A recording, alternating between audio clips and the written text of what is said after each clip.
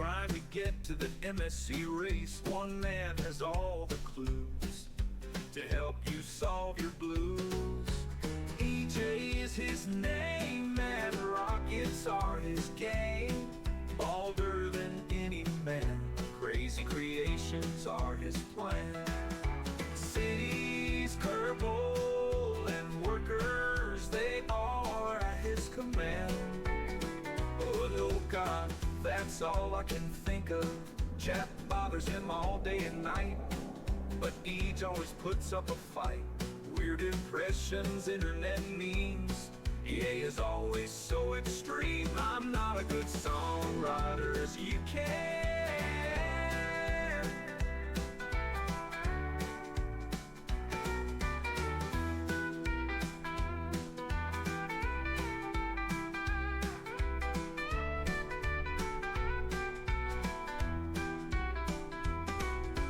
Turbo stuck in space, well, you're trying to get to the MSC race. One man has all the clues to help you solve your blues. EJ's his name and rockets are his game. Bolder than any man, crazy creations are his plan. Cities, Kerbal, and workers, they all are at his command. I don't know if that's all I can think of. Chat bothers him all day and night, but Eej always puts up a fight. Weird impressions, internet memes, EA's always so extreme. I'm not a good songwriter as you can. Yeah.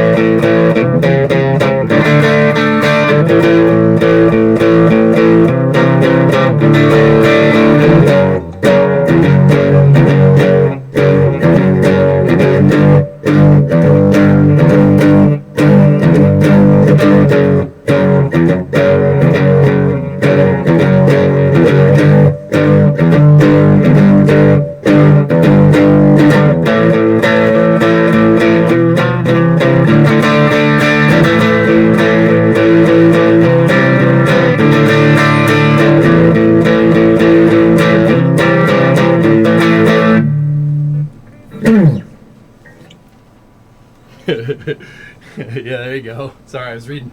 I lost track because I was reading chats. Man, that never happened.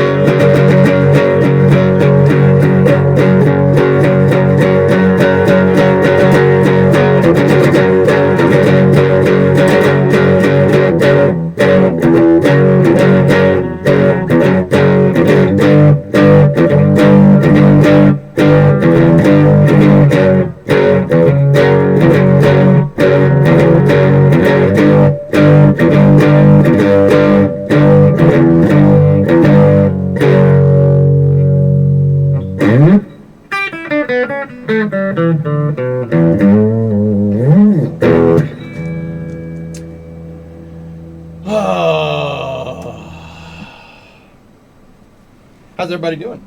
Are we ready to work on the car today? I got a full tank of welding gas, half a pack of steel. It's dark out in the garage. I'm wearing a welding mask. Hit it or something. How's everybody doing? What? Dude, Windows, I swear. The Windows update completely ruined it. No, not the camera. Oh, come on. It did the thing with the camera again.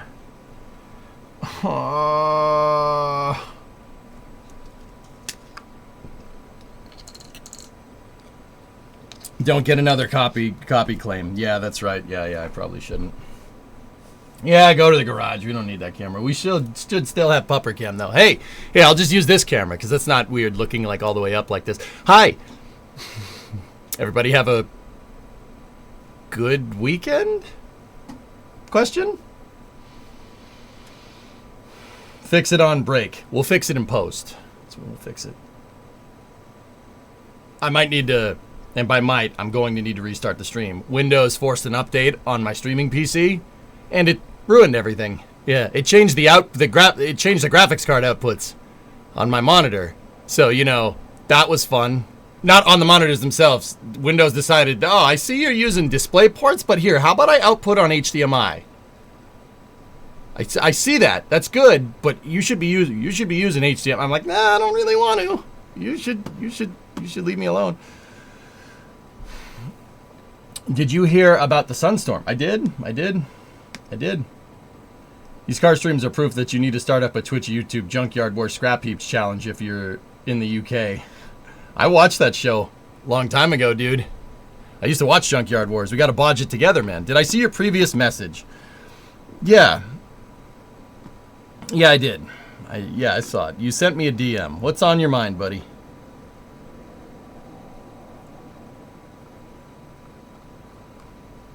No, probably. There's no signs, Ash. That's just a gut feeling, dude. I know what everybody wants to talk about.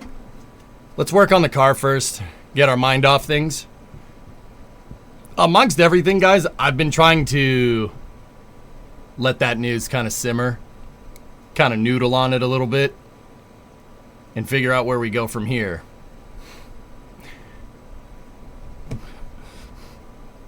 Yeah, that's what I've been... So how about Barcelona?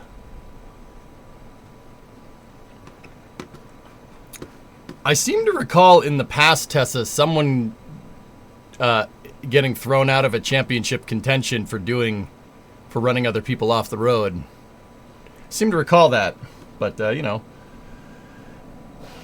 more it simmers, the more it smells like poo. Mount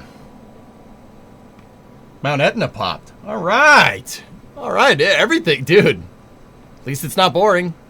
Yeah, the pupper cam is needed because, yeah, Windows just decided to disable my USB 3.0 hub because, So, here, you can get fake EJ. Hey, there I am. Yeah, I gotta protect the poster boy. Yeah. What news are we talking about? This is where I get my news from. How old is that picture? Probably a decade at this point.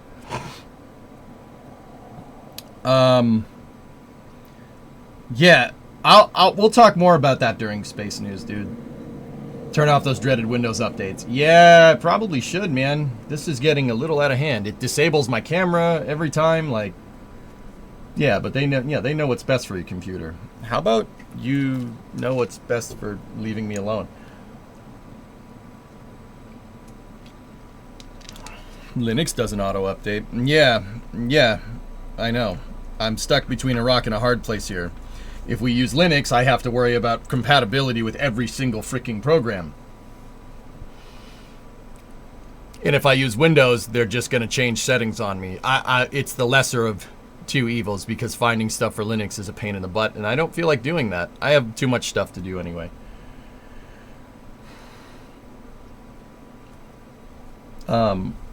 Anyway. Yeah, that's right. Yeah.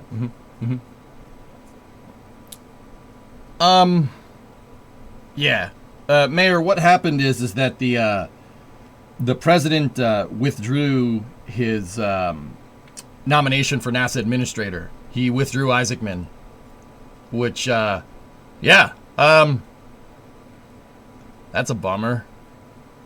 I'm trying to understand why, and this is why I haven't really weighed in on anything. I'm trying to understand why. The reasons that I can surmise from information presented is not any particular good reasons, or reasons that I think people will find okay. So, yeah, we'll talk more about that during Space News, but let's yeah, exactly, Hotbox. Yeah, pretty much. Yeah, exactly, Geeson. That's the other reason. That's a good point. That's a good point. Yeah, I'm just gonna go work on the car. This camera is not working, but yeah, dudes, like it's not great news. It certainly sucks. Like, yeah, it certainly sucks, but we'll talk more about it for Space News. I don't think,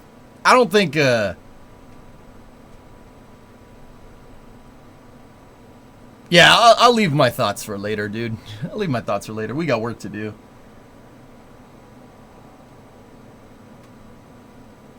You know who else uses Linux? People with mod sorts. Yeah. Guys, like, you'll hear my extended thoughts about this for Space News, but I think we really won't understand the gravity of this decision until we see who they nominate. We'll see who they nominate to replace Isaacman. That will be very telling in my mind about where your priorities were with getting rid of Jared Isaacman. So that's the reason why I haven't really weighed in on anything. And I won't really until Space News. Yeah, because the why did this happen is kind of all hearsay at this point. I was even skeptical of the news. Like, I was like, wait, what? Until I heard it officially from the big guy himself. Like, I was just like, nah. Can Jim be nominated again? Sure. Of course he could. Any American can be nominated. You just need to be an American citizen to be NASA administrator. But you're going to have to go under pretty damn good screening to do it. Pin it? Nah. I like having conversations with people, dudes. I mean, it is going to impede our work, no doubt, but it is what it is. Homer Hickam would be a great bet. That would be, I would go with that. See, that's what I mean, dude. Like, Isaacman being out sucks. That sucks. That's not cool. I think that would have been great, but you know, if Homer Hickam or Mike Griffin or somebody ends up being in there, I'm not going to be upset. Like, it's not like there aren't other good candidates for NASA administrator around, you know? That's why, I'm not... This news bothered me, no doubt, but it wasn't like... I'm not like, oh my god, it's the end of the world. Dude, Space Twitter went off, man. Like, went off, dude. Homer Hickam wanted to clean house, yes. I don't know, Wefrel. I have no idea. I nominate Das, yeah. You mean like half of the Discord did? Yeah, dude, my phone... I was out at lunch with friends when this news broke, and my phone started blowing up, and I was out with friends, and they were like, why are you on your phone all the time? I'm like, yo, kind of trying to put out some fires. Give me a second.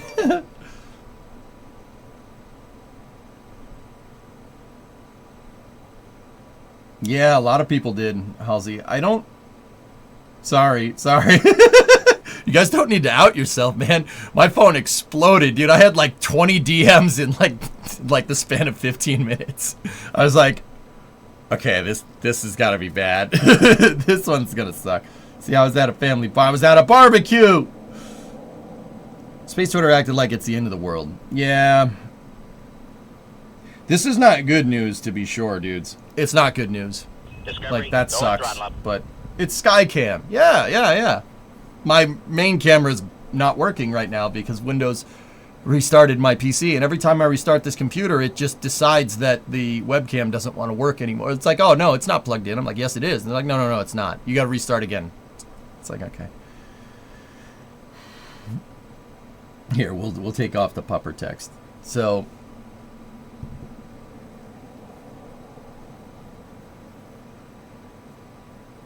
I only glared at him a lot. Yep. I guess Rook was too good to be true after all. I mean,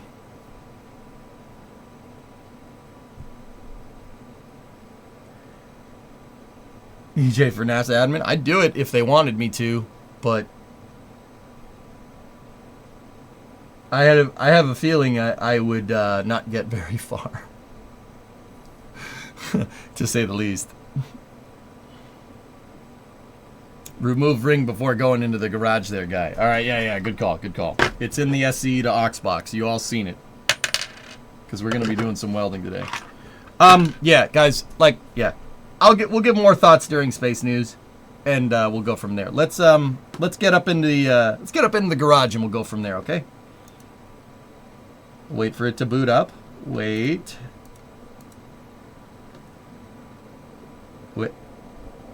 Uh-oh.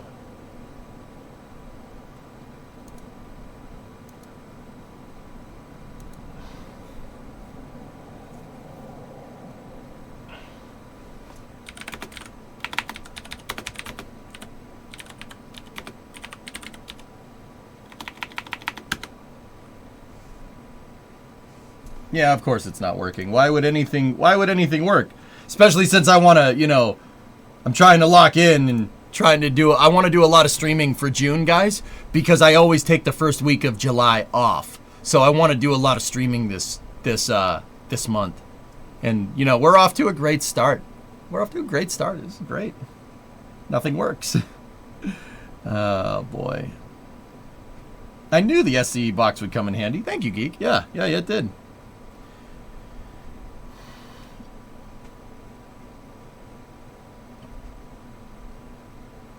Nice, Illness. I haven't seen that, but yeah, that's cool. Yeah, the computer has a real case of the Mondays right now, for sure.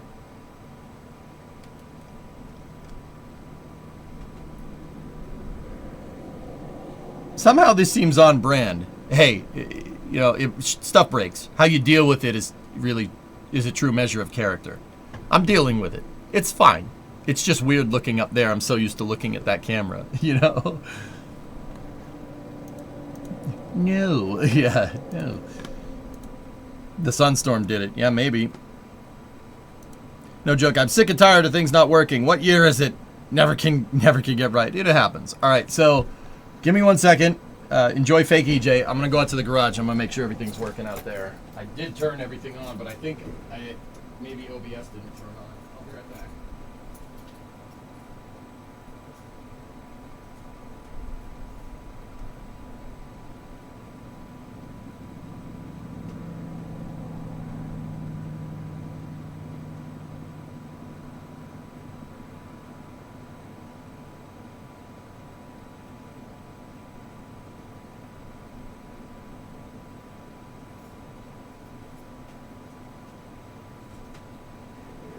All right. How was fake EJ? Did you keep it company? Okay, this should load up. There it is. All right, I'm gonna go out to the garage and we will keep going from there. Stand by for loss of signal from this loss of audio from the office. I don't know, whatever. Fake EJ was rude. Yeah, he's kind of a jerk. All right, open the door. It's wicked nice out. Yeah. And let all the heat in, dude. I mean, I might have to. It's gonna get warm in here with the welder. I'll be right back.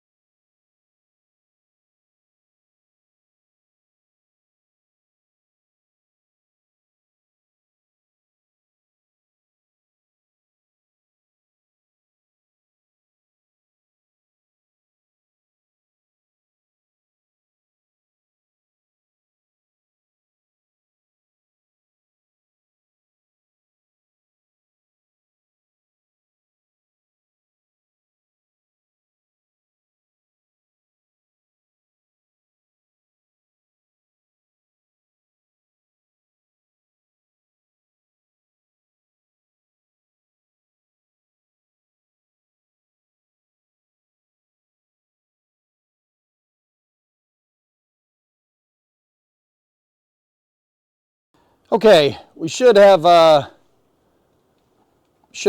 here. I got to pop out the Twitch and YouTube chats onto the big monitor so I can see you guys. Tessa, you just unlocked the dozer in Roadcraft. All right. Can you tilt the blade? Can you do that with the blade 5x5? All right, dudes. Good, good, good.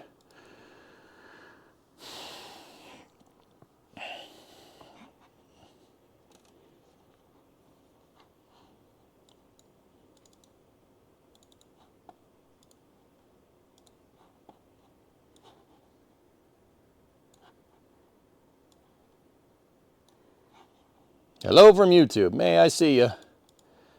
All right. Sync test. How we doing?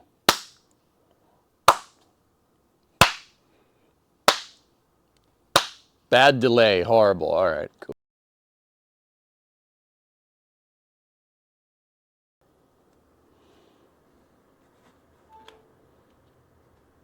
How about now? How about now?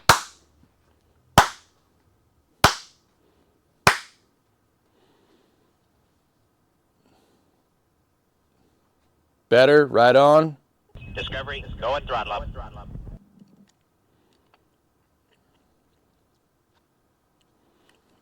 Nova, tier 2, 38-month resub. Thank you. No roll axis on blade, only pitch in F14. Freaking game about building roads with no road grading tools. Interesting decision, Tessa. Interesting decision, if I do say so myself. So, all right. Yeah. Yeah, so my gut was right. Roadcraft is a game about building roads with no road grading tools. So that's like Minecraft without a pickaxe. You could probably get stuff done with the shovel and the spade and the shears and stuff, but without a pickaxe, it's going to be really difficult.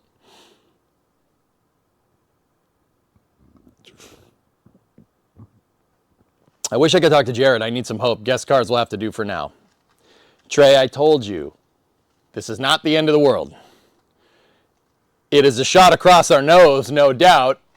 It sucks, but it ain't the end of the world, man. Starship Flight 9 just flew. Remember that. Flight 10 is going to fly in another month. I've always said, guys, and I don't want to talk too much about this because we got a lot to do with this. But I'll try to make you feel a little bit better. Look, when the shuttle went out, when Constellation went out 15 years ago, it was awful because we had nothing. There was nothing. There was nothing left. There was no space program. It was maybe SLS in the future, right? Now, think about this for a second. We still got Artemis 2. We still got Artemis 3. No one is calling to get rid of those because those are already paid for. So at least we'll get people to the moon. It's going to happen. And on top of all that, Flight 9 just happened. We got Flight 10, Flight 11, and then SpaceX goes to Block 3. And then that's when the real fun starts happening. And these missions are going to happen to the tune of almost once a month, which is basically where they're at right now. Guys, this isn't the end of the world. It's not the end of the world. Like, long story short, it's not the end of the world because we have SpaceX. And now, you know, like, because Elon's special assignment is over with the president, right? He's back full force to working, giving interviews, talking about Starship, talking about Tesla, talking about Optimus, talking about all this good stuff. He's back full force. So we got him back. All right? Now, once again, you can hate Elon, blah, blah, blah, blah, blah, blah, blah, blah, blah. That's fine. I don't care. I really don't care if you don't like the guy. Like, I'm sure people will tell me that they don't like him anyway. That's fine, whatever. Like, I really appreciate it if people didn't do that, just for the sake of conversation. But we got Elon back. SpaceX ain't going anywhere. I wouldn't worry about it, dude. I really wouldn't. This isn't the end of the world.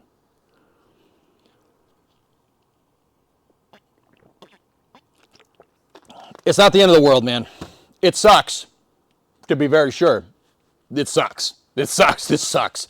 Dude, we were this, I feel like Krennic in Rogue One. We were this close to greatness. We could have had greatness. You know, it's like, oh, of course that happens. Why wouldn't it, right? Like, duh. Of course that happens. You know, like, yeah, obviously we get the rug pulled out from under us. Why wouldn't it? That always freaking happens. It happens every freaking time. Every time there's some remotely good news about space where it moves the ball forward in terms of exploration, we always get shot down. It's been happening for 40 years, man. Now, granted, getting rid of Constellation was the worst one, I think, of the worst decision in the last 40 years. But it's been happening since the late 80s, dude. Since the end of the Cold War. But SpaceX could proverbially break that cycle. You know what I mean? Because the SpaceX opens up a huge market in space. Same with Blue as well. I won't discount them either. They could open up a huge market in space, and you know Uncle Sam's going to get in on it. So, like I've always said that the best way forward would be for NASA to have parity with SpaceX. But the likelihood of that happening is very low. In which case, fine, we grow the commercial market in space. Now, personally, I don't think being beholden to a corporation to fly to another planet is a wise decision. But if that's the way we're going to go, whatever. If that's going to move the ball forward, sure, I'm down. It's not the best way. It's not the most ideal way, but it'll work. All I've been offering is the most sustainable way that I think is the way to go forward. If we don't get there, but we get half of that, that's fine. I'll take it. Because you know what? Having half of it is better than nothing.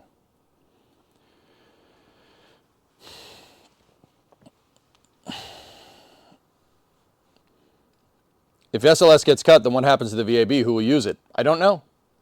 I don't have the answer to that question, Nova. I don't think it will.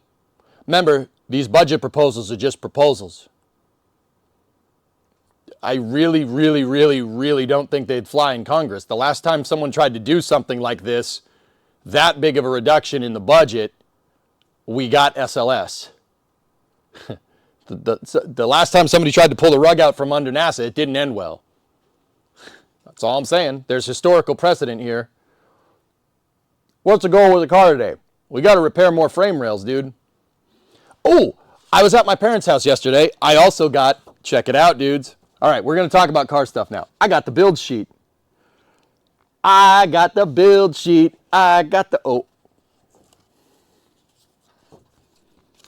It's still good, I swear.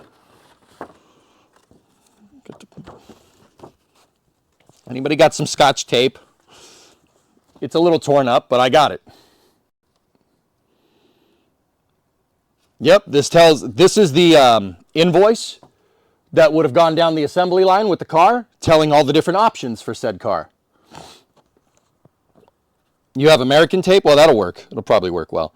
I think I just want to sleeve it. You don't want to laminate it. Anyway, this is going to be hard to laminate because it's in pieces. Probably just tape it back together and then put it in a sleeve or something.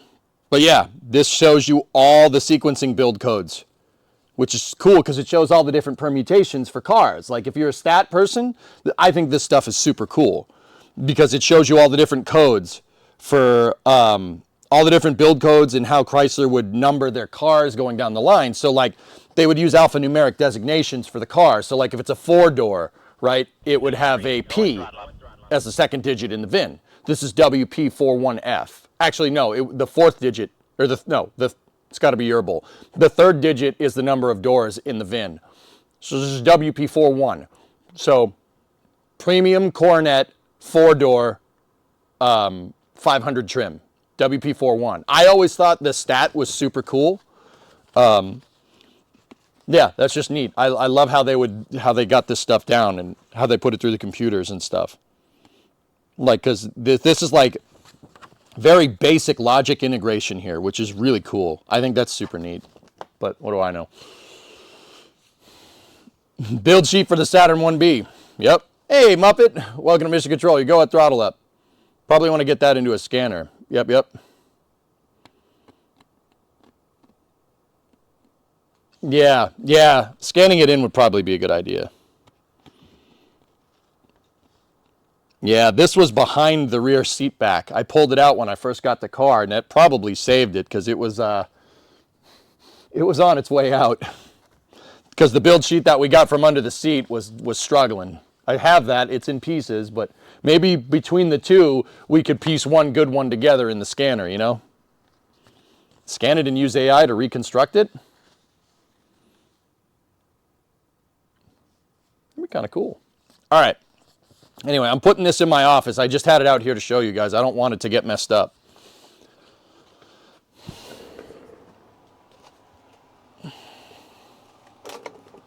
There. It's with my stack of books. Books! All right, so we're going to pick up where we last left off. We have to finish on the right frame rail, but before we do that, I got some new parts in. Check this out. Leaf spring perch for the left-hand side. Yeah, man. Pretty cool, huh? Really, really nice. Yeah, this is this is teaching me a lot about what I need to do to rebuild the back. Here, let me move the camera and I'll show you the difference.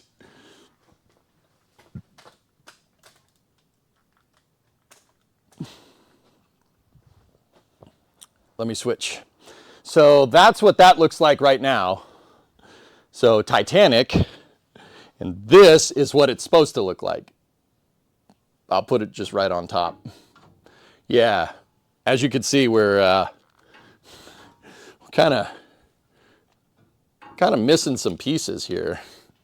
There's supposed to be a plate that goes here that goes around, because if you look, see this piece right here? Yeah, that's supposed to be there, but it's not. Yeah, it's not. So yeah,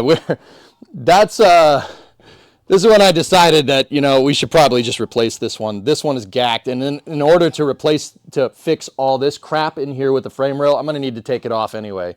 So I might as well replace it.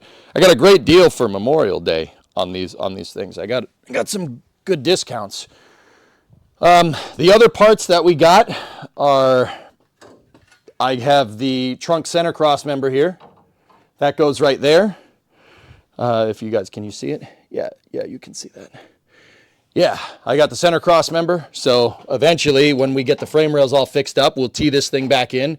I cut the old one out and I tried to save it, but I went ham. I butchered it with the angle grinder over there. So I just, once again, there was a discount. So I bought a new one.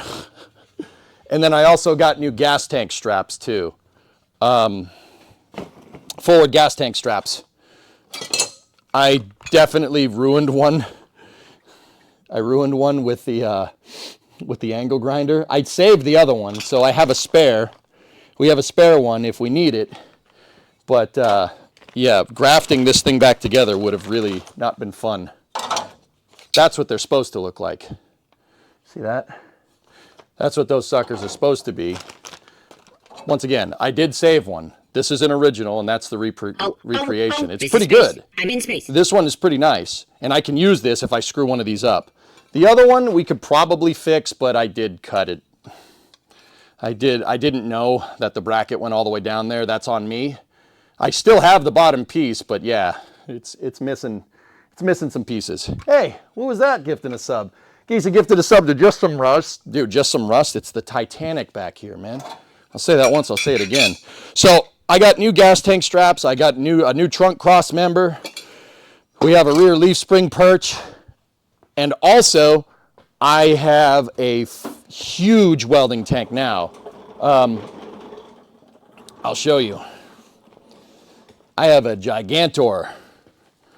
Actually, it's not really big, but I have a huge tank for the welder now. So we ain't running out of gas anytime soon. I also figured out that I'm stupid, and my regulator was set to 20 psi flow rate, so that's why we drained the welding gas so quickly. We'll have to dial in the right flow rate this time, but hold on. We got pressure, right? Let me open this just to be sure. Yeah, okay, we do. We have 1800 bar at 10 cubic feet, or 10 liters a minute. All right, yeah, we should probably dial that down, but cool. All right, that's good. That is all working. It's not leaking. We got plenty of pressure in the line. We got plenty of gas. So that's what we're doing. We got a lot of welding to do. First thing I got to do is make a tab to go in here.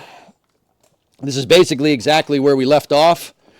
I got to make a tab to fit in here. When we were sanding or grinding down the frame rail here to prep it for the trunk and stuff, we found a couple of holes, a couple of pinholes. I tried to weld it, it blew through.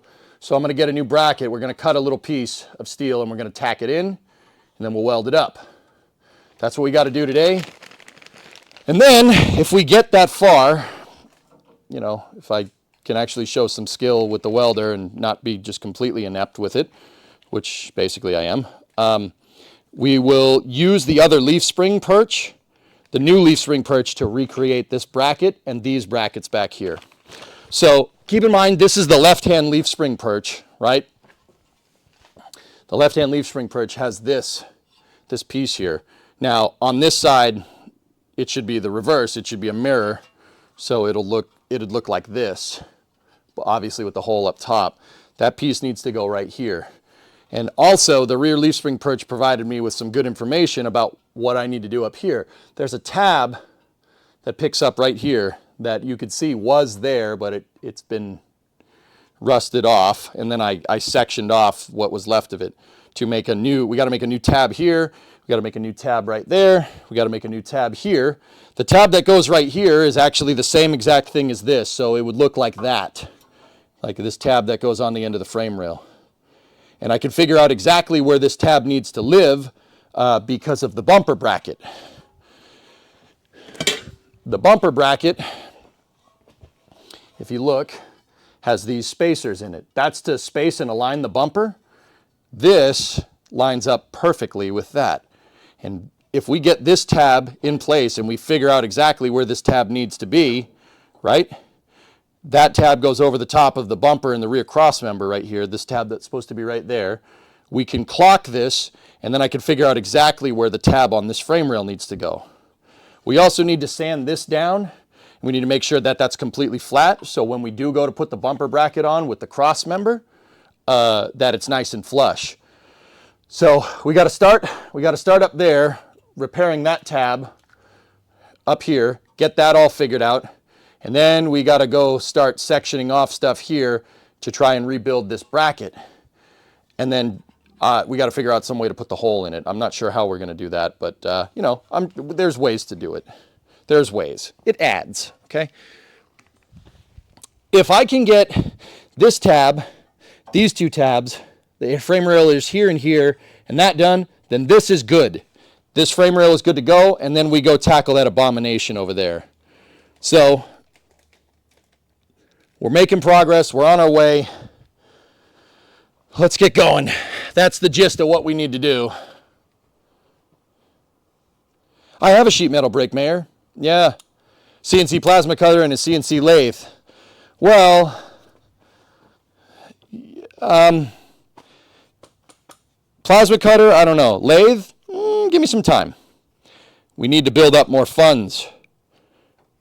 We need to build up more funds with this. But when, you know, we'll get, you know, eventually. Look, I mean, look at all we've gotten from this thus far. You know, we'll get there.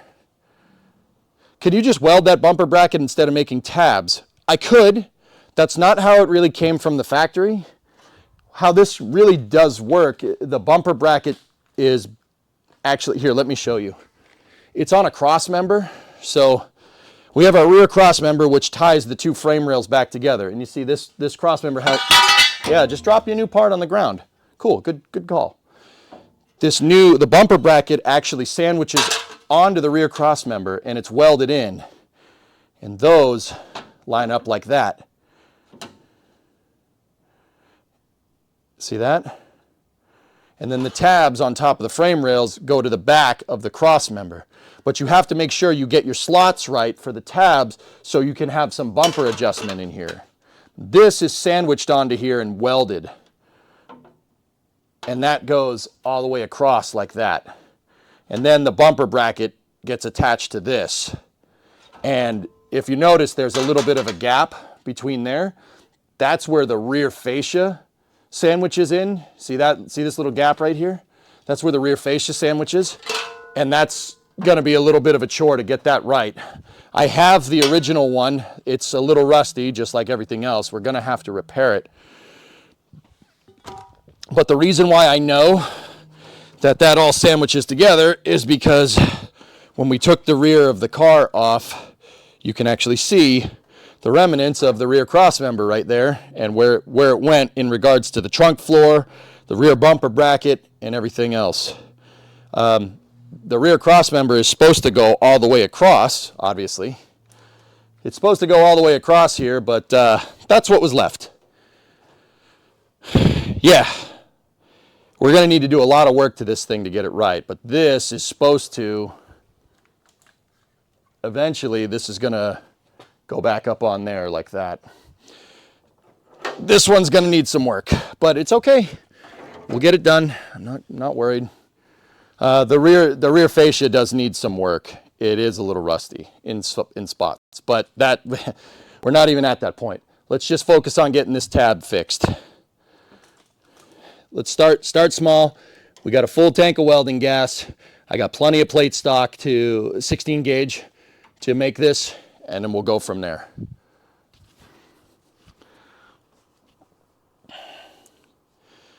Just use some flex tape. It'll be fine.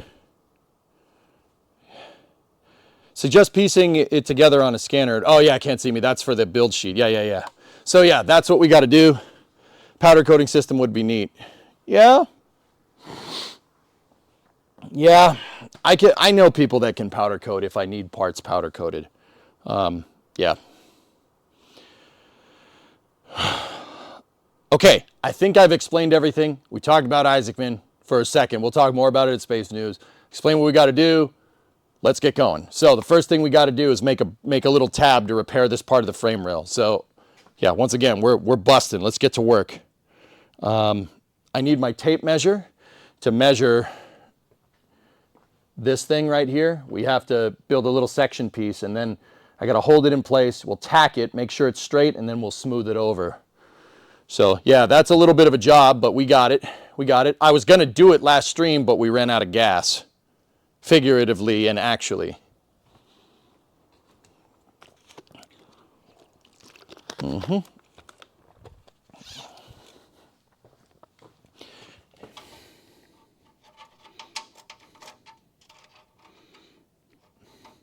So the gap is 2 1/16 of an inch. I understand for the people that use metric, this is going to be like pulling teeth. I understand the car is engineered in standard, so I'm using standard. I understand the benefits of metric. Please do not lecture me on it, for the love of God. All right, so if we pull that thing taut, we're at 2 1/16. So I'm going to cut a 2-inch plate, and that means we'll leave a 32nd of an inch on either side to get some weld penetration through. This needs to be strong because it's holding up the trunk, and it's also holding the rear suspension in place. This is the mount for where the rear leaf springs come up. We need to make sure that this is all nice and strong. And I'm gonna, yeah, we have to make sure the frame rail has structure from these flanges. Without the flanges, it's just a U channel like that. We don't want that. You need the top flanges. If you don't have those, you're taking structure out of the car. And any structure you take out of the car in a unibody car is going to make it not work right. So what we need now is, I got a little bit of plate here. And I forgot to measure the other axis. How wide is one of these frame rails?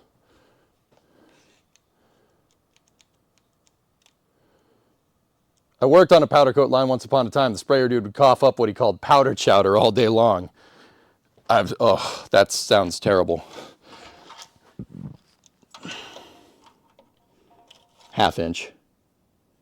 Yeah, so we need a little plate that's 2 inches, and then we got to make sure we leave some space here. So you must always leave the. Are you freaking serious that the light's out of batteries? I just plugged it in. I just unplugged the thing. It was plugged in all weekend. Oh, boy. Oh, boy. Let's get one of the other lights out, I guess. Dude, freaking Mondays, man. Freaking Mondays.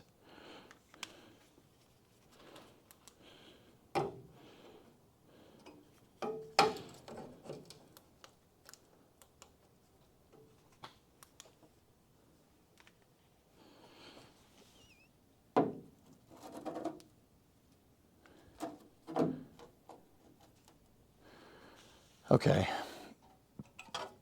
So what we can do, the other way that we could do this is just give me a little bit of that and a little bit of this, like that. And that will show basically where I need to cut in, and then we'll check it, measure twick, cut once, cut twice, maybe 3 times, and then we'll go from there.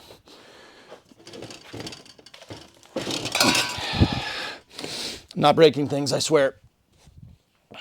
Maybe a little. Okay, so now what we got to do is get the grinder out, and we're gonna zap this piece here. You can see I got marks.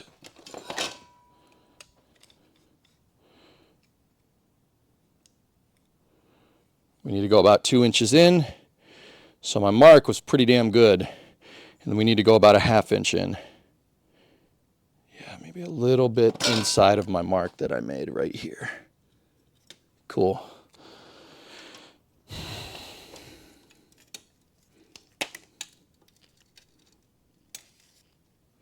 And then just cross like that. There's our little tab that we need.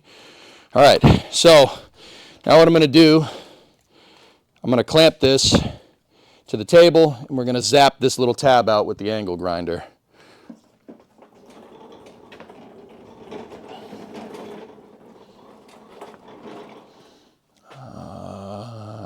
Where is the angle grinder?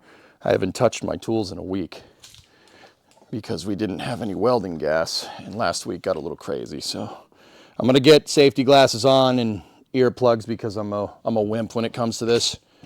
It's freaking loud, and I already blew out my ears listening to music too loud when I was younger. Seriously, sometimes people say stuff nowadays, and all I hear is... All I hear is... I'm like... Yeah, it's good. Yeah, sometimes people mumble, and yeah, all I hear is... I'm like, were you speaking Dutch or something? Like, dang on kids with their rock and roll. All right, now I need these. Clamps, we're gonna give them the clamps, chat.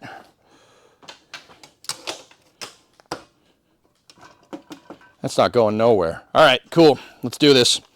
So I'm going to start zapping this way first, and then we'll do the long cut. Ready?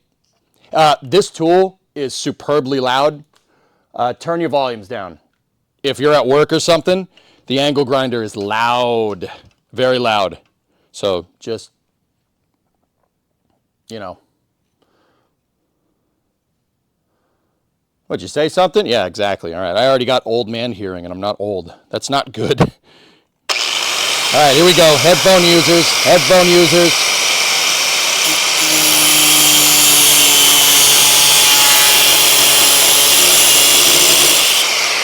All right, that's one incision.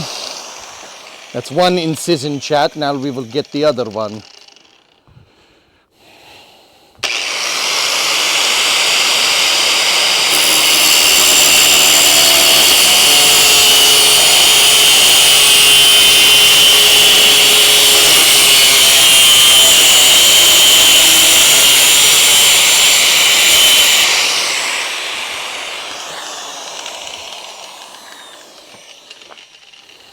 All right, we got our tab here. It looks like it didn't go all the way, but that's all right. Let me just, it's probably hot. It is very hot, but we got it. So that has one hell of a burr on it from the grinding wheel. I'm gonna have to get rid of that. I have a bench grinder, dudes, but I don't really have a camera that can get to it right now. It's over there. So just listen to the nice ASMR of me bench grinding the burr off of this thing. Because you see this stuff right here? Okay, it's cooled off a little bit. See that stuff? That stuff's no good. You don't want to weld to that. You don't want to weld to that. Here we go. Yeah, see that? See this stuff right here? That's not ideal. We got to get rid of that's called a metal burr. It's sharp. It'll cut your hand.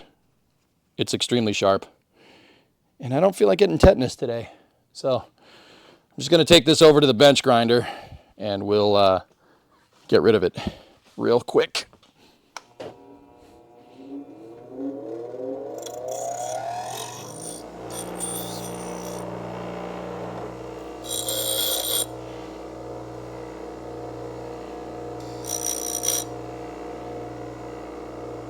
I almost got all of it.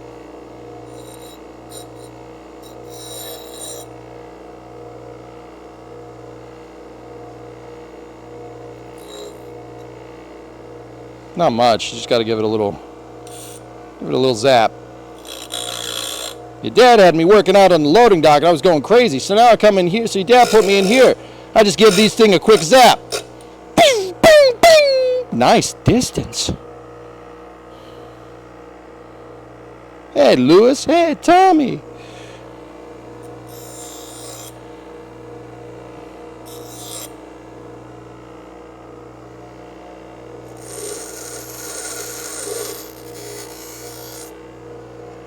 Cool.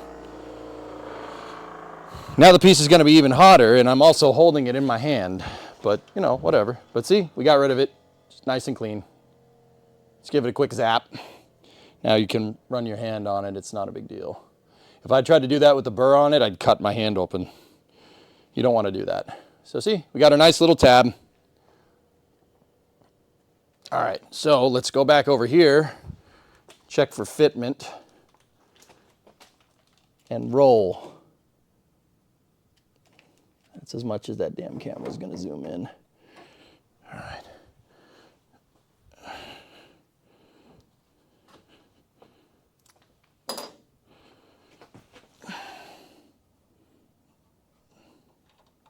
There we go. Yeah, that'll work. My cuts into the frame weren't exactly cutting the rust out. They weren't exactly straight because I didn't want to damage the ears for the leaf spring mount. So I kind of had to get at it at a weird angle, but that's okay. That's okay. I also dropped the piece. I don't know if you guys noticed when I was cutting it, but if you can look, there's still some of my mark there. Still some of the mark that I made. I always cut on the outside of the line with metal. Always cut on the outside. Leave yourself a little more metal because it's way harder to add it back than it is to get rid of it.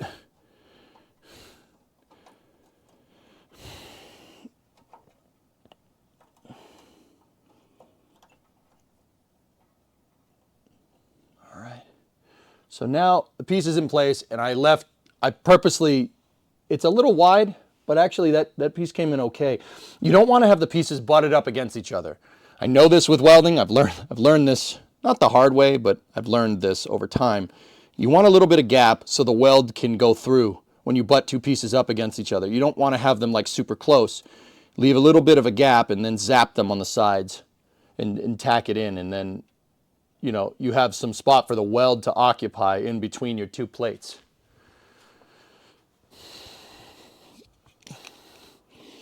I love Tommy Boy. That's one of my favorite movies, Rarest.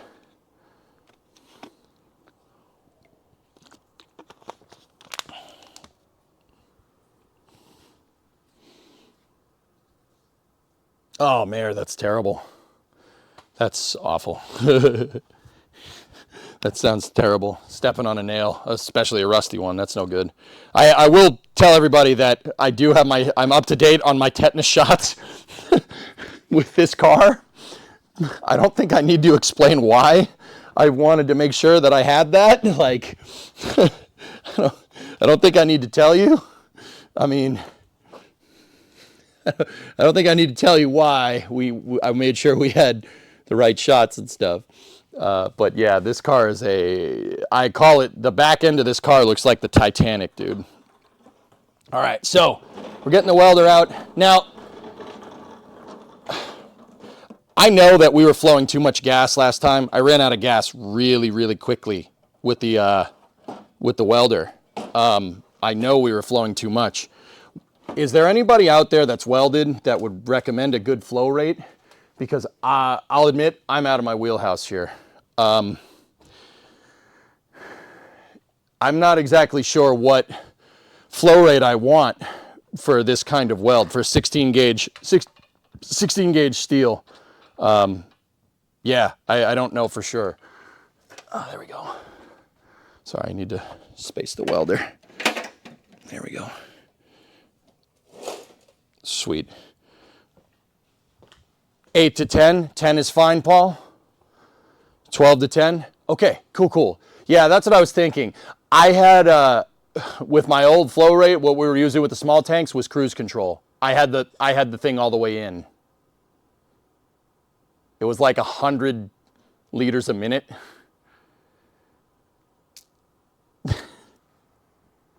My bad.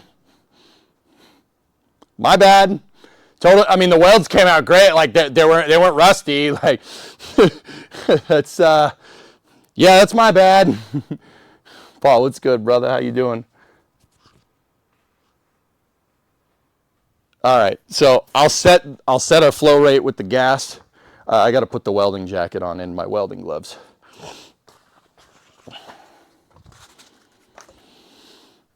Yeah, we had it on cruise control, which is not good. I'll go right to 10, and we'll go from there. Oops. Actually, the dudes at Airgas were super cool. You know, that whole account thing was a little weird. I went into Airgas last week and I was like, I'd like to rent a tank. And they're like, do you have an account? I'm like, no. And I'm like, I'll make one. And they're like, okay, it's going to take 1 business day. I'm like, I'm sorry? And they're like, yeah, it's going to take 1 business day. So I came back the next day, and this is probably because the guy just got done entering the account in or something. He knew me. He remembered my name. He was like, hey, EJ, what's up? I'm like, hey, I met you yesterday. All right. It was, so article, I rented the tank for the year. I have the tank for the year because he asked me about what type of project I'm working on. And I just told him, I'm like, I'm rebuilding, I'm doing it's not a frame off resto, but we're pretty much at that frame off resto point. Yeah, so he knew me, he remembered me, you know, I told him what I was working on. I told him I'm not too experienced with this. He told me about flow rates, and yeah, he basically said what you guys said. You know, sorry, I like cross-examining. That's what I do. He said 8 to 10 should do you right. They're usually, you know, they offer 75-25. You were using 80-20. It shouldn't make that big of a difference. He gave me a bunch of tips about welding, which is actually super cool. Yeah, they were super cool, and they were hype on the project, which is pretty sick. I'm like, yo, sponsor me. And they're like, what? I'm like, nothing. Airgas is probably used to commercial accounts. You stood out. I am a commercial account. Yeah, they're super cool. If anybody's wondering, it's the same company that delivers nitrogen to SpaceX and methane and LOX to Starbase. I'm using that company. Turns out there's an Airgas in Boston. So I was, yeah, yeah, that's the same company that supplies commodities for SpaceX, for Starship. The nitrogen, the LOX, the methane, all the Airgas trucks, the one with the space shuttle on the side that we see at Starbase, same company.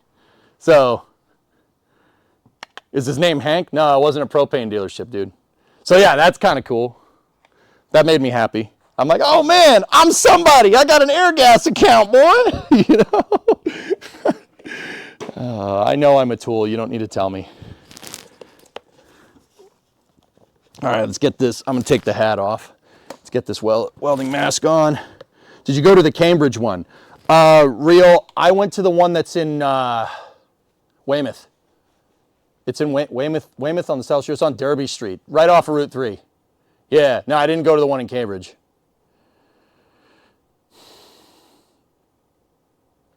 Should have put it on SpaceX's account. Yeah, Elon sent me. He'd be like, what?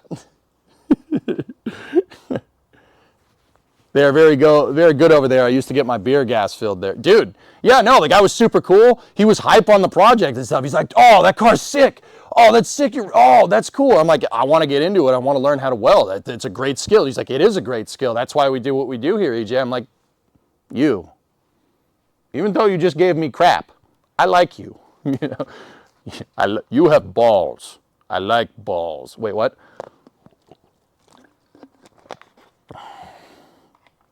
All right. So I'm going to set the gas.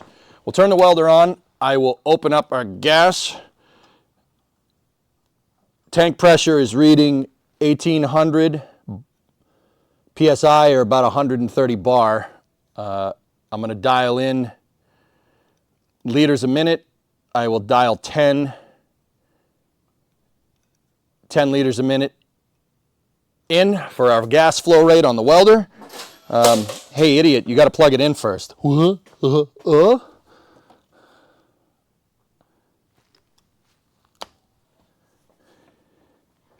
Hey, Bubba. Hi, Forrest. Forrest, why did this happen, Forrest? All right, cool.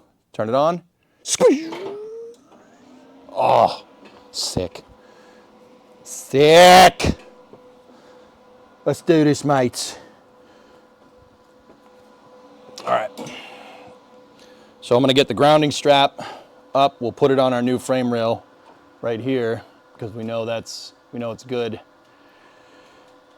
All right. So let's remember what we learned last week.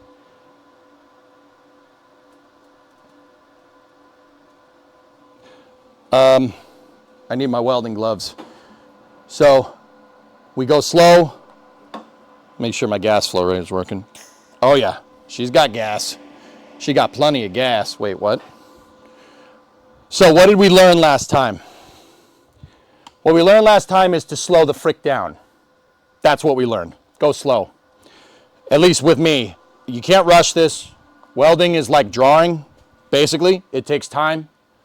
It takes a lot of practice. You really got to go slow. Think about what you're doing. Really think about it. This is America. Use English and standard measurement. What would be the standard measurement? What's the other thing indicated here?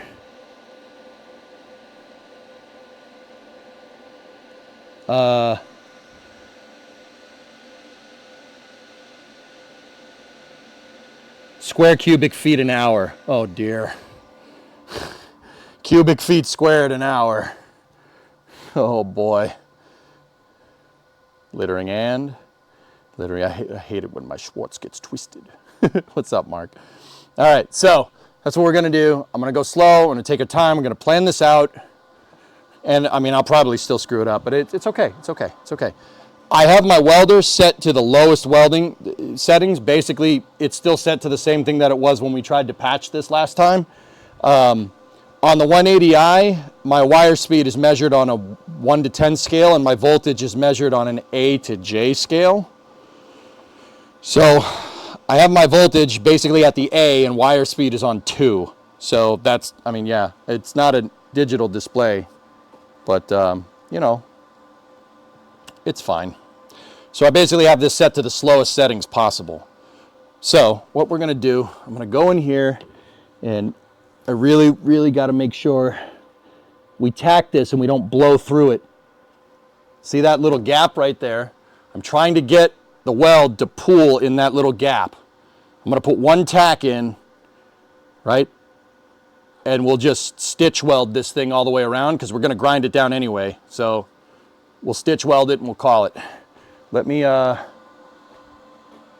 going to get my cutters.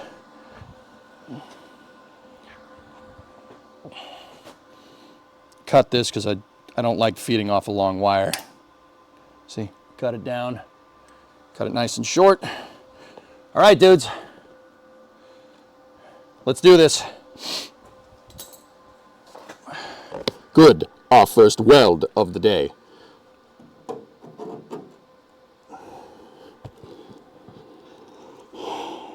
All right. Ready? We blew. No, I got it a little bit. I'm going to turn down my wire speed. I didn't like that.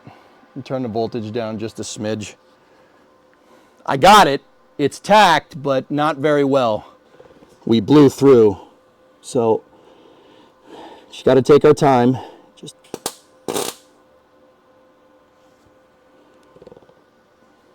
get it? Not really. All right. I got a good attachment right here. So I'm going to try to pop in on there. This is just a little weird spot to get in, but there we go. There's a good tack. We're good. So I should be able to take the magnet off. Now she's in place. Sweet. We had a little bit of blow through there because there was a little gap with the wire wheel. But see, now that was a magnet here that was holding that tab in place. We took it off, and now you see it ain't going anywhere. It's attached, not very well. Not good for our tastes. We gotta zap this in here a little bit more. I'm gonna go in the trunk here, and we'll zap from this way. Ugh. Might need some more feed. All right. I mean, you think so, Hilnes? I was worried about blow through. I could turn it up. Why would I need more feed here? Well, yeah. Okay. Now that I'm thinking about it.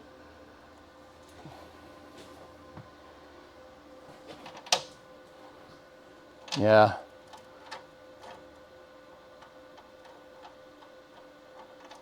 Let an actual expert weigh in first. Yeah, voltage causes blow through. Now that yeah. C should be good article. You think so, dude? All right, I'll turn her up. Go up to C. Should I increase wire speed?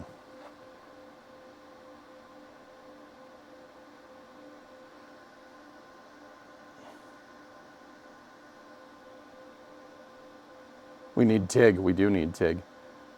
Increase wire speed. So I'm on C with voltage, and I'm on 2 for wire speed. That's cranking the voltage up a lot more. I had it on A. All right. What I'm going to do is I'm going to try to zap tack the other side. We're going to get at the corner right here, okay? Can you guys see all right? It's all balanced. All right. Okay. All right. Ready? Oh, yeah. Yeah, way better. Oh, yeah. Okay. Yeah, I like that better. It definitely penned. And it zapped it. We're good. Yeah, I like that a lot better. Thank you. Because remember, guys, I ain't no expert with this. I'm trying to learn. But I did go to art school, so I can draw. So that means I should be good at this. All right. I'm gonna put a tack in between my 2 tacks on the corners. Ready? And just bridged it back and forth. It barely did it, but it did it. I went kind of like this. I mean, this is obviously super exaggerated, but I went back and forth to try and get the pool to go across. It looks like it did it. So I'm going to get another tack on the very edge over here. And what we're doing here, guys, is called stitch welding, which I suck at. I'm not very good at it.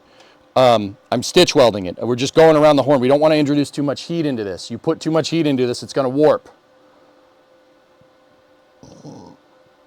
Shoot, I didn't have your sunglasses on. Hey, TurboClag, what's up, man? Over in the YouTube chat, dude. I haven't talked to you in forever.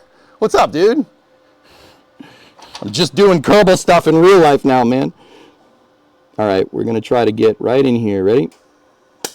Oh, come on, you. There we go. Yeah, baby. That one went really well, actually. Your eyes are fried? Sorry, man. I was very happy with that one. Yeah. Look at the difference. Yeah, article. Good call on the wire speed, dude. Good call, man. Wire speed and voltage. This is great. That pool actually looks respectable. I think there's a little bit of wire on the back, but you know, we don't need to tell people about that. Some wire went through before it arced.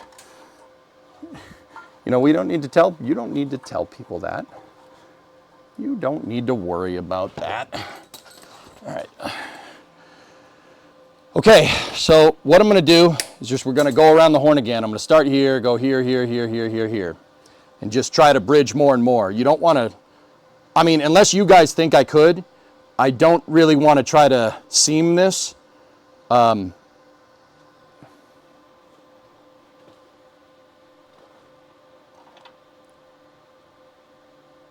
There's wire tags all over every other car. Okay. Yeah, okay. Tack on tacks is your thought process. Yep, because we're going to grind it down anyway. I don't care if this weld looks good. Spot it all. Yep, good. Cool. We are in agreement. We are in concurrence. We are go for hamster. I blew through. Damn it. I blew that tack right out. Yeah, I got to be careful here. That's really thin. We're real thin on this side.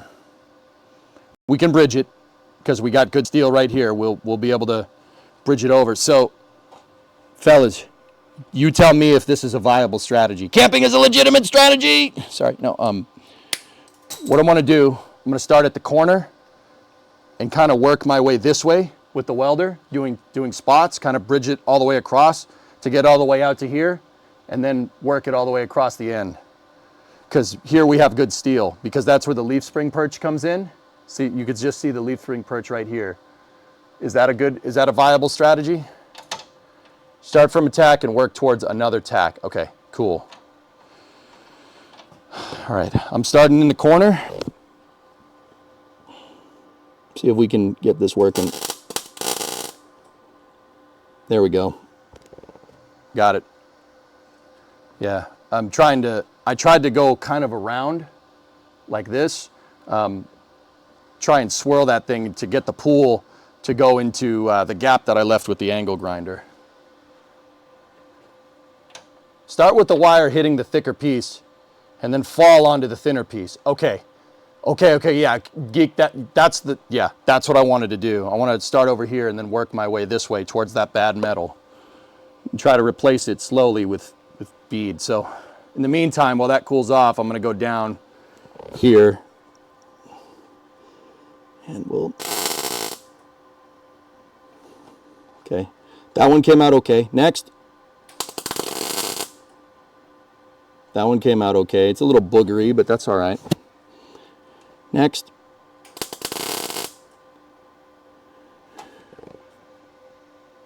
Okay.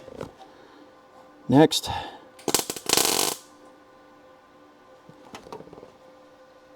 I blew through just a little bit.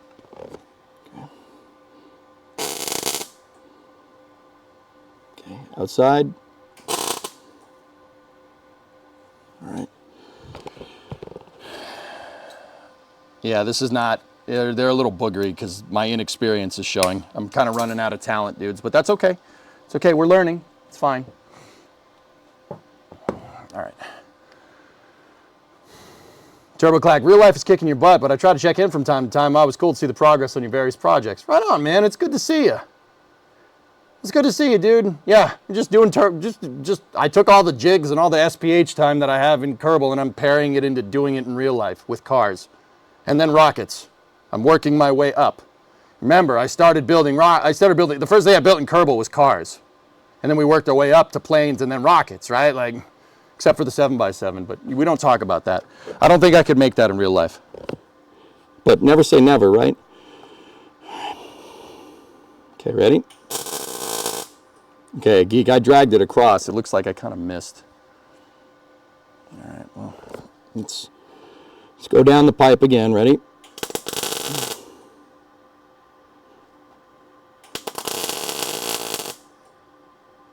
Okay.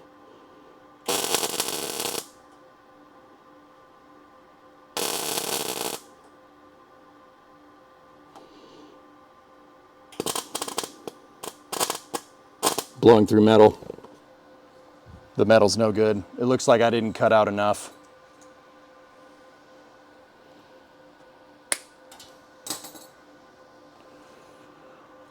Shoot. What are we going to do about that?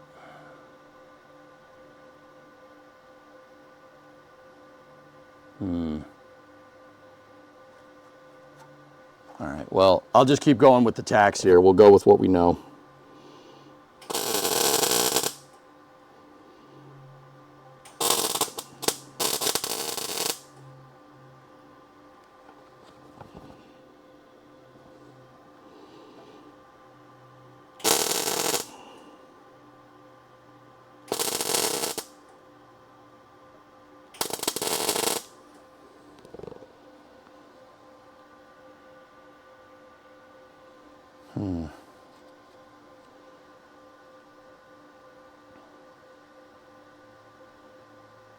Yeah, it seems like the outer parts of these frame rail ears are a little crappy. It looks like I didn't get all of it. Either that or I think the other thing that I did is ground it down a little too much. But up here on the side, it's looking good.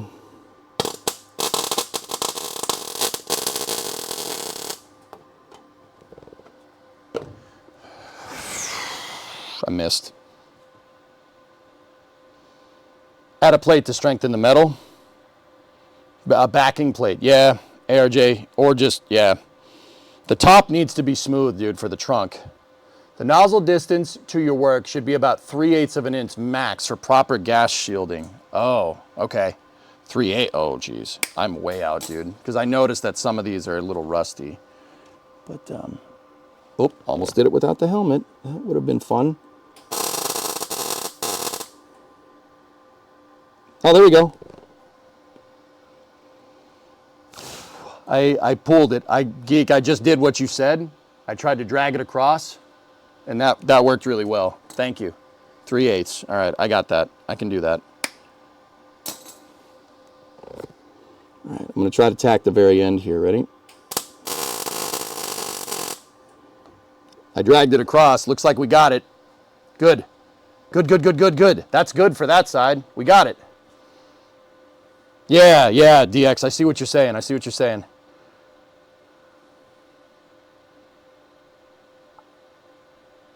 Yeah, now we have, yeah, see, I built that blob. There's a little bit of a hole just to the south of it, or this way, but I'll get it.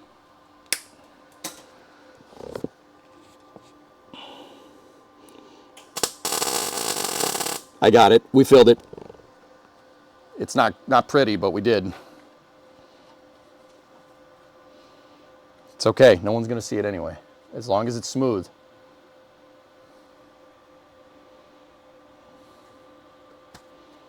Okay, I got to be very careful. Let me just take a look at this all the way around. Did we get most of it? There's still a little hole right in the center, so. I got it. Agolix, I also think I'm not holding this in place long enough. Let me just check for holes.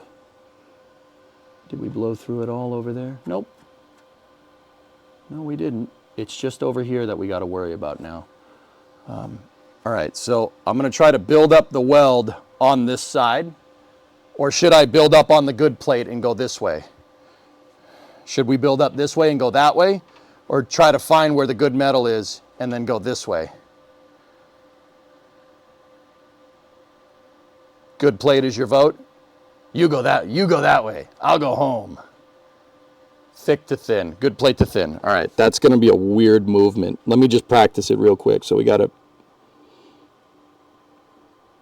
Okay, I think I got it figured out. All right, we got to be careful. I don't want to blow through. Ready?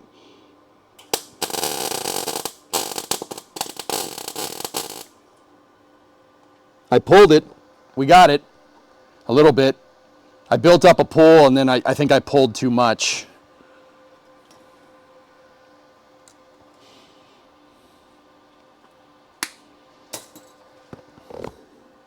But I did get a pull to go in, so.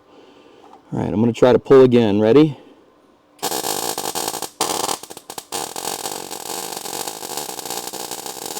I see the pull. We went across. I got it. Good. Good, good, good, good. I got it. I really kind of, I did the cursive E all the way across. Yeah. We're not ruined. We are saved, chat. I might want to try to see if I can get in on this side and go this way with the welder. Now weld against that weld with the blob as the stopper. All right, Geek, this is going to be a freaking weird angle. There's a car in the way. Maybe I should do lefty. I might have to go at this lefty. Ready?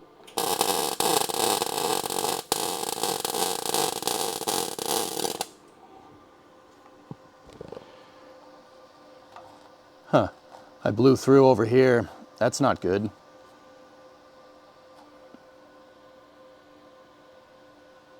It's a good weld though, it's not bad. Watch me be good at welding left-handed. That would just piss me off. I punched through. This, I didn't cut out enough steel. I think that's the lesson here. I'll try to pull that and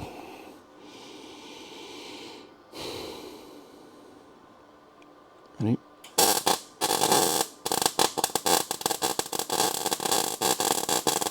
Too much heat. Yeah, there's not a lot over there. I just blew through, making the hole bigger. That's what she said. Balls. Yeah, it looks like I probably should have put more plate in. I probably should have cut out more.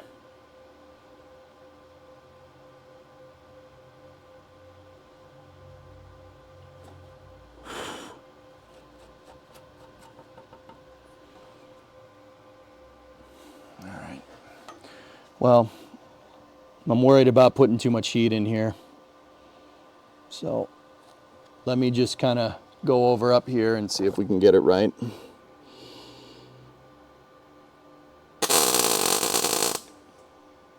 There we go.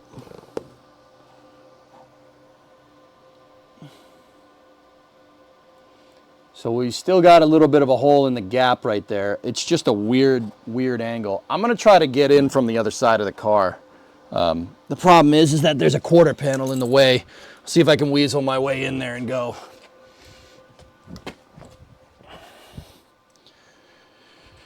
Too much heat, shorter burst, like 1 to 2 seconds. Okay, yeah. I'm trying to chase it, you know, and that's probably not a good thing, right? No, there's no way in hell I'm fitting over here. Okay, yeah, that's not happening.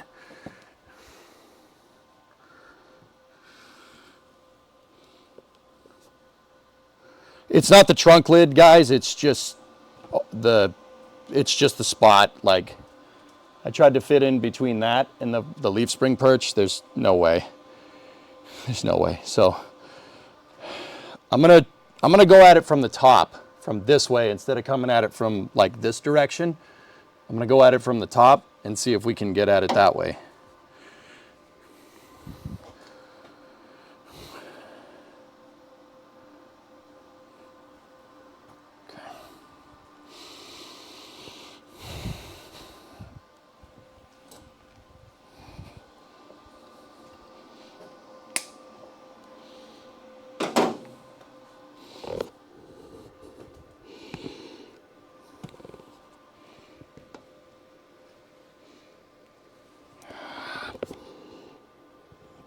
I need a light on this. I can't see it. Give me 1 sec. I'm gonna get that stupid light even though it's running out of batteries.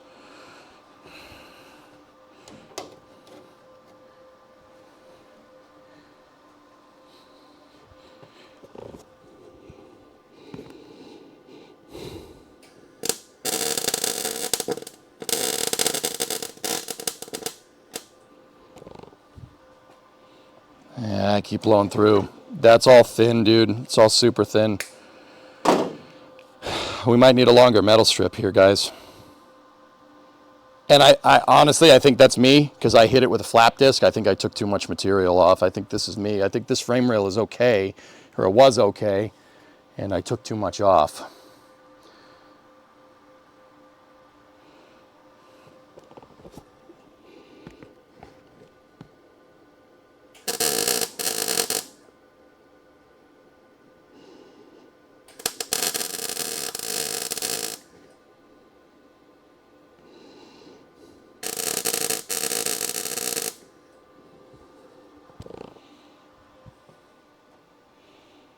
Well, we seem to have, yeah, getting at it from a different angle helped.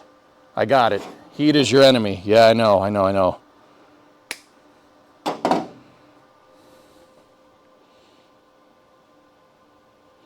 Okay, I'm gonna go back over here and fill that last bit. There's a little gap right there. Slow the movements a little bit. Okay.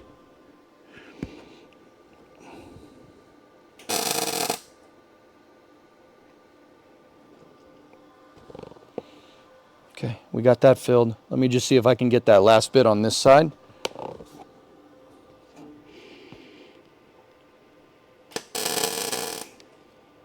Got it.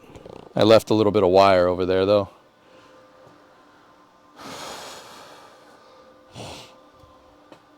Now, we got most of this filled, but what are we going to do about that?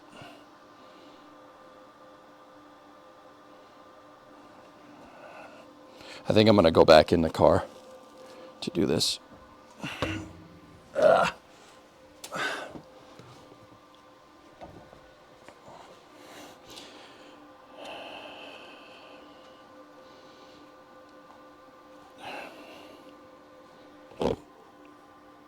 Okay, I'm going to get at this and I'm going to try to swirl it around. I know that the vertical on the frame rail is good. The vertical is good, so I'm going to try to swirl it to the bad stuff. I don't know, that's probably not going to work. I'll try. Well, we built up a little seam. We're getting there. I'll see if I can do it again. That wasn't too bad.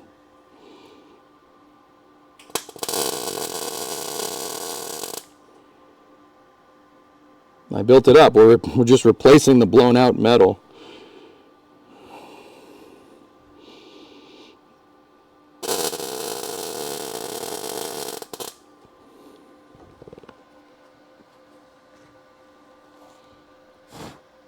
Yeah, we're getting there. That swirling thing is working. At least I think it is.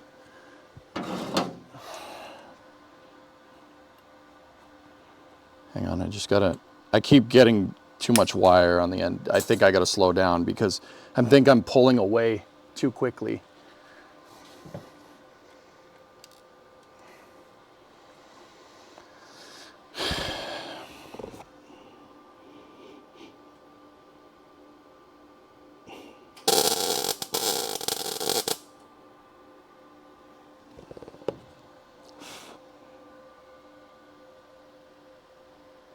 Yeah, we're filling it up, which is good. Okay. I think I still see a little bit of a hole right in the center there. TIG? No, this is a MIG welder.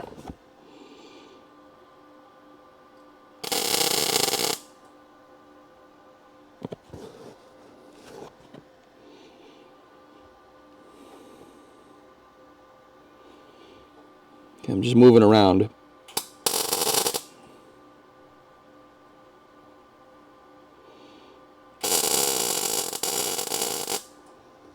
I got it to swirl that time. That was really nice. Okay, I think I built up enough there, fellas. I'm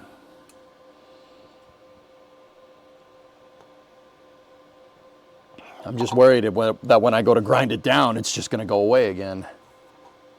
Yeah, I burnt my gloves a little bit. Yeah, it looks like I didn't warp it too hard. All right. The other thing is that there's a little pinhole right there on the leaf spring perch. I'm just going to get at that and see if I could swirl a pool across. You guys can't see it. See that little pinhole? It's weak. The metal's thin right there. But it's not thin on the leaf spring perch. I'm going to make sure the leaf spring perch has a backing plate and go. I'm going to let that cool off and then we'll hit it with the flap disc. So let me just get in here like this, and it did not like that at all. I don't think I was close enough.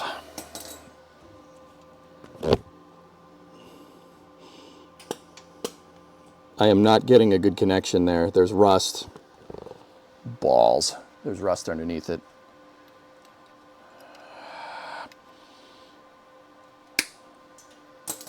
All right, I'll start this way and move that way.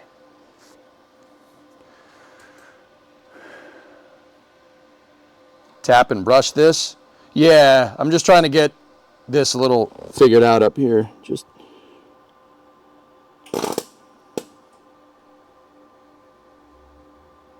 nope. All right, I gotta be careful there. All right, let me shut the welder off. Shut the welder and the gas off.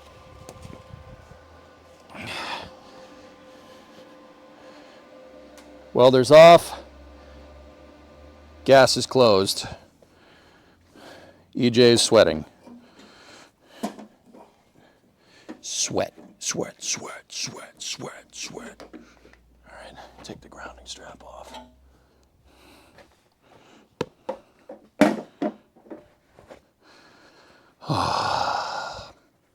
It does not like the bottom there, dudes. If you want some quick tips, I can FaceTime you. Yeah, no, I'm good, dude. Like, I appreciate it, man. This is just one of those things I got to figure out, man. Like, I know what I need to do. I just can't make my hands do it. You know? See last. Ventilation. Open the garage door for some fresh air. Probably a good idea.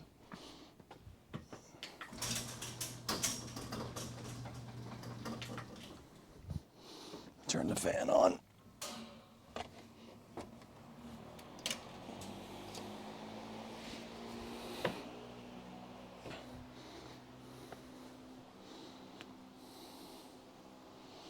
So you have the habit of pulling out too quickly in your welding. Yeah. Got to be careful with not zapping yourself.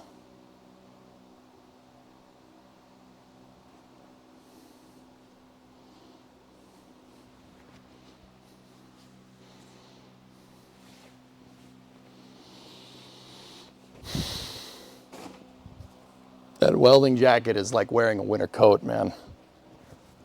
You know what? We'll roll up the sleeves. Nice farmer tan. Oh, thank you. Oh yeah. I got 2 tickets to the tractor show, bro. 2 tickets to the look. You got 2 tickets to the tractor show, dog.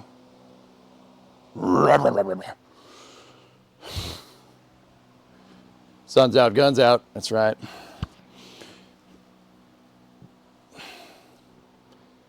Sweat washes off, burns don't. That's a good point.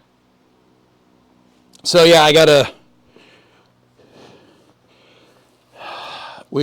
gonna hit this with a wire brush, not the wheel. I don't want to put too much heat into it. So let me get the brush out and we'll see what the brush does. And I know exactly where it is because it's right where I left it. Yes. All right, let's see the fruits of our labor here.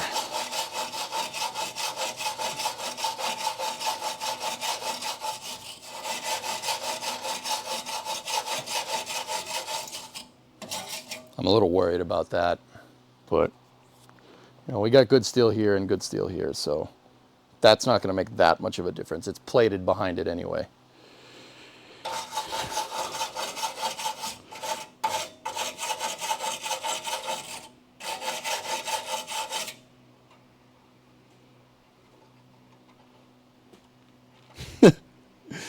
Let me take care of that.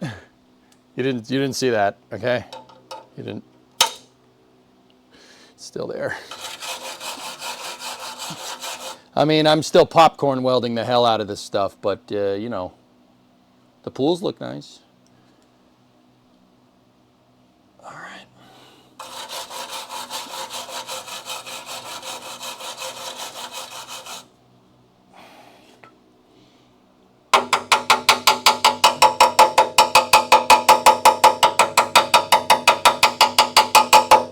I think we're okay.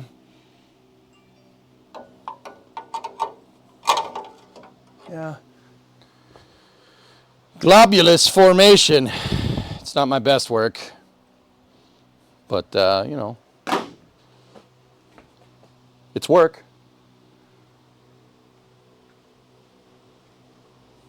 But yeah, there you go. I mean, we patched it. I got to get in here with the flap disc. I did buy new flap discs. I got new flap discs. Where are my new flap discs? I don't know where the new flap. They're in the car. Cool. I left them in the car. Excellent. All right. I gotta go get the flap discs. I'll be right back. 1 second. Just enjoy the company of the crew cab charger.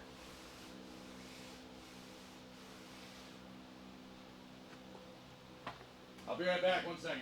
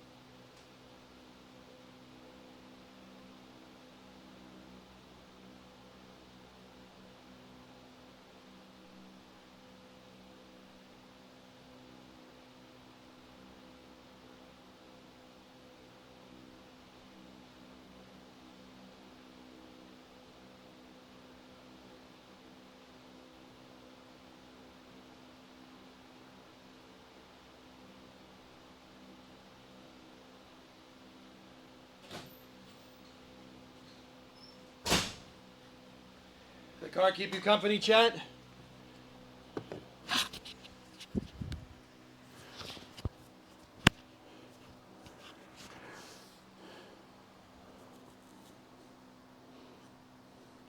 Vertical arm rusted sheet metal. I like to throw myself to the fire, can't see me. And as long as everybody's constructive, I don't care. Like even if people are unconstructive, you know how the world works. If somebody's going to come in here, somebody's going to be a jerk, I tell them to eat shit. I'm trying to learn. I know I'm trying to learn. I ain't no expert. This isn't an Instagram weld. I'm just trying to fix my stupid car. Right? Like, that's it. That's the end of it. So we have some nice flappy discs. Slackster, 52 months, dude. Thank you. Dude, I'll do it. I'll do it. I got this. Yeah, Peter, we're good, man. We're good. As long as people are constructive, I don't really care. I don't really care. That's up to me to decide whether they're constructive or not, and sometimes I get it wrong, but it's okay. I love your ability to jump in and try. I get analysis paralysis. Thank you for the content. Yep. Yeah, haters can go flip burgers, dog. There you go. There you go. Let me get my key. I gotta change the... Love the workspace. Thanks, Oats. You guys paid for it. Not gonna lie to you. This is your doing.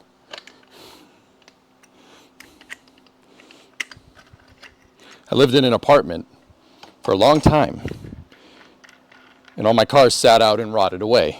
But we're here, and we can fix it, so it's good. You fixing your car? Newmark, I'm doing something. There's a lot of stuff. Yeah, we're fixing the car, and let's just say there's a long list of things to fix. Now, wait a minute. You can't blame us. Yes, I can. I'm the streamer. I'm jealous of that shop. Well, like I said, guys, it took 10 years. 10 years of grinding. I burned my mid-20s away with you. Actually, I burned most of my 20s away. I started streaming 23, 24.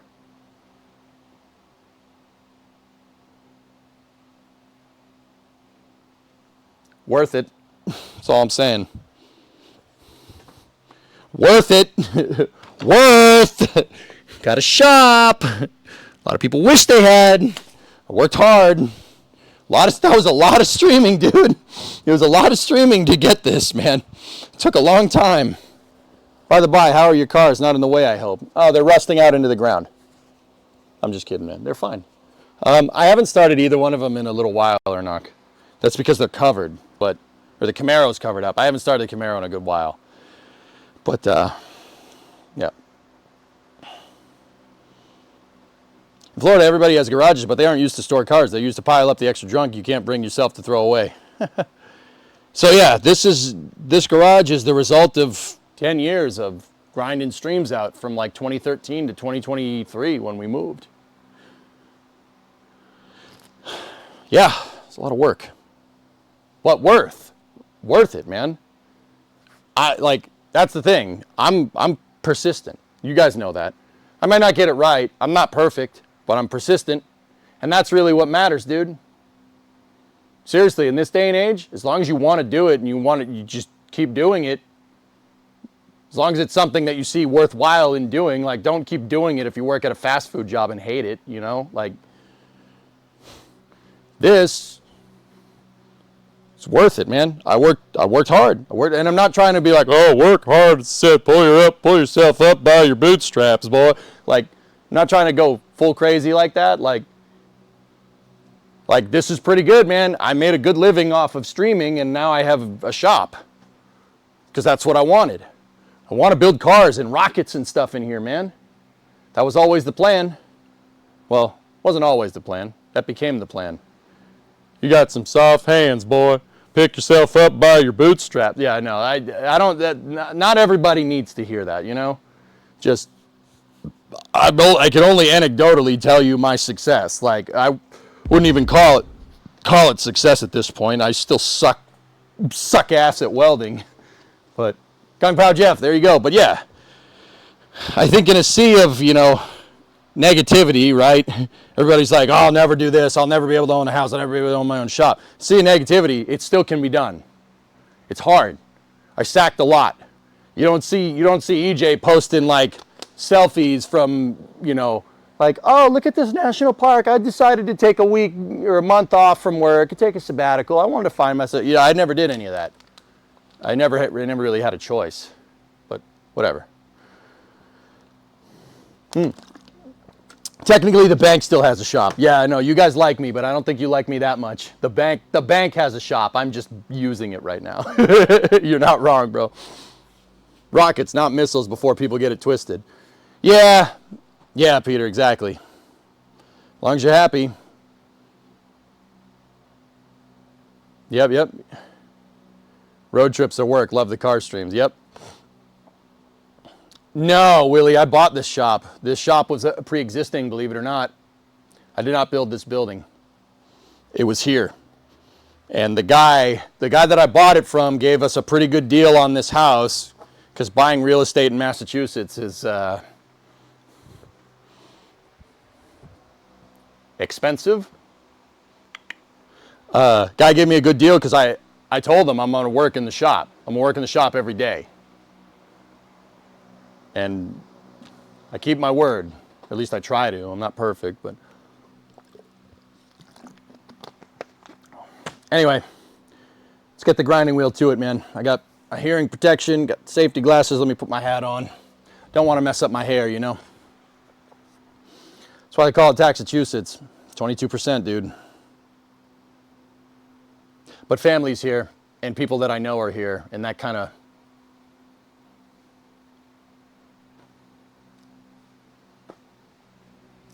have to, man. I have roots here. But anyway, yeah, we got a good deal. The guy gave us a good deal, and more importantly, we got a good rate. We're locked in at 4. Not great, not terrible, but not what it is now.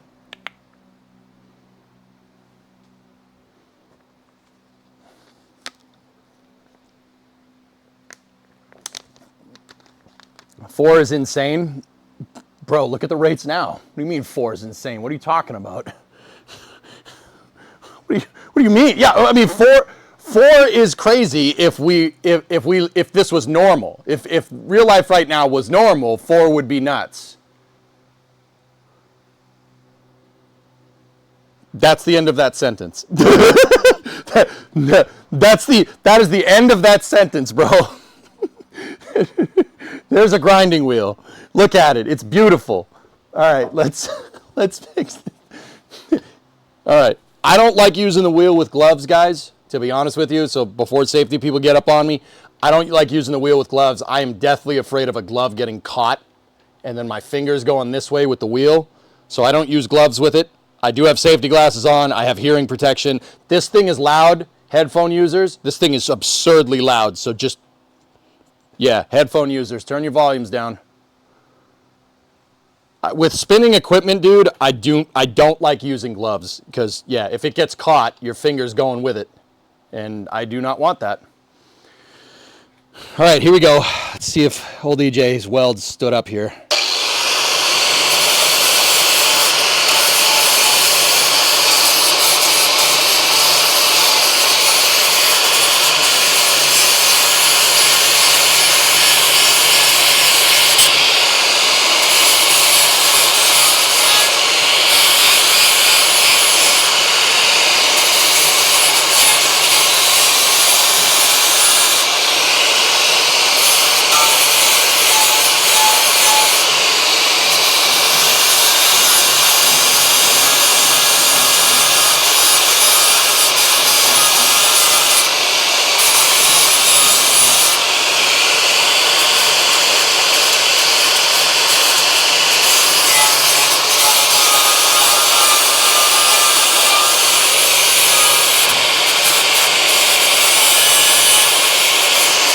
Now, just like the welder, you got to be careful.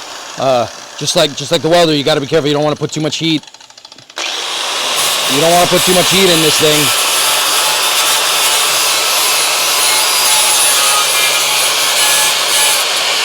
That's why I'm moving, constantly moving with the wheel.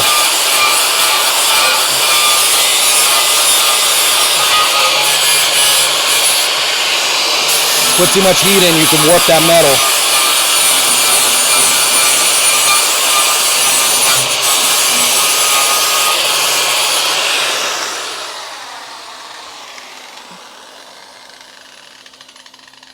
It's not bad, man. It's not bad. We definitely warped it a little bit, but it's okay.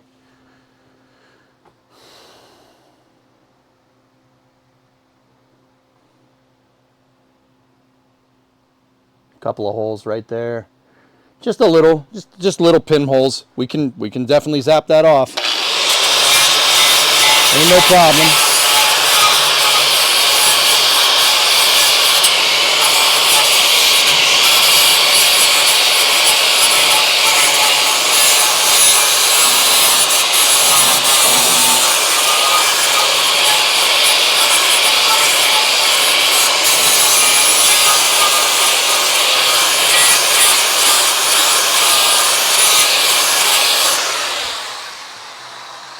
Dudes, that's pretty good. I mean, yeah, it's not bad. I had some trouble with the seam right here. Hold on. See if I can just kind of get in it at a little different angle. Yep.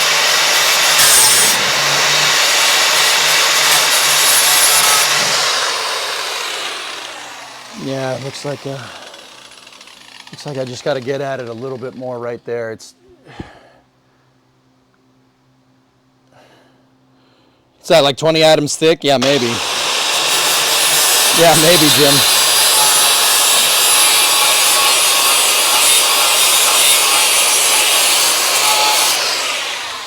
That just, amongst anything, guys, this just needs to be flat-ish. It just needs to be like over here. Like, it's the waviness that I'm worried about. I don't want to put too much waviness into it, because if you do, the trunk pan won't adhere to it correctly, right? And then you will have a gap in here, and that's a gap where water can get. We don't want that. Actually, dude, that's really not bad. I gotta get the pools that I made over here. We gotta get those flat.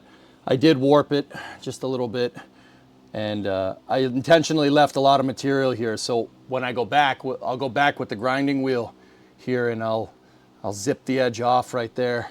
Make it nice and flush. One thing I learned, and I learned this from Paintication, I learned this from Kevin Tates. He's a YouTuber at this point. He's been an automotive show host for a long time. Just leave more metal. Get more metal than you need. It's easier to take it off, like what we're doing now, than it is to put it back on. So always over exaggerate. So like if you look right here, I left probably about a 1/16 of an inch more of plate. I did that when we took our measurements with the original plate. And yeah, that was entirely done on purpose. So I'll go back and we'll grind this smooth, and then it'll look like it belongs there. You would never know. Check the back edge of this. Yeah, it's not bad. Yeah, okay. There's a little bit of wire on the back side of this, but it's okay.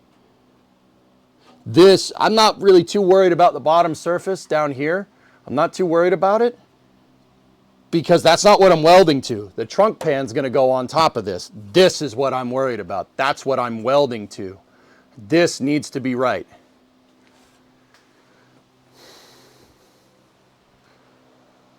I don't think you need to be too picky with it. Well, Peter, no one's going to see it, dude, but no one's going to see it. If this was off stream, I'd be pretty happy with this. I will go at it. I'll make it look nice, you know, for the content. But yeah, no one's going to look up in here. You can't. This is going to be all covered. No one's going to be able to see this.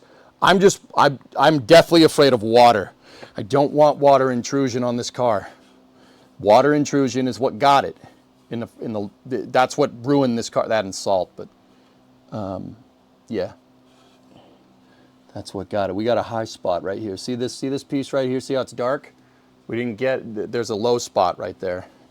I might go back and fill it with welding bead. And looks like we need to get the grinder up on the front here a little bit more. Fill that hole this side of the upright.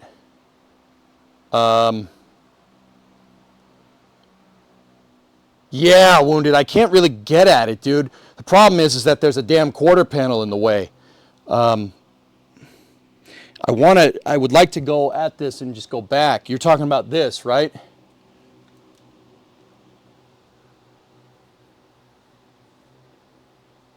Yeah, you know what, dude?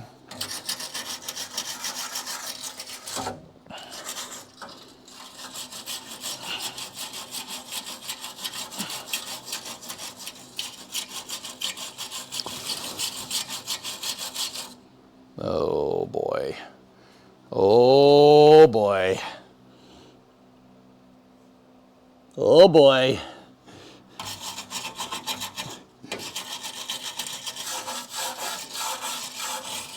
Uh-oh.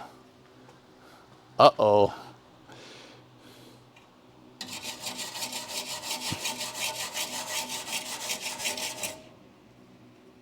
So this is the seam where we originally welded.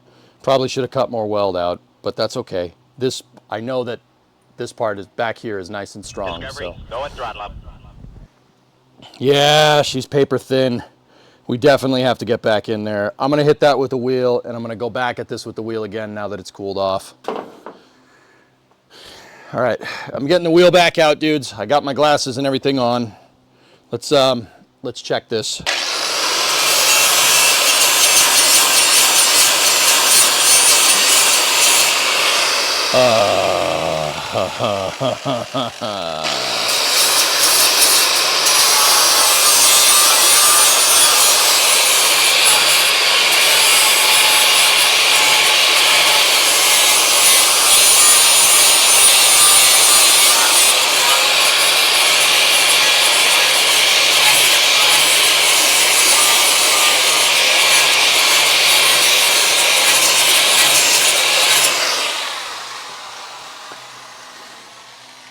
Couple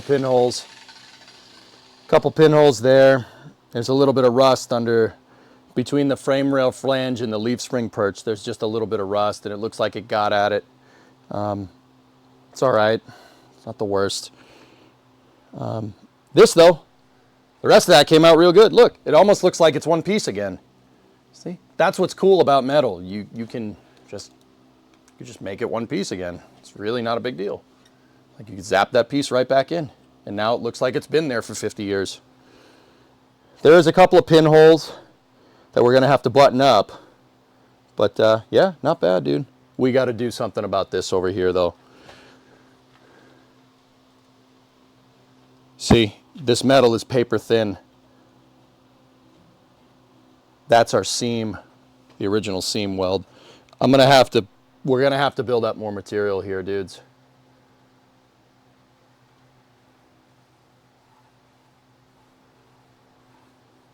Actually, that's pretty flat, dude. It's a little low right here. We're gonna have to bend it up just a little bit, but that's okay. This all came out pretty good.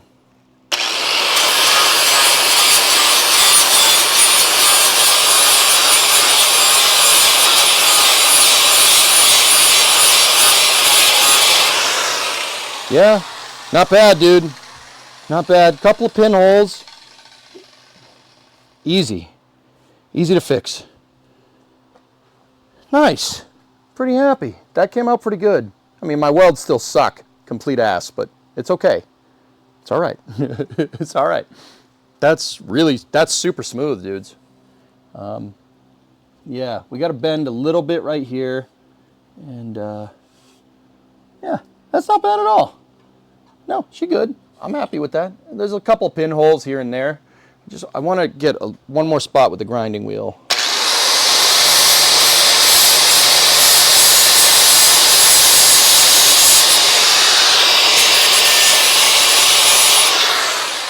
Yeah, little pinhole there. Actually, they're not pinholes. They're just low spots. I don't think anything is going through. Oh, yeah, nope. There's two pinholes there and there. There's one right there, two there, and then we got to clean that up. All right, let's get the welder out again, dudes. I'm actually pretty happy with that. That's pretty sweet.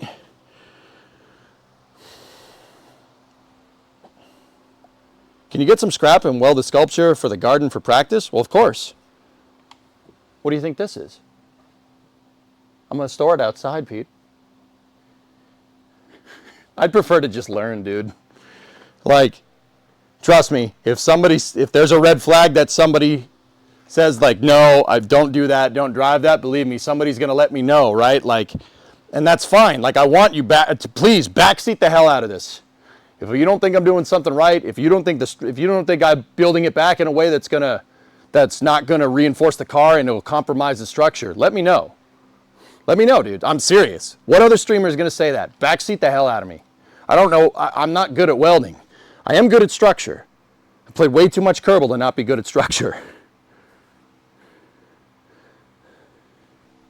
You know?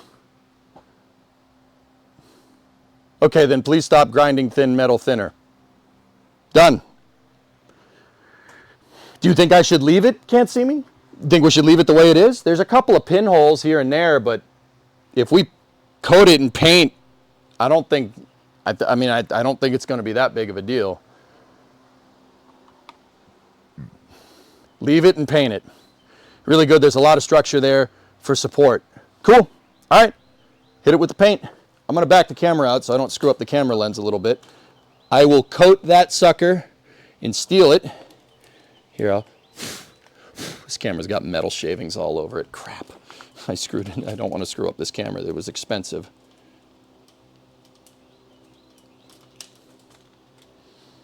All right. Yeah, she's bending a little bit. There's bad metal right here. But the leaf spring perch is there. Do you think I should go at that? Or just send it? Because this is all good steel from here back. And it's good steel that's plated to the leaf spring perch, basically. Send it. Done. I'm getting to steel it out.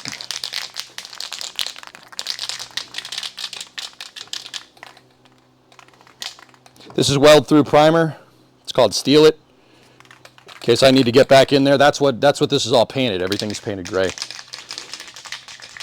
Just got to get the paint all stirred up. Do a couple test sprays. All right, we good. Done. All right. Yeah, you could definitely see where my plate was, but that's all right. That's definitely stronger now. It ain't going nowhere. Yeah, you guys can't even see that on camera. It's just off by about 1/16 of an inch, but that's fine. Where's the perch? I got the perch for the other side. The perch is, for this side, it's on the right-hand side of the screen. See where that tube is going through where the tube is going through on the right, like kind of rail? That's the leaf spring perch. This leaf spring perch is structurally fine.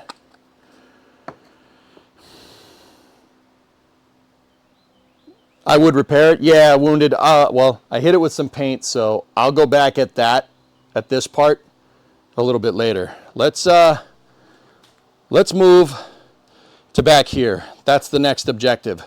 Getting the frame rail ends, getting the ears and tabs for the frame rail ends is the next big thing that we got to do here. So I'll let that be, and now we got to figure out how to do this.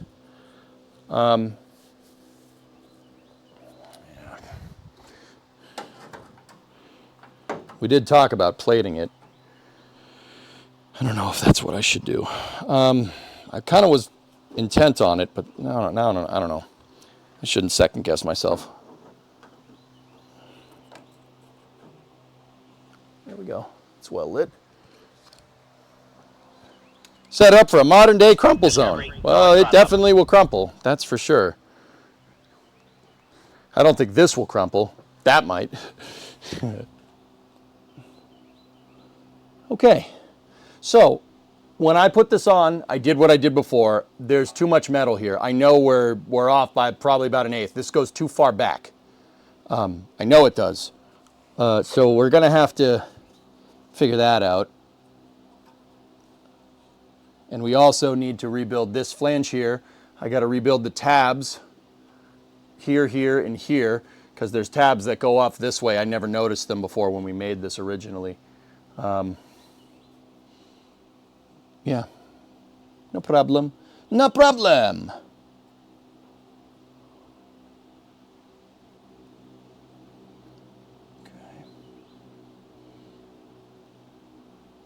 And also, I kind of welded this on a little crooked. It's kind of going that way a little bit, but it's not going to be that big of a deal. So we got to make some metal tabs to weld here, here, and here. That's going to be fun to get that right.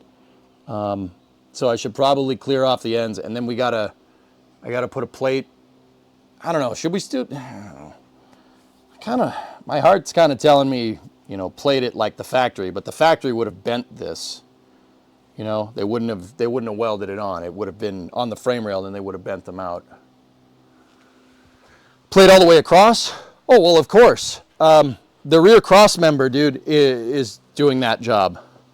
So this piece is supposed to go onto here like this. I mean, I'm not going to put it all the way on because we're missing a couple of pieces. But if you notice right there, there's a little bit of curvature.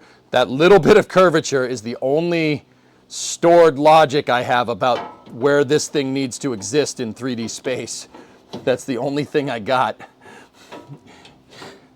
See, I got to line the hole from the rear cross member up. But we can't really get to that point until we get the flanges and stuff. But see, there's tabs that would go over here, here, and here. But you could see that this has got a little bit of space because we're not exactly lined up, which means I got to get a little bit off of the edge of this thing. So we got to really measure, and we got to figure out in 3D space where this thing lives. So I have that as a datum. That shows the position. But the bracket, there needs to be a piece of steel here that goes right there. There needs to be another one right there with a hole in it. And then there needs to be a little tab here. There needs to be 2 tabs there, there, and there. We got a work cut out for us, dudes.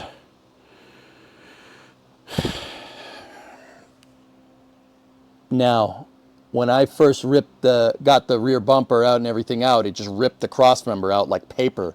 It tore the whole damn thing out like paper. So this tab right here, where the tab should be, is a little bit bent. I'm going to clean up this edge. I'm going to try to bend it up and back into position. And then we'll go from there. Are you going to sandblast the rust there? I don't have a sandblaster, dude. Not yet, at least. I'm working on it. Where's my pliers drawer? Here we go. Here is the pliers. Oh, well, this is an adjustable wrench, but it'll work. So what I'm going to do with this adjustable wrench, like I said, when I went to pull this out,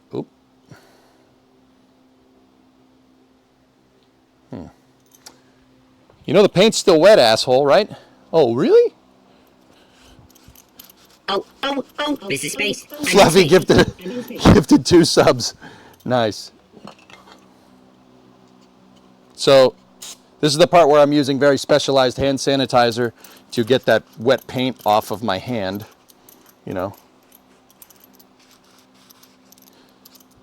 Because steel paint on your hand is always good. So let me just get at this with the adjustable and just try and bend this up a little bit.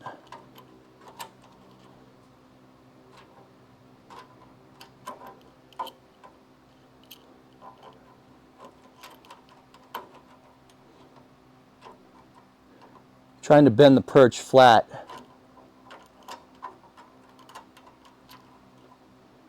Fluffy, thanks for the 2 subs, buddy. Appreciate it.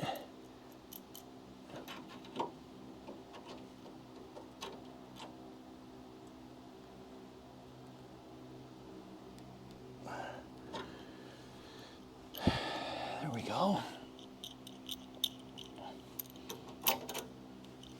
Yeah, this I'm not sure what we're gonna do. See, I want to cut the rust out, but if we cut the rust out, we lose where this thing is in 3D space. So I believe it or not, I kind of need this, like as weird as that sounds, I need this to figure out exactly where this is, where this thing lives. And then from there, I can get a good understanding of how I need to cut this square and then go from there. And make things, and lay by the bay and make things out of clay. I just may.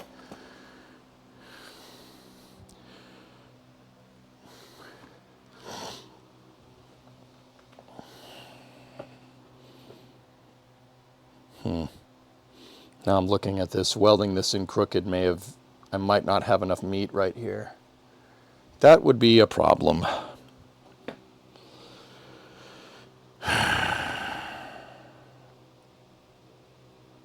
I should have made sure that this was flush, because I did leave a lot of extra material, but I think this frame rail came in a little, this frame rail thing that I redid, it's slightly clocked this way, and that's, I might not have enough edge here. So let me get a straight edge and we'll kind of take a look, see if we can figure out where things live.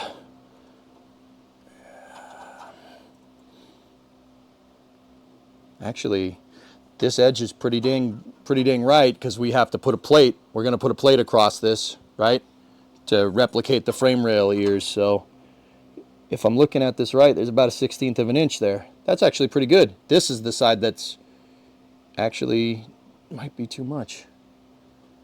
Now, what I really got to figure out is that if we're square, so I'm going to use part of the frame rail that I know is square.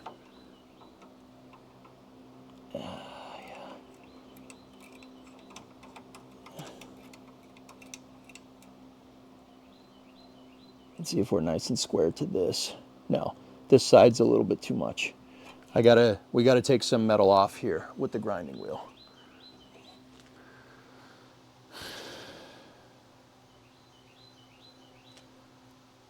Weld the bumper, attach it. We ain't going to space with this build. What do you mean, Brun? It's got to be straight, dude. If it's not straight, it's not. One thing I notice is that you really kind of get this. I'm not looking for like 1/1000th of an inch tolerance or like less than a mil tolerance here.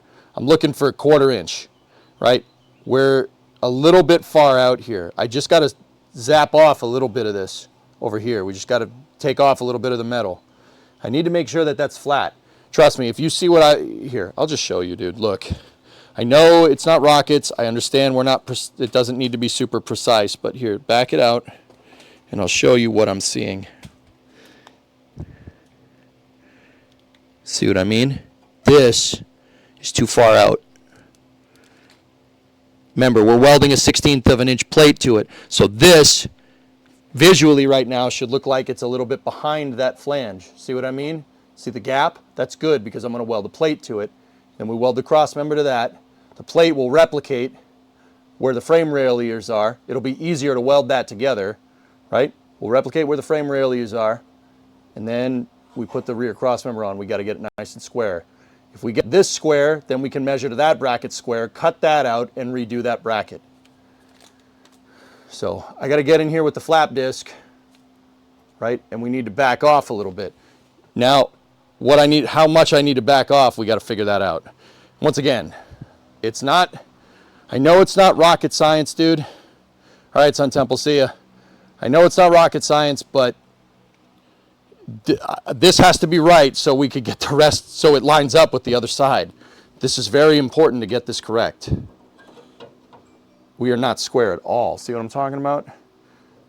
Yeah, that whole frame rail is going this way a little bit. That's no matter. It's not that big of a deal.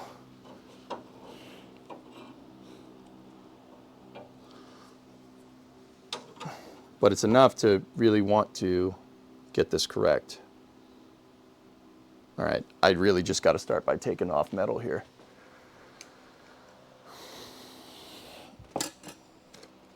All right, let me get my safety glasses on, hearing protection. We already have the grinding wheel on, so let's get at it.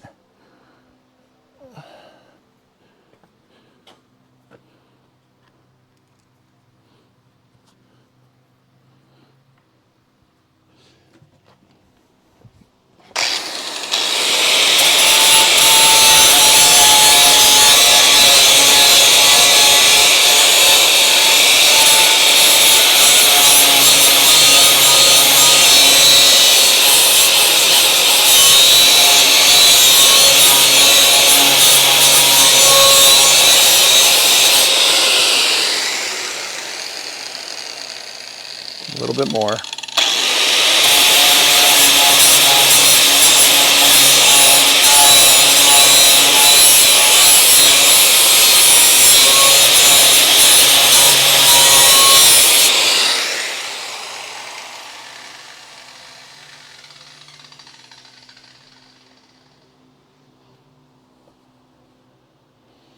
A little bit more on the corner.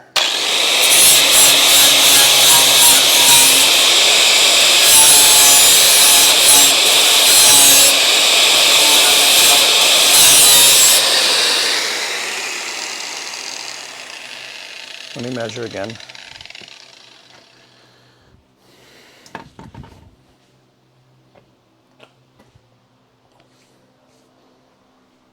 I still think it's pretty cool that you have the stones to show the learning process. I'm confident enough in myself to get it right, Streets. Thanks, man. Appreciate it. Appreciate you watching, dude. Yeah, we're getting there.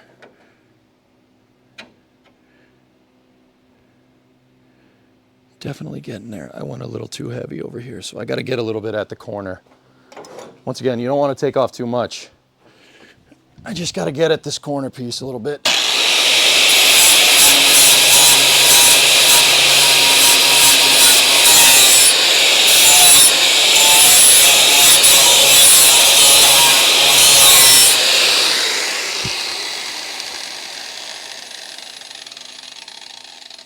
Just a little bit more on the frame rail here.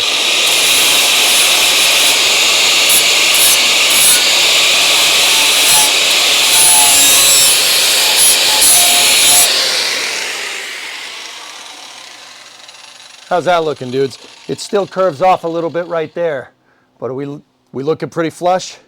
How's that? That's not bad. I went a little bit too much. I did a little bit too much right there, but that's okay.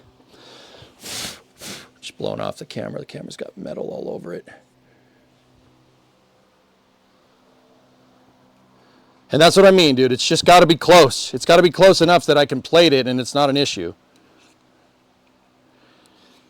Bad Chad lays tape down and grinds it so he knows where he wants to end. Oh, that's a really good idea. Oh, that's a good call. Yeah, I probably should have done that. I probably should have done that. That would have made sense. Huh. Well, good to know. Thanks, man. That's a good tip. Actually, I like that a lot. It's pretty flush now. It's pretty damn close. This needs to be aligned with this edge. See this edge right here? That all needs to be more or less straight. If you can see this on camera, this needs to be about a 1/16 of an inch back so I can put my plate across here so we can mount this correctly. I think we're damn close. That's pretty good.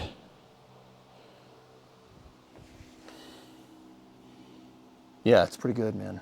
That's good enough. Like, once again, you can see right here my mistake of putting this in a little bit. It's clocked a little bit this way. That's probably just how I bent the metal. See how this tab goes that way a little bit? It's okay. We can make up for that. We have to add here, here, and here, and then we got to plate it. So where should we start? Where should we start, dudes?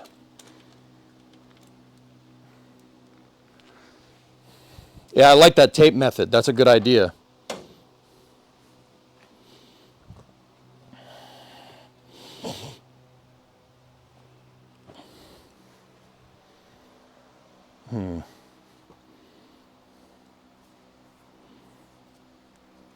I'm sure you mapped it out and the new trunk pan works out to the measures. Sit it down in the car and can weld the problems. I've tested the trunk pan in there, but I'm not going to weld it in. We're not burning in the trunk pan yet. But the trunk pan, that's a good point, Run. The trunk pan could give us a good clock also, because there's a pinch. There is a pinch weld. Let me check our diagrams here.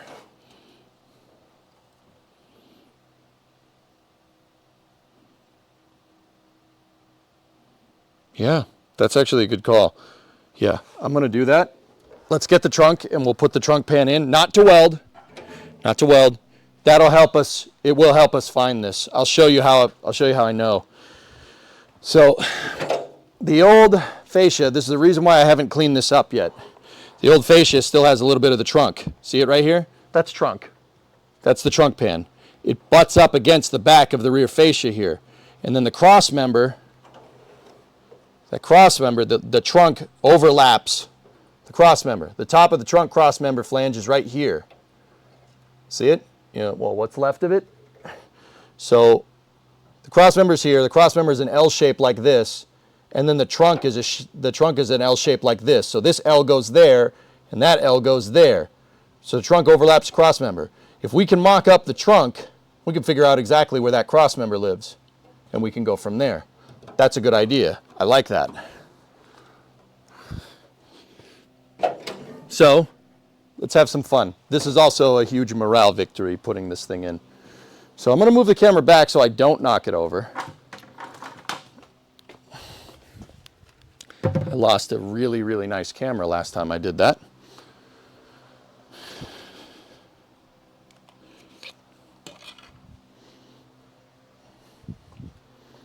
And let's put the pan in as best as we can. Let me move the welder out of the way. I don't want to knock that over either. So I'll get the trunk pan and then we'll throw it in there. Do you already have a name for this art piece? This is the Crew Cab Charger. That's my name for it.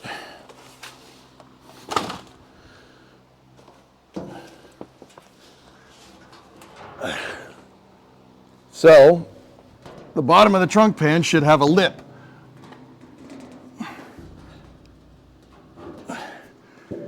Should have a lip right here. Yep, there it is. See my hands on it, right there. That lip, the rear cross member will fit through this lip right here. So let me put this in the car. You're gonna see some plumber's ass here, guys. Sorry about that. I probably should wait to get a better camera shot, but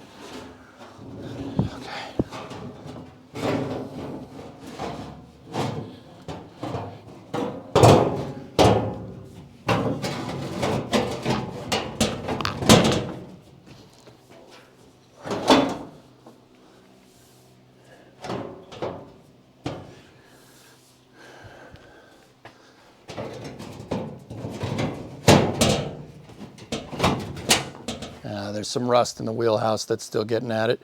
Give me one sec.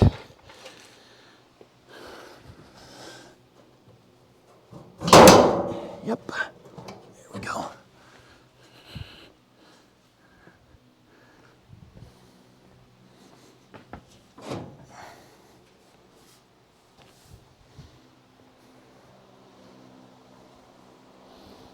Crack happens, that's right.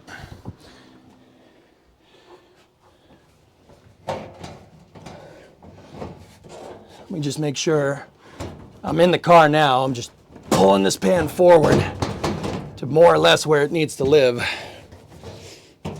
It made it on this side. It's just, there's a little bit of, looks like seam sealer that's getting stuck on the driver's side here. Come on, you bastard, come forward.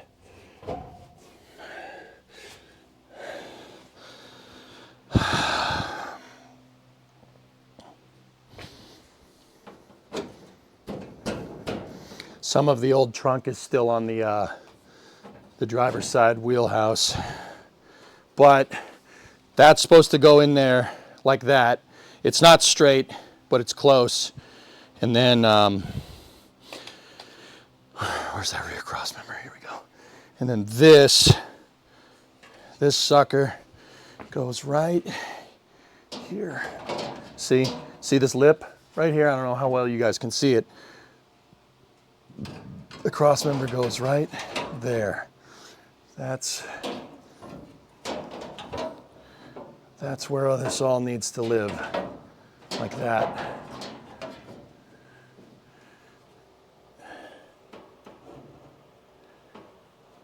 Oh yeah. Yeah, we're gonna have a lot of massaging to do.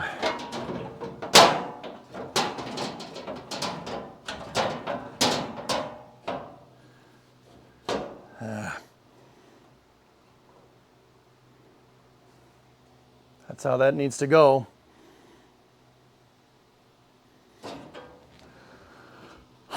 Discovery, go at throttle up. If I want that trunk pan to be nice and snug in there, we're gonna have to grind a little more metal off in the from the wheelhouses and stuff. There's still metal on that wheelhouse, and that's preventing the pan from seating exactly right. So, excuse me, you're gonna see plumber's butt again. Hear that? When I went to pull it out, that thunk? That's what I mean.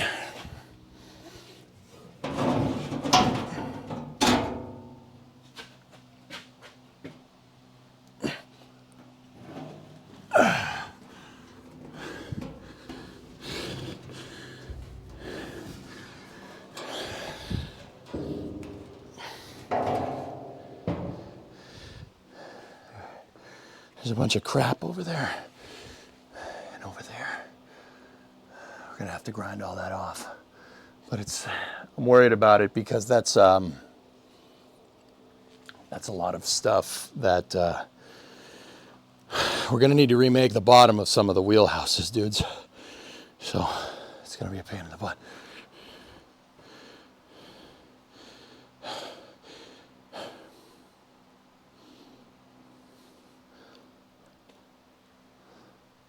Total control over remove and replace it. I like it, Peter. It's a good idea. Good call. Bad Chad helping us out. So, look over here. See that jagged metal on the wheelhouse right there? Let me get the light on it. See all this? That's what's preventing that thing from going in there. It's the remnants from the old trunk pan flange. And I'm gonna have to cut it out because there's no fixing that. That's junk. Yeah, I see that? This piece all up in there. But I would like to have a location for where this freaking thing needs to go. Because the wheelhouse is pretty good. It's not bad. It's just that part where the trunk decided to rust it from the inside out. I don't want to cut it out completely, but let me get in there with my own eyes and not the camera, and we'll see. So I'm carrying a little spotlight here. Okay. What's here? Okay. So we got our wire. This is the wire harness mounts. This is where the tail light wire harness goes. So that's what that metal tab is. It looks like it got caught on that. That's okay. Yeah, there's just a little bit of trunk pan there, a little bit of trunk pan there. There's a little bit of seam sealer up here at the front, fellas. But this is the troublemaker right here. I don't want to snip this out, but we might have to. But you know, what I'm thinking is we could snip this out. If we get the trunk pan completely centered, the trunk pan will give us a spot to make the plate to put that back in. So, you know, it's not the worst idea getting rid of it. This is just leftover spot welds that didn't get drilled all the way through. But yeah, this is supposed to be all the way over here. I don't know if you guys can tell. There's supposed to be metal right here. The bottom of the wheelhouse is supposed to overlap the bottom of the trunk pan. See, there's a little lip. I don't know how well you can see that. The wheelhouse is supposed to go lower than the damn trunk pan. Looks like I missed a spot weld right there when I took this out originally, but don't worry, it rusted itself out. Yeah.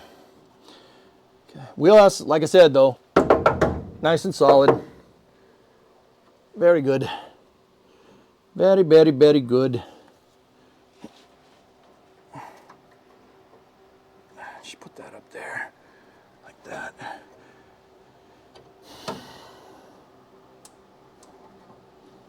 You know what we could do? This part is actually good enough, like there's no crap attached to it. I could snip it here, and snip it there, and then, you know, cut a straight edge here, and then, you know, rebuild everything that we need.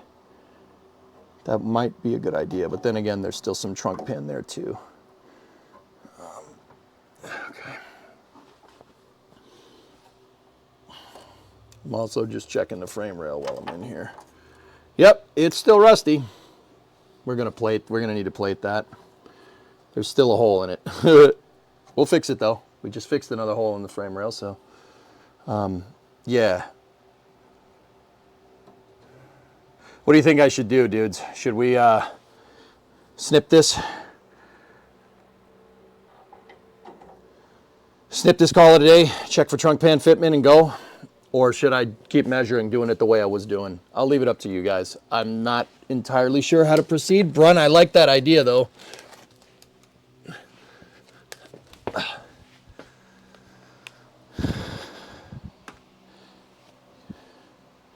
You have reference for the trunk pan from the wheelhouse. Yes, yes I will. Yes, that's what I'm thinking. So it might be okay to just snip it. Dumb question, how much is a replacement well? The replacement well is not expensive. Hard job. I mean, I could. I don't.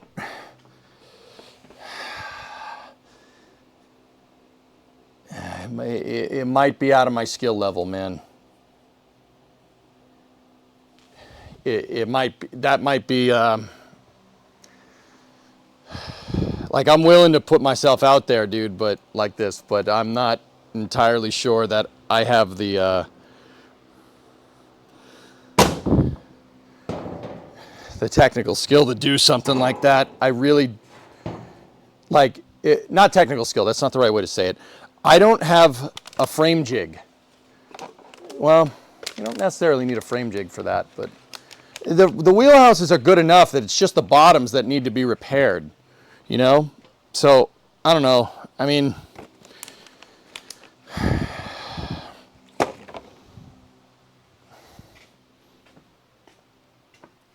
yeah, it's, I mean, dude, we could go to town. We could replace the entire underside of this car, but I don't want to do that.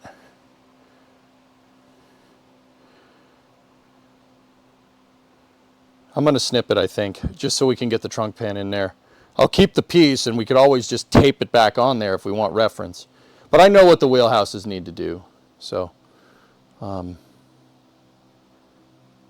Yeah, we'll tin snip some of this out. Let me get my snips. We can slowly replace the entire car part by part. We pretty much are. The only things that we haven't replaced at this point on the back of the car is the right frame rail and the right leaf spring perch, and then the left leaf spring perch, or the left frame rail. The left frame rail is, we should replace it. But once again, I'm just not confident enough in my skills to be able to get this thing right back to where it needs to be. That's a lot of spot welds to drill. It's a lot of spot welds to drill out, man. I hate drilling spot welds. I really didn't like it when we drilled all of them out in the trunk. That was like 150 spot welds. That was not fun. The Coronet of Theseus. Well, I don't really care how much of this car is original, though. You know what I mean? Like,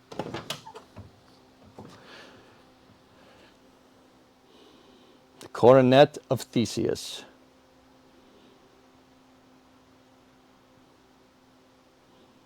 The rails are good in front of the rear axle. They're fine. And the rear pan's pretty good too. The front of the wheelhouses are fine as well.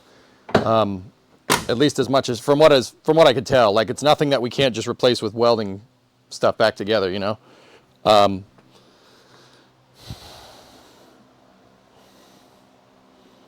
In this time period, did they use lead in the body? Yes. Only in certain areas though. Peter, it's got a lead seam right here. Right there. You can see it. It's right here. You're not going to be able to see it on camera. I can see it. I know it's there. And I know it's there from just a lot of research. There's a lead bracket right here for the quarter panel. Quarter panel sub-assembly, the stamping goes all the way up to about, actually it's more like halfway. It's more like right here. Now, the other reason, Rojo, for not wanting to do the wheelhouses is that the wheelhouses are connected to the C-pillar. And that's what I mean about a frame jig and structure. There's a huge metal bracket that goes up and connects into your roof structure right here. Not getting that right means your roof's never gonna be straight again. I just don't have the tooling here to get that done right. Maybe in the future. But I'm kind of keeping this backyard for a number of reasons. I'm keeping it backyard because I don't feel like spending a crazy amount of money on all this stuff and then figure out that I suck at it. You know what I mean? I gradually step into it. We're doing some backyard stuff here with just metal bracing. Maybe one day we'll have frame jigs and we jig the thing and we make sure that, you know, like a 70 Super Bee is laser straight, you know? I know what needs to be done there. That's just, I don't have 10 G's for a frame jig, man. Nor would I want to spend 10 G's on a frame jig right now, even if I had it. I'd cut it and patch it. I think that's the right move. I'm gonna stop talking. Let me get my tin snips. Whenever I get to a point where there's something that's, you cannot undo it with the car, I always get a little nervous. That's why I'm sitting here yapping my butt off instead of working. I always get a little, I can't undo this. There's no undo button. Yeah, well, make the undo button and fix it, jackass. How about that? All right, so let's just get a snip right here, and then snip right there.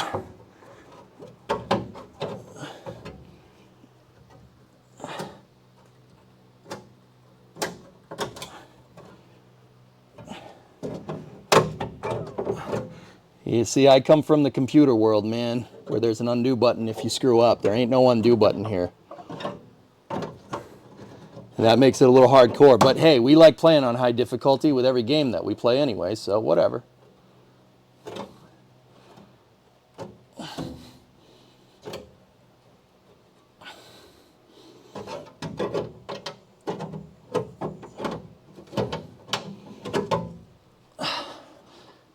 Come on, you bastard. Let's go. A knot. Bastards. Let me get my angled snips. The straight snips are having trouble getting in there.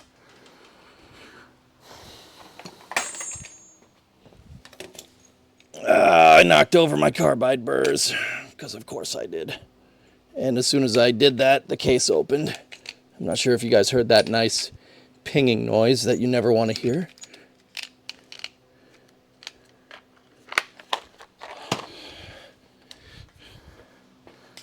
Cool. I got my angled snips now.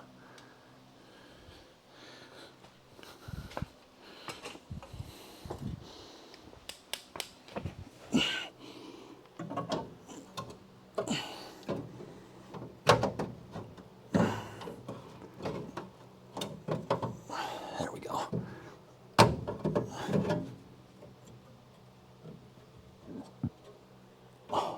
Almost there. Almost there. Got it. Can always use this as reference if we want. So I'll put this, I'll file this in my keep it but eventually throw it away pile. There we go. Take the grinder to it. You need more sparks. Laszlo, life does not have a reset button. Yeah, but my phone does. Boop, dial tone. All right, there's just a little bit of trunk pan right there, and then the wire harness mount.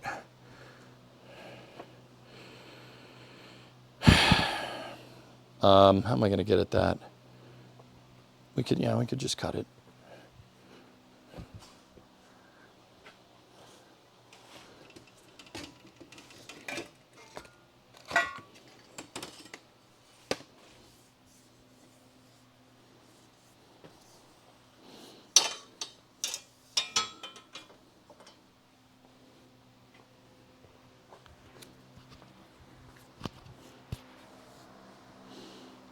There's a little bit that I have to get at.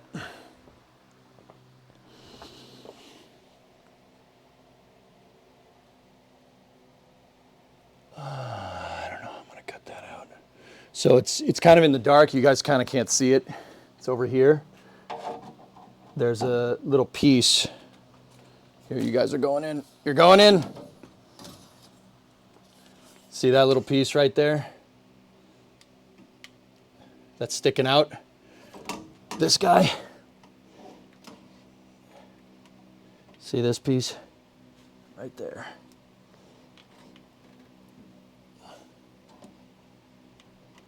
Trying to track my finger with the damn camera. That's not really working. It's that piece. Got to get at this little guy.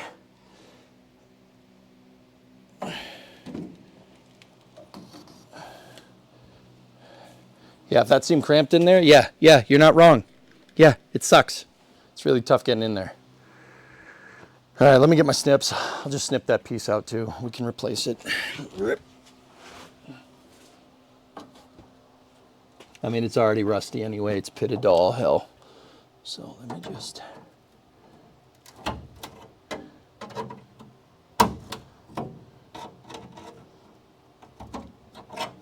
try to make it relatively square.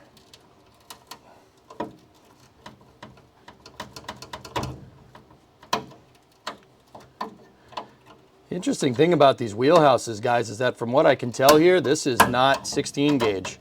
The wheelhouses seem to be 24 gauge steel.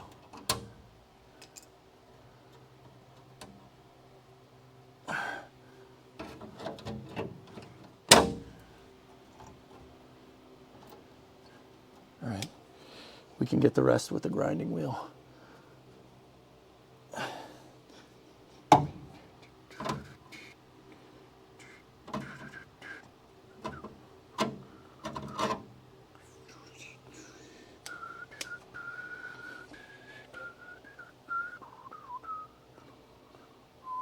See all the rust in there?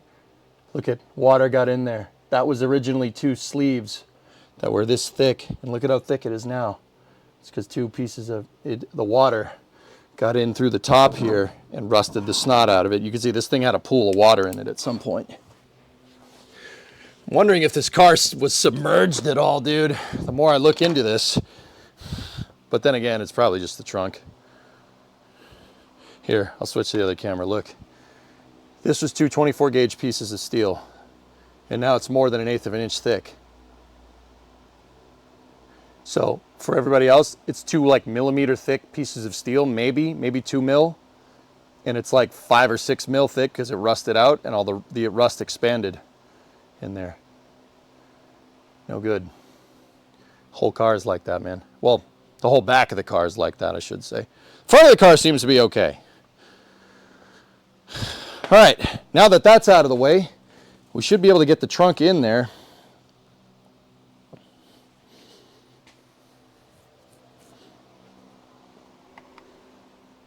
Let me change the camera angle here.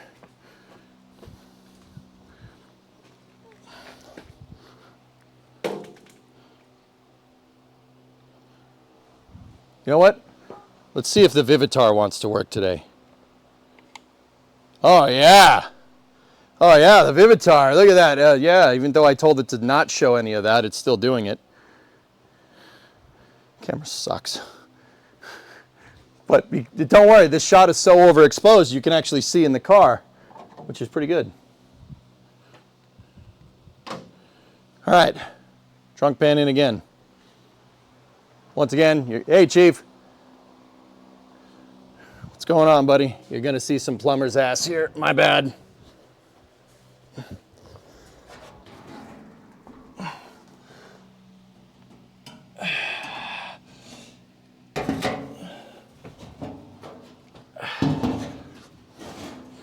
Look at the pan, not my butt. What's wrong with you?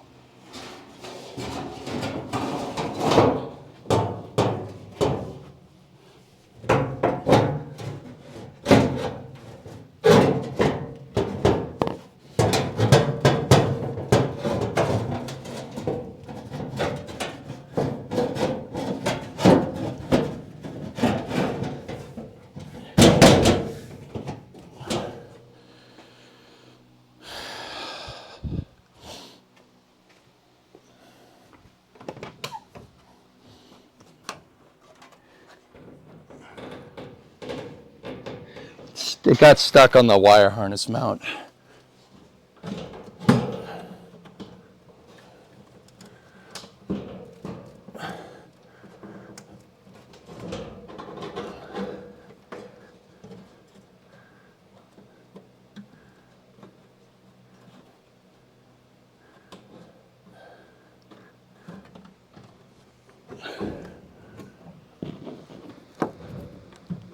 Stuck on the front wire harness mount now.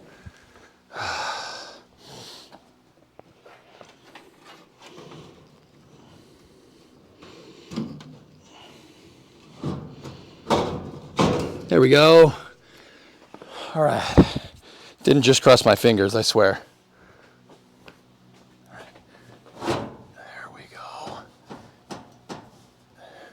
Let me just make sure we're teed up on the front. Oh, you said pan, not pant. Yeah, okay, that's fair. I played myself on that one, dudes.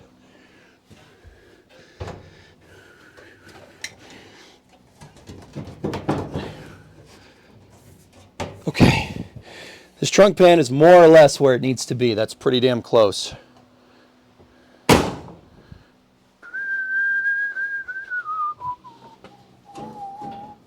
Just a little bit of Portuguese fortress magic, Spanish castle magic.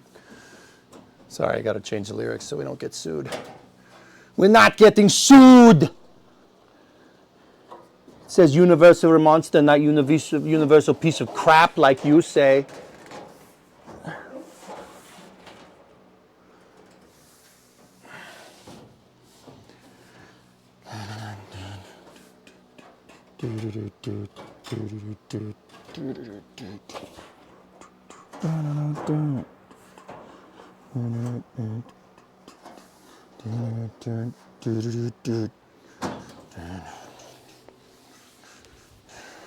Man, that's gonna suck to get that thing in there.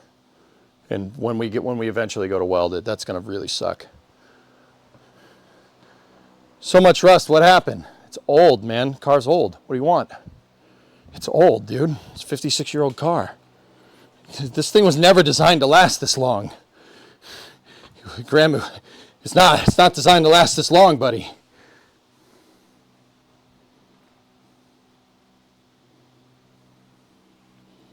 That's it, man. Like, it's just not, it wasn't supposed to last this long.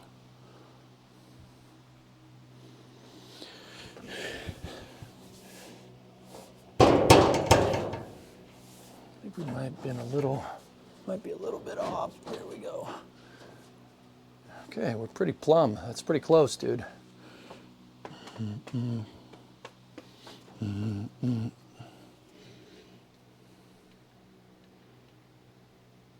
Yeah.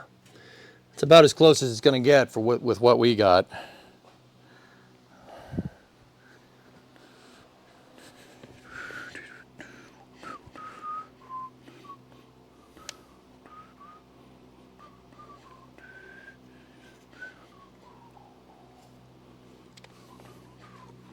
Spanish castle magic. I'm just putting the light on the battery, dudes, so we can get some power.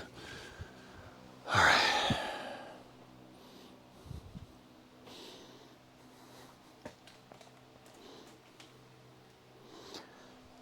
Well, I will say it does look right in there. Let me switch back to the overexposed Vivitar. It's not bad. I mean, it's going to be tough getting this thing to really align to the frame rails, but it's actually pretty damn close. That's pretty damn close to where it needs to live. And once we have this all zapped back in, dude, that's the camera. Once we have this all zapped back in, we'll, yeah, we should be. It's going to be easier to build everything back out from it, dudes. Yeah. What's that? Oh, no. What are you doing? It doesn't matter what music you're listening to while fishing, as long as it is something catchy. It's Monday. For the love of Christ, Geeson. It's freaking on a freaking Monday. On a freaking Monday, dude. It's Monday. Leave me alone. Damn it. You pillock. You bloody pillock. That's what you are. You're a freaking menace. You know what you are? A bloody busybody. You incompetent flatfoot.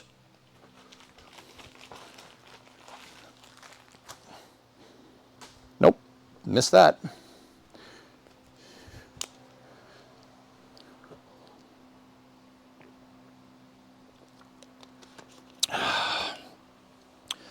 What's the installation order for the new parts? So Martin, we got to repair the frame rails, got to do the leaf spring perch, get the tabs on, And then I have to do the tabs. That's really what I'm after right now. That's what I'm trying to get after. The tabs, dude. It's just a little bit of Spanish Castle magic. I got Jimi Hendrix stuck in my head, and it's not good. It's not good because I'm going to keep singing it. All right, so let's see how this cross member wants to fit. Nova's planning an attack run. I never knew EJ was a plumber. I can replace a toilet pretty well. That's pretty cool. Right, like that. This is pretty much where this lives.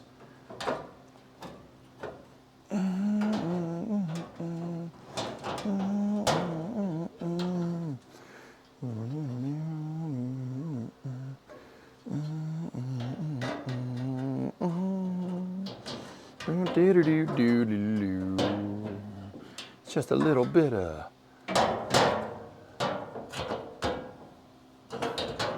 British Castle magic. I'm trying to change the word.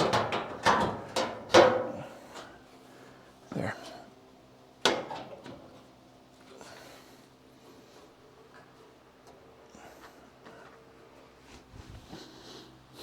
I actually noticed something. That is going to be probably easier to locate than I think it is. Dudes, I'll tell you why here in a moment. So check this out. This leaf spring perch that I bought for the left-hand side is telling me a lot. So take a look. So this is the back of the car, right? This is the back, but it's the back on the driver's side, but it's identical, so it should be fine. But see how there's a little tab right here? There's a little open spot between the metal bends. I'm wondering if the cross member slides into that, because I slid the thing in.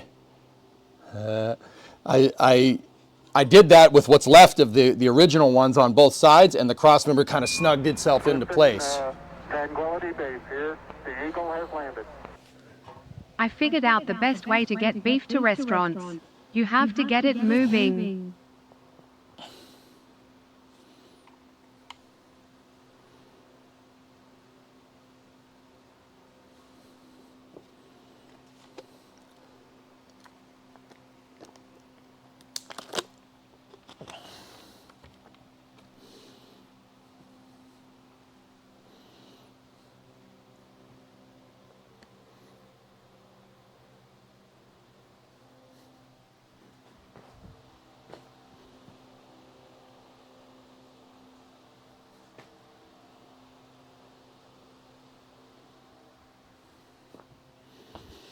But yeah, I think the cross member is supposed to like kind of pick up on it and lock itself in, which is good.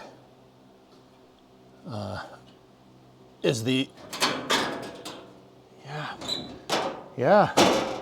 Oh, I see. I know how this all picks up on this. That's how they did this. We don't even need the trunk pan in there, which it's okay. It's fine. So the very back of the leaf spring perches has a tab that sticks out and it's slotted. Here, let me show you. So this is the front of the leaf spring perch. This is the back of the car. So that cross member piece would be right here. Now look, see how there's a little slot right there? Envelope slot. The cross member is shaped like this. It's shaped like an L, and it fits. It fits in like a puzzle into that gap. And I did that with what was left of the original, these things, right, that are on there. I did what was left, and the cross member kind of like clicked into place almost like a Lego. And now it's stuck there. Now it ain't moving. And I have a feeling that that is where that needs to go. Like, I've noticed with how Chrysler did their stampings, and I can only assume that this happens with real, like this is how real cars work. They fit together kind of like Legos. I'm serious. They fit together, like some of them are spot welded, but some stampings are designed to like kind of click together. In some cool news, the ISS got a good image of the Mount Etna eruption. All right, dude. That's cool.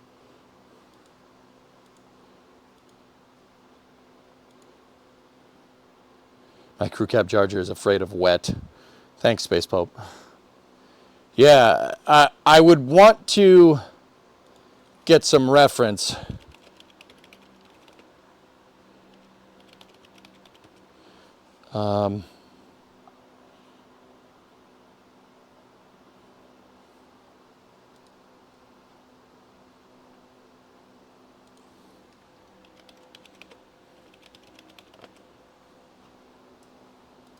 Hang on. I think I can find something here. This zombie build, the Chrysler zombie build right here. Mom B has a really nice picture of the back after they fixed it.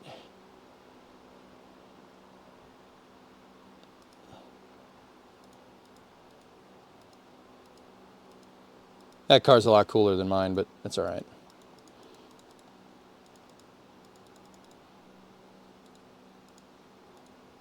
Yeah, we're going to have to do all that eventually.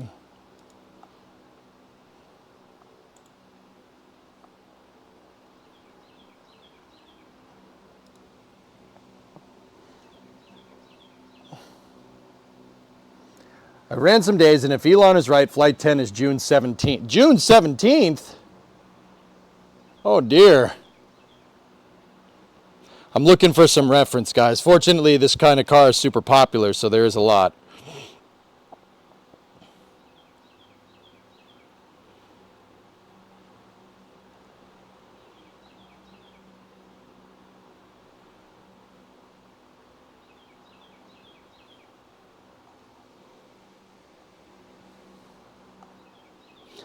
And Graham, what did I tell you? What did I tell you, dude? Hold on. What did I say? Do you remember that whole conversation we had after Flight 9 about how I think taking your foot off the gas is an extremely stupid idea right now? If anything, go faster.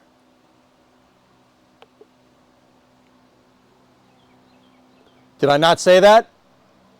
Your boy knows what's good, dude. I know how this stuff works. Don't ask me how that my peanut brain was able to understand this, but like I said that. I wouldn't steer you guys wrong on this. Go faster. Callie is right. You should go faster. I told you that the next flights are going to come quick. Do you know why? They want to get rid of all the Block 2 stuff. They hate it. They hate it. They don't like it. I told you, the fixes are already coming down the pipe. I said this after Flight 8. Fixes are already coming down the pipe. And that Starship presentation that Elon did the other day is pretty telling. All the fixes were there. V3 Raptor, V3 Booster, V3 Ship. That's going to be flying by the end of the year. So, remember this. EJ's saying this right now. 9 and 10 are probably going to come pretty, or Flight 10 and 11 are probably going to come pretty quick. Pretty damn fast. I would say Flight 10 would probably be in July. 4th week of June, 1st week of July, which blows because that's my vacation, but whatever. I'm not going, or I'm not going to be here. You know what I mean? And then Flight 11, probably sometime July, August. And then you're probably going to see a little bit of a gap from August to September while they finish Pad B. You're probably going to see a little bit of a gap. In fact, I would bet at this point in time that their Pad B schedule is currently be ready by August 1st for Pad B at Boca. If I had to guess, that's probably their internal schedule. Simultaneously, the pad at the Cape is also going to get done. That pad's ETA, SpaceX's internal deadline is to get it done by November. That's doable. A lot of work, but it's doable.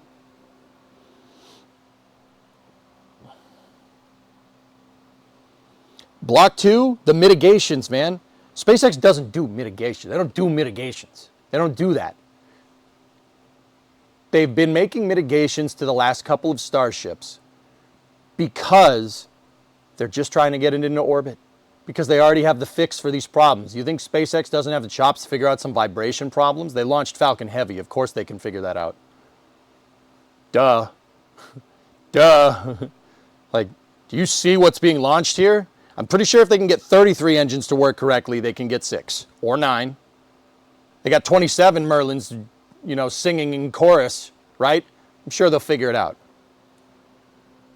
Falcon Heavy has pogo accumulators. So, how do you know that Raptor 3 doesn't?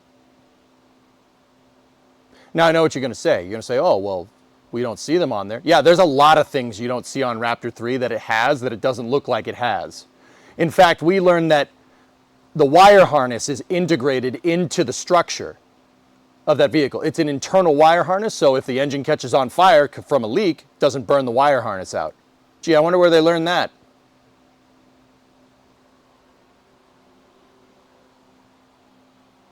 Think about it, dude. I've been saying this the whole freaking time. The fix is coming down the pipe. Do you know how I know? Like, once again, I have my guesses, right? We have guesses about that. But also, guy at SpaceX told me, dude. Remember the guy that I talked to out in the dunes that procures the equipment? Now, don't get me wrong. He didn't tell me anything that anybody didn't know. And my gut was already telling me this. Remember, I think his proverbial name was like Jeff or something. Jeff told me that stuff takes time to procure. He didn't tell me the Block 3 stuff, but he said some stuff is easier to get than others. I'm like, oh, okay, that makes sense. Daggison, I'm saving that for space news, dude.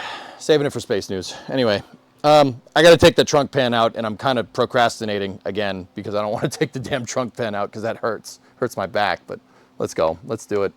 Let me get the wide shot here. And yeah, I think I figured out that thing is, it tucks up underneath. I'll show you once I get this Discovery, go at throttle up. freaking... This thing is heavy, dude. It's heavy. Watch the camera. Okay. Oh no, the cuttlefish and the asparagus. Oh no, the cuttlefish is gonna come out of the trunk. Oh, okay. Frick, that thing's beefy. Whew.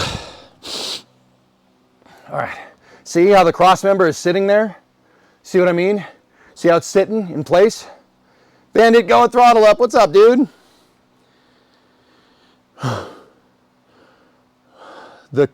Shut up, Nova. Not you too. Don't. Frick. Apparently we have time traveled. Yes. I got to find those pictures. I just want to be absolutely sure.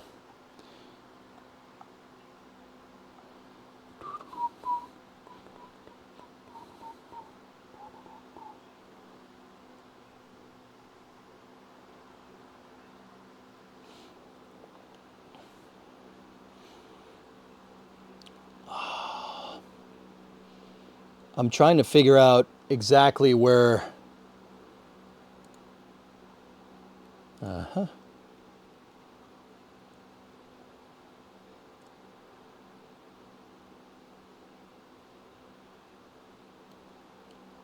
There's other... Oh, man, I lost it. Oh, God, not the download history. I don't care.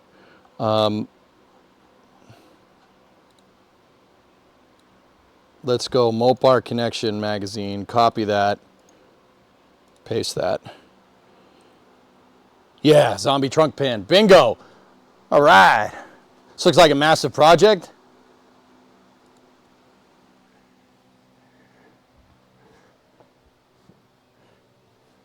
Yeah, you're not wrong, dude.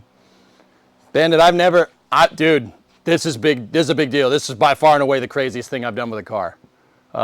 I don't know if you can tell. I don't know if you can tell, buddy. There's we got a little bit of weight reduction going on in this area right here. I took the whole back of the car off because that's what needed to be done, dude. It looked like the damn Titanic back here. It was bad. It was not good. It was not great, man. It was not great. So I'm putting my damn garage to use. But yeah, look, see? Check it out, man. Pretty cool, right? I mean, it's pretty crazy, but hey, it's fine. It's fine. There's no back.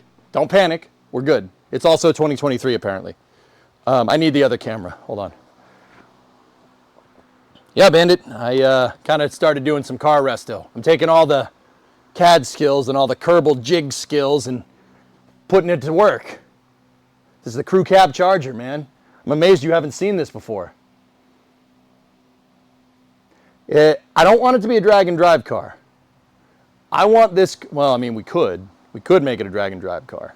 Also, there is a thing that I did off stream. I cleaned the windows and jams in the doors in here because for some reason that piece of glass on the back door was out of its track. So I took the whole damn door apart. Not off the car, but I took the whole door apart and cleaned it. See how clean it is? Look at it. Doesn't that look nice?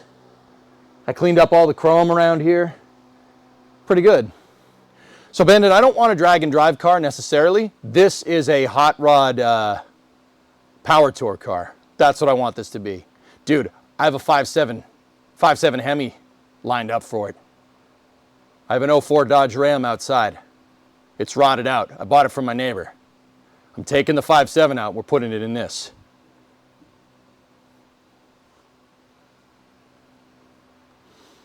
Lipstick on a pig. Not when I'm done with it, bruh. Anyway, so Bandit, like everybody else, my accumulated knowledge about cars is way more, like anybody, like all of us here on the internet, dude. Our accumulated knowledge about cars we get from like Vice Grip, we get from Cleater, we get from, you know, DeBoss, you get from Zip Ties. I wouldn't call that logic. That's something. You get something from Zip Ties and Bias Plies. But there's a lot of good automotive expertise out there. There's a lot of great influences. I watch all that. That's my favorite thing. And now we're putting it to the test. I'm going to see. I'm going to see if the skills accumulated we're going to transfer that to this. Now, once again, we don't need to worry about screwing anything up, right? Because it's a four-door car. Nobody cares about Chrysler four-doors, Bandit. No, everybody hates these cars. They want two doors, which is fine. But the underpinnings between a two-door and a four-door, like the trunk pan, is exactly the same. Same car. It's just the doors are different. So we can get all the parts to fix this. And if I screw it up, no one's going to care. And then when we're done, we have a really, really nice cruiser. Ever watch Matt's Off-Road? Of course. Yeah. Dude, I watch all of them, Can't See Me. In fact, yeah, I spent a lot of this weekend catching up. Derek had a 2-hour video from Vice Grip. Cleater had the last day of the month of freedom, which is pretty sick. DeBoss had a new thing about his Hemi-powered Jeep. He bought a Wagoneer. He's going to put a Hemi in it, just like I'm putting a Hemi in this. Who else was out there? Tony Angelo. Stay tuned. Dude, check that YouTube channel out, bros. He put a V12 Aston Martin engine in a Mustang. It's cool. It's really cool. I have no idea how that melon farmer got an Aston Martin engine, but he did. And it sounds righteous. He 3D printed the intakes and stuff out of ABS so they fit inside of the smaller Mustang. Dude, that is a project is chef's kiss, dude. I love Tony. Tony's my guy, dude. I'd love to meet that dude in real life. My father-in-law met him at Hot Rod Drag Week last year. Joe, my father-in-law met him, and you know what he said? He goes, "Hey, do you remember the F2 Shitty?" He's like, "Oh yeah, that truck. Yeah, they beat the crap out of that thing." He goes, "Oh, my son-in-law has it." He's like, "Whoa, no way!" I'm like, "Oh shit." I got digs in there. Yeah, I watch Junkyard Digs. I watch Pole Barn. Dude, I watch all of it. There's so much. Dude, there's enough accumulated skill there to learn how to do this. Then you just got to go do it, which is what I'm doing now. But I need more accumulated knowledge here. So I'm looking at Mopar Connection here. This is Project Zombie. See the cross member? This is exactly what we need to do right here. They're dealing with the exact same problem that I'm dealing with. Nice. Meaning there's no car. Their frame rails look a little bit better than mine. But see the tabs? See the tabs that go over? We gotta get all that. It looks like the tabs are in a cross member. There's the bumper brackets. Yep, we gotta put those. We bought new bumper brackets. We gotta put those on.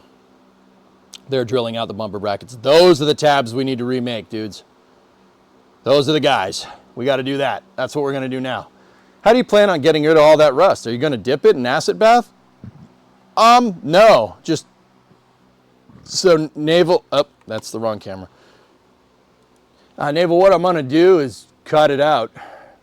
Cut it out with a grinding wheel and replace the metal. That's it, dude. That's what you gotta do.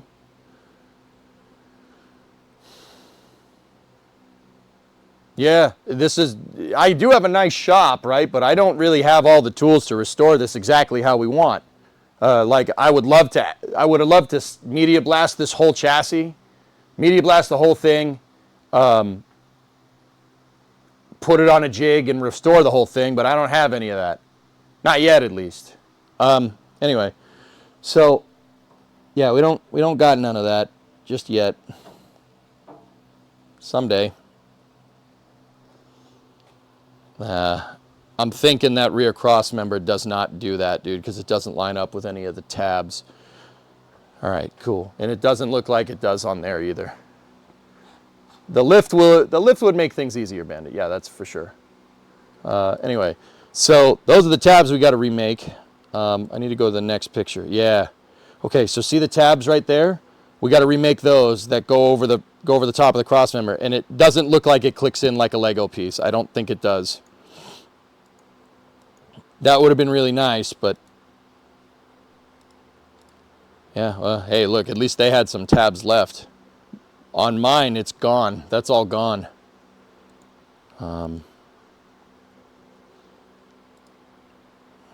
Yep.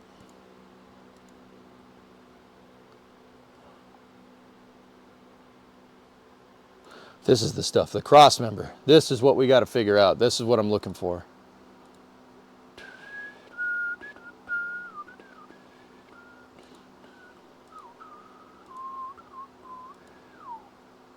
Yeah, and then once we get the cross member on, we got to put the bumper brackets back in.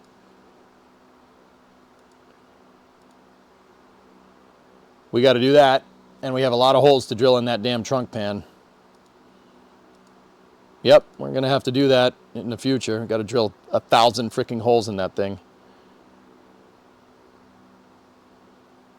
Yeah, got to pick up on some of those measurements there. It looks like they plated the back end too.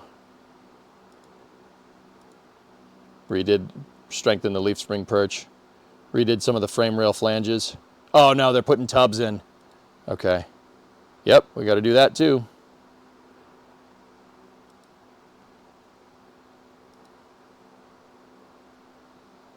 Frick, we got a lot of work to do. All right, I got to shut up. We got to get this done.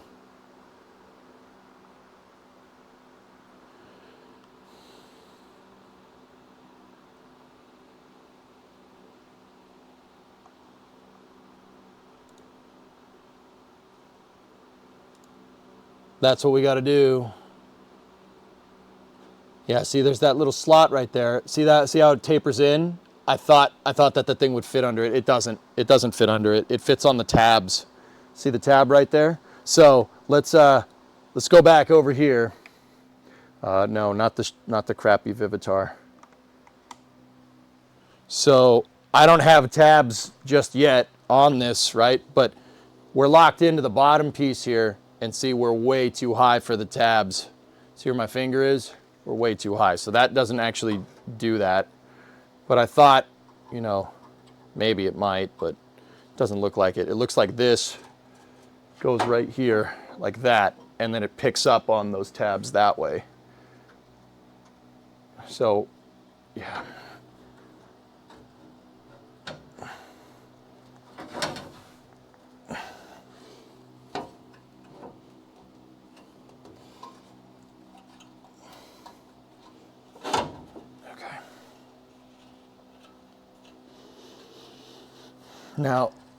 Now that we're lined up, though, let me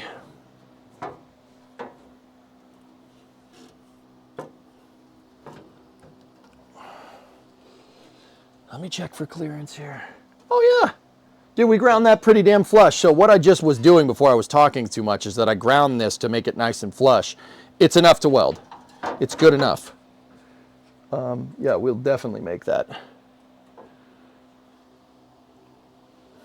Now we need a tab here, we need a tab there, we need a tab there, and we need tabs going this way and this way.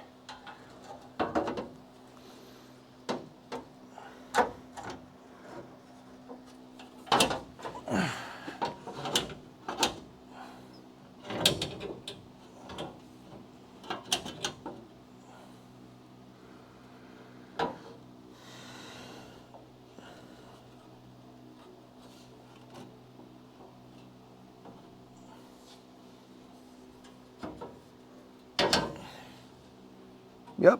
Okay.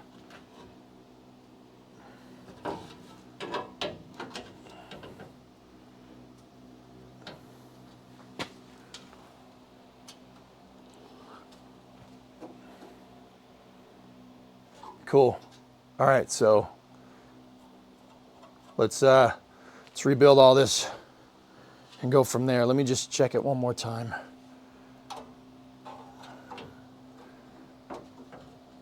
I'm like scared. I'm not gonna lie to you. I'm scared of not getting this right. This has to be correct. Can't not be right.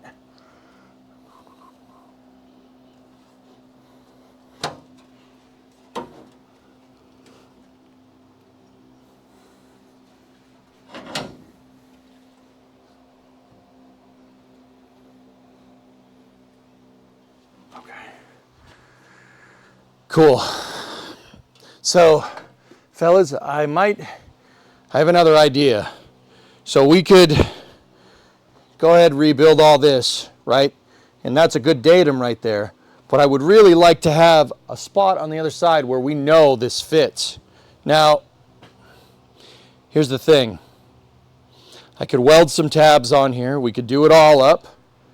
But if we don't get it exactly right, maybe we're too far to the left, too far to the right. Some of these need to have holes in them that are indexed on the cross member, meaning that the cross member has some depth to it. So it has something like this. See that? We have to make sure that the tab goes around that, around this piece, this beveled piece. See that? So we got to make sure that we get those right. But now what I was thinking might be a good idea at this point in time is to go over here. It'd be nice to get a datum over here. Obviously, there should be a tab right here. That's long gone. So I don't know. You guys tell me. Getting the tabs and everything over there on that rail should be good. Like we could do it. But it might be good to get a datum on this side. Now, obviously, we're not getting it off of a bracket, right? Because that's long gone. But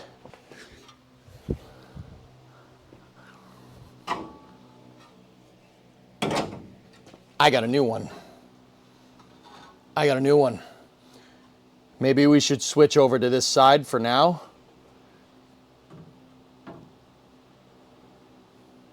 Get this new leaf spring perch in, repair the frame over on this side, and if we do it, now we have a datum on the other side to line up, right? Because how this would have been done is frame rails would have gone down first, then the rear leaves, and then the cross member, and then the bumper brackets, and then the fascia on top of that, right? So maybe we should do this first, because then we have reference points on both sides, right? We'll have reference points, no, not the Vivitar. We get reference points on both sides, then we know. And this thing, there's only one way that this thing can attach to the frame rail. And as long as we check and measure and we make sure this goes in the right spot, then we're good.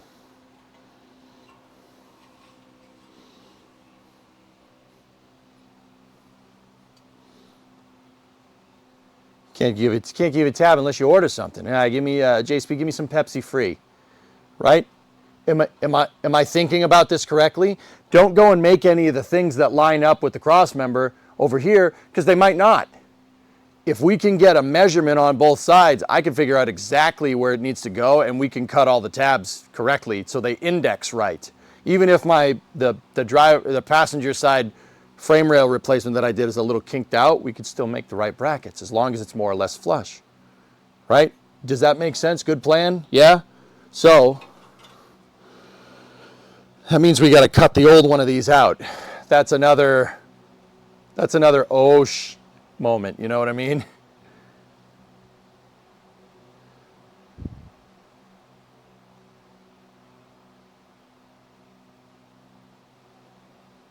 Is that a good plan? I'm actually asking. I think that's right. I'd prefer to have more points of measurement than not.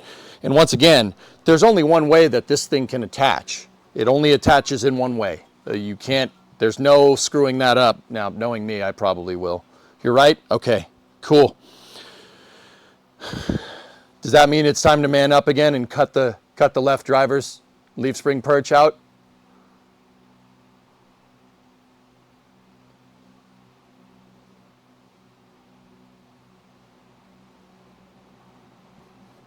Okay. Okay. Oh, it's time to man up. Time to man up. Dudes, I mean, to be fair, we're already past the point of no return, but this always freaks me out a little bit, dude. You know, I'm like, time to nut up or shut up. Done. Let's go. We got to cut that sucker out. Just give it a little cutty. Cut-a-roo. Happy Gilmore 2, dude. Trailer came out today. It looks amazing. I'm not going to lie. It looks amazing. I want to watch it. Just give me something without sugar. Without sugar. Do you have a locator for where that goes or just measurements? So XJ, what I was thinking is I could spray paint. We could paint basically where it should wind up. Like we could paint a marker here and on the bottom of this, because once again, take a look. So this has tabs all over it. So how this thing went in, right? We have a flange up here, right? See that? You got a flange right there, a flange there, right? And that kind of butts up against the frame rail, right? It butts up where these two reinforcement things are in the frame rail channel. I mean, we also got to repair this part of the frame rail. That's going to suck, but it's okay. And that's what I mean about there's really only one place that this thing can live. If I make the marks right there and right there, fortunately we have some good metal right here. We make the marks for that. The bottom of the frame rail is good. We got to clean the bottom of the rail, right? And I have to drill the spot weld for this upside down, which is going to suck complete donkey nuts. Yeah, that's not going to be fun at all. We should be able to relocate it pretty damn fast, man. Aren't you rebuilding all of that? I'm rebuilding the inner rail. This part is getting rebuilt. This part is getting cut off and replaced with that.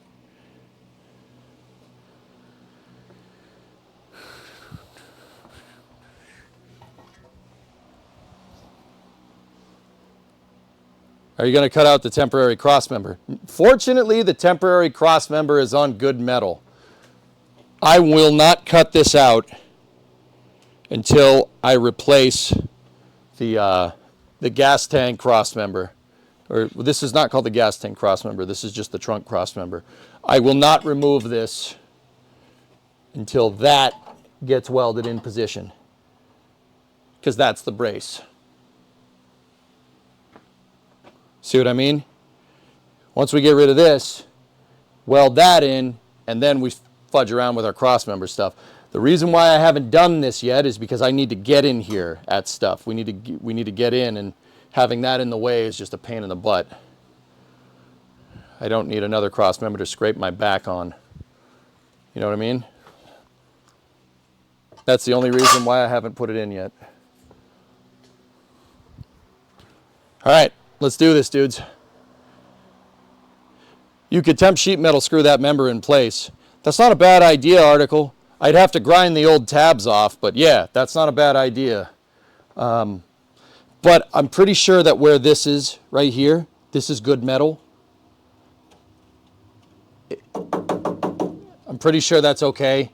We're going to need to section off basically back here. Anyway, I mean, this needs... Got a lot of frame rail that needs to be redone here. It's okay though, we'll get it. This is, once again guys, I'll reiterate this is the hard part. This is the really difficult part because I don't have anything to build off of. I'm trying to do this in a way that's going to get us a datum so we can get at this correctly. All right. So what I'm going to do with the cutoff wheel, I'm going to zip it right here, and then we're going to zip this right there. So part of these brackets will still be made up here. Then we spray paint them, and then when we get them off, we'll know exactly where they need to go. I mean, it's going to be a lot of getting at this from the other side, but I think that's the right move. I think that's where we should go with this. So let's do it. Tricky, for sure.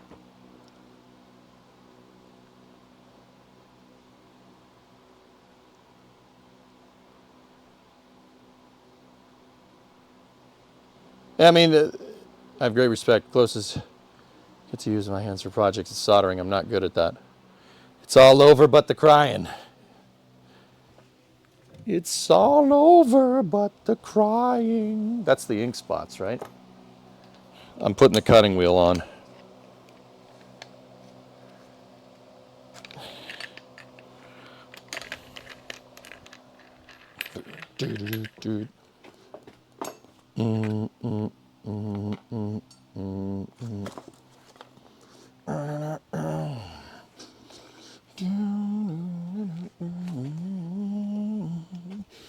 It's all right, Jimmy will keep us company.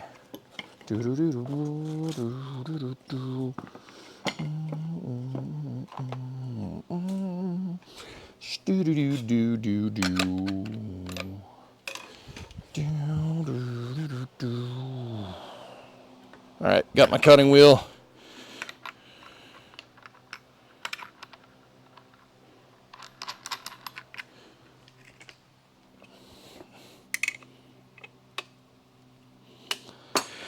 Okay, let's go. So I got to plan how I'm going to do this. Can't really get at this from a good spot, so.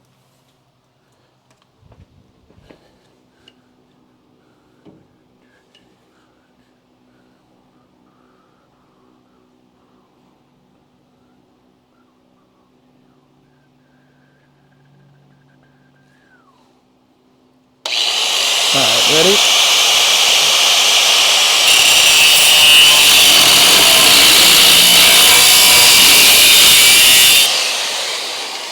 We have made our first incision.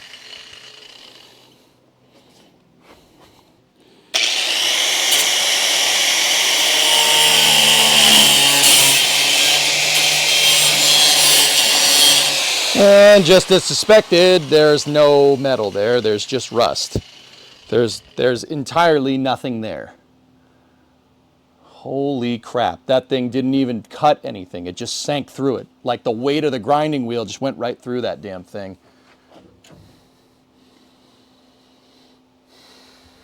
That was, yeah, there's no structure there. Yeah, this is all gonna need to be replaced.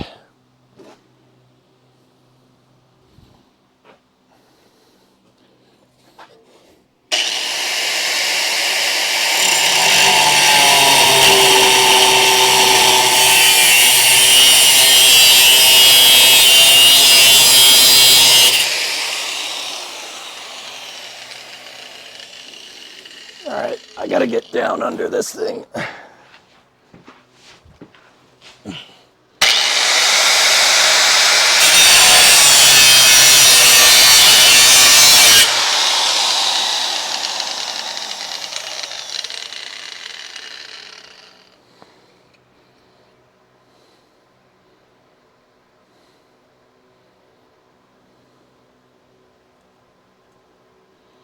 There is not much holding this thing in. I'm just having trouble getting at it with the grinding wheel.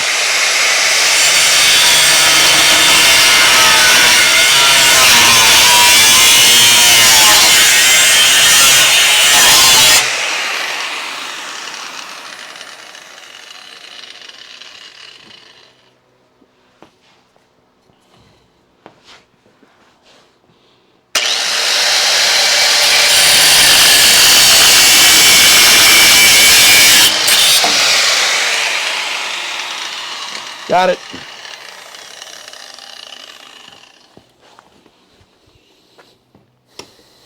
All right.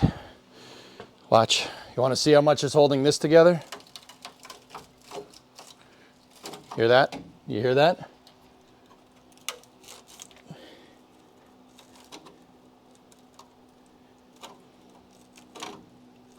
There was no structure back here. The front was the only thing holding this.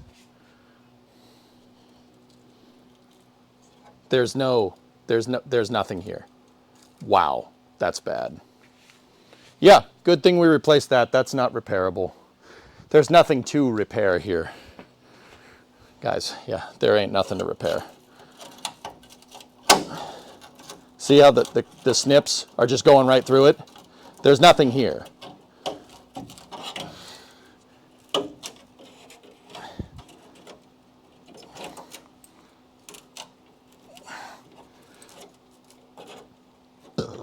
Oh, jeez.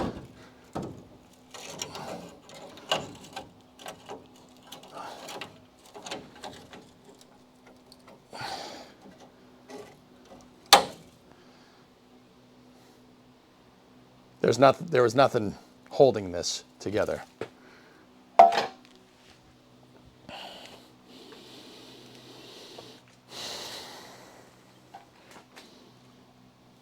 But you see, I left some of the bracket there. I didn't snip the entire bracket off. I just cut it, and the original brackets are there, and we can use those as a reference point now. You can use them as a reference point to figure out where we need to place the new one. Because, oh my goodness, that's bad. Here, let me get some light on it. You'll see what I'm talking about. Where's one of my spotlights?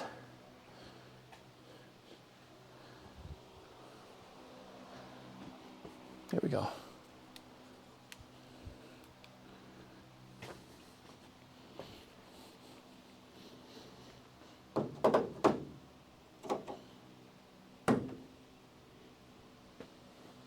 See?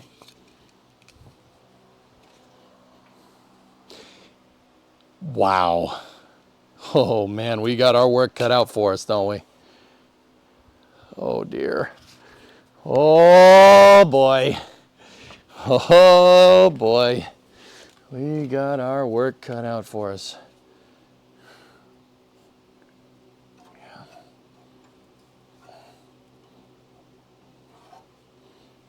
From basically here back, that flange is toast. We got a hole there. Oh wow. Okay.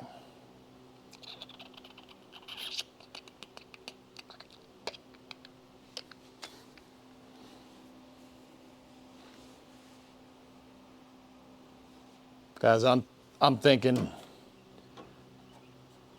All right, let me get my hammer out. Hold on.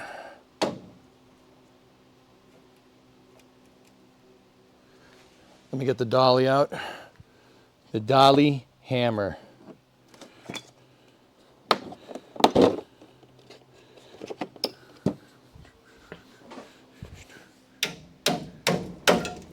Yep.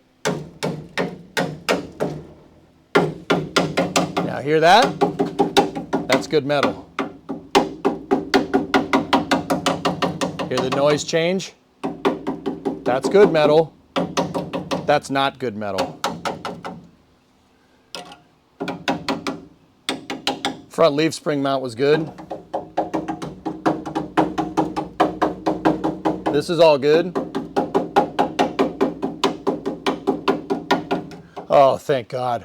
This part of the frame rail is okay. I don't know how, once again.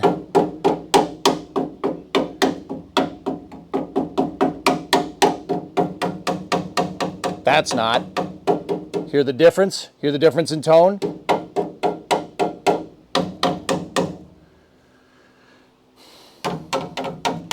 This is all shot. So we gotta like go here and then, we gotta plate it pretty much back to here. This is all toast. Like, look, watch, ready? See that? You can do that. It's bad. That's no good.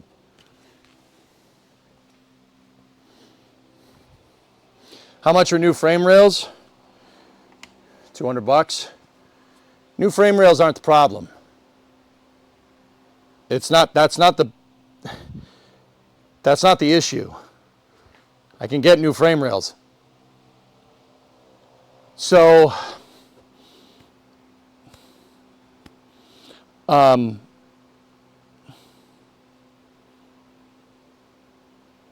way to tell how much metal is actually left was with your magnet. Move it around and feel the difference. The frame rails, guys, are the root part. If you're here from the Kerbal days, that's the root part of the car. So taking out the frame rail is rerouting the car. That's like building a new foundation for a house with the house built already. You want to build, so you got to raise the entire thing up, build a new foundation under it, put it back down. That's really hard to do. That is beyond my skill level right now. And that's not like, oh, let's challenge ourselves. No, I will fail at that. Yeah. Yeah.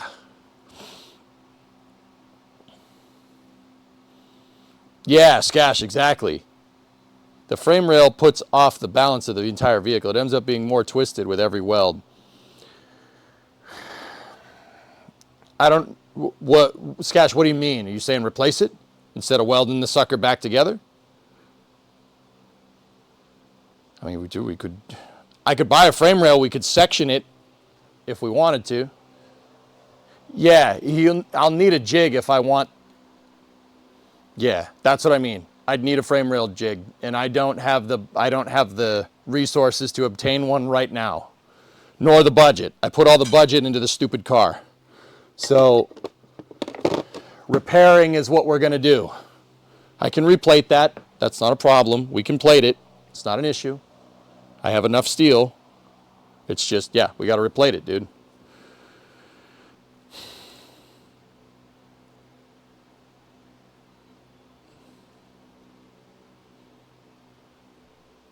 Yeah, can't see me. Yep. Yeah. Yeah. Next time we do this with another car, I'll build the frame jig first.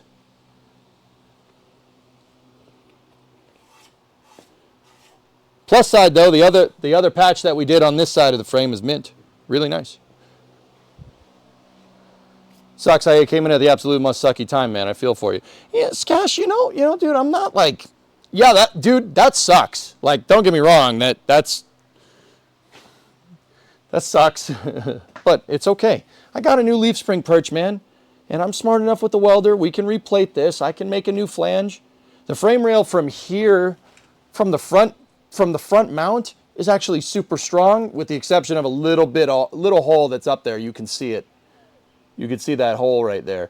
That's no problem. But this thing is still strong. Believe it or not, despite it being Titanic, it's still strong.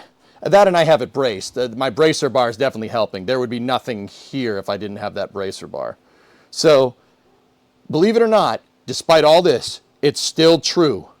This thing is still strong. It still has structure in it. I don't know how exactly, but it does. So if we replate this, I put a couple backing plates in, we plug weld the backing plates, new plate right here, get us something nice for the leaf spring to hook up to, and then we section off the back of this bitch, right? Excuse my language. We section off the back of this thing. I do what I did on the other side, make a new extension. Yeah, no problem. I really don't think, like, that's a lot of work, but that is doable within the confines of what we have. Oh, Bree's here. Don't put me on camera. Okay, this camera is on. You are not on camera right now. The box is your limit. Okay, Don't go cool. past the box. Okay. Dinner's almost ready. Okay. I heated up the pork from Friday, and then I made cilantro lime rice with our fresh cilantro, and then you could put a little cheesy on top. We didn't have any black beans, I looked. Pork and rice. You know beans? No beans. This place is a prison. I know, I looked. But that's all. I just wanted to tell you, because I'm really proud of myself, because I put effort into thinking about how we could used the food that we had from Friday, Oh yeah. which I was really proud of myself for because I didn't let the pot roast go to waste. Or the pork roast. So, that's all. Here, I'm turning the camera over here. I want to show Bree something. You guys look at the back of my shop. The camera's not on you. So I check this out. Boy's getting kind of good at this. There was a crappy piece of metal here. I cut it out and replaced it and resectioned it. Ooh. Pretty cool, right? Very nice. Yeah, now we gotta fix that. That's what I'm doing now. Well, that's all the experience you gain from this. You're gonna. There you go. That's it. But Bree's on the high camera? Yeah, but you can't see much from there. Oh, good. No, I didn't want them to see my outfit. Jesus. They can't tell what you're wearing Are from you there. kidding me? Camera's coming back. You might as well run. You gotta run. Whatever. You gotta run. Bye. Thank you for dinner. They said PJs are fine. I don't care. No. She says, I don't care. No, chat. Sorry, she's right.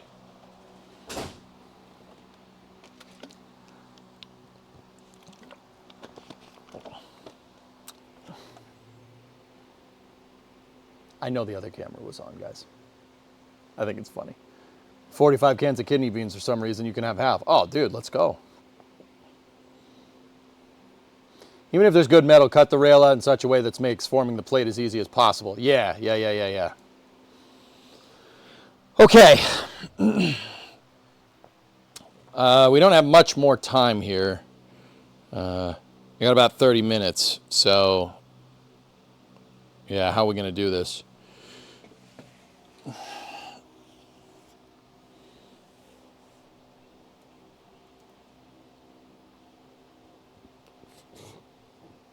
Oh, I need to take progress pictures on my phone. Hold on.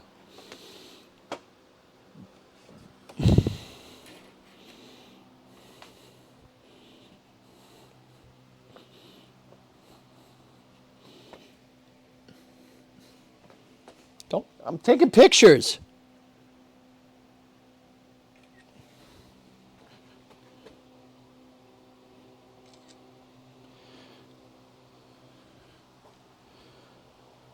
I don't know about you guys. I don't like working with my phone or keys or anything in my pockets because then if you're underneath the car or something, you roll over. Wait up, guys. I fell on my keys. Ow. Ow. Ow. Ow. Ow. Post them in the thread. Oh, dude, I have plenty of pictures in there if you want to see. Yeah, I mean, I take pictures every stream. Yeah, I'll post them in there. That's a good idea. Okay, so next step. I got to get a wire wheel. We got to get the wire wheel out, or as Derek would say, the cheek poker. We got to get that out, and we got to grind down where the brackets for the leaf spring mount are. And what I'm going to do, dudes, I'm going to grind it all down, not with the grinder, not with the flap disc, but with a wire wheel. The wire wheel will take crap off of the metal and clean the metal, but it won't take any metal away. It'll just etch it, right? Sucky part is that I got to do this upside down because I can't get at the bottom of the car because the car's right side up.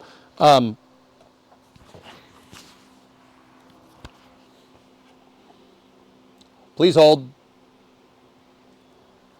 I need gopher chucks.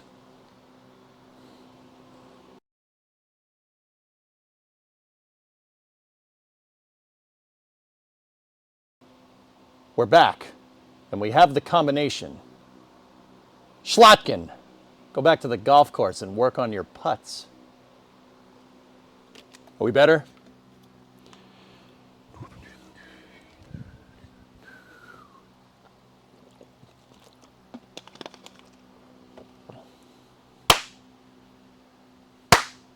Come, Gretchen. I hope you know I'll be billing you for this.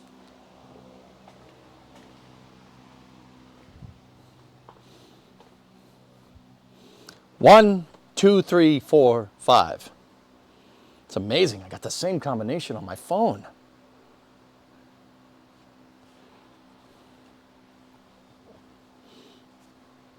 All right, so what I'm going to do, we're going to hit the bottom of this with the wire wheel, and before we get the brackets off, I'm going to spray paint the damn thing. And that's probably a good place to stop because we'll get at it with the wire wheel. We clean it up, right?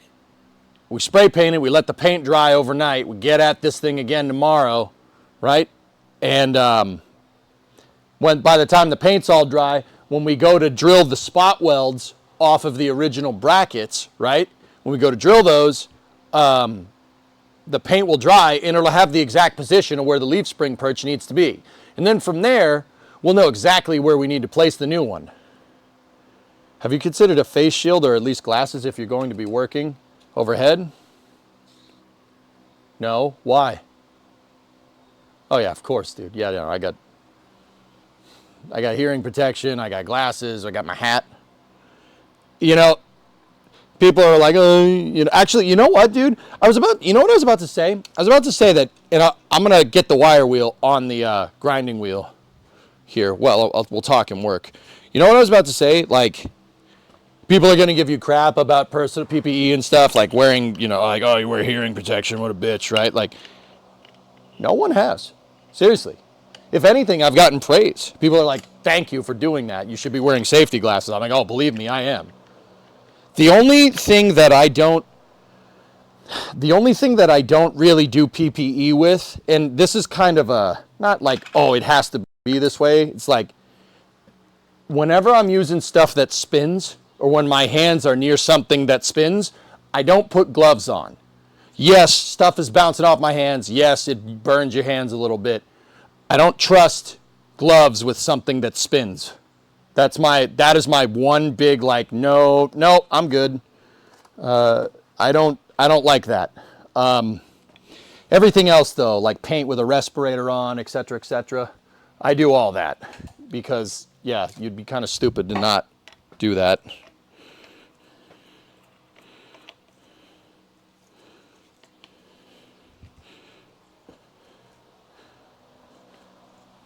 Like, that'd be really dumb to not do.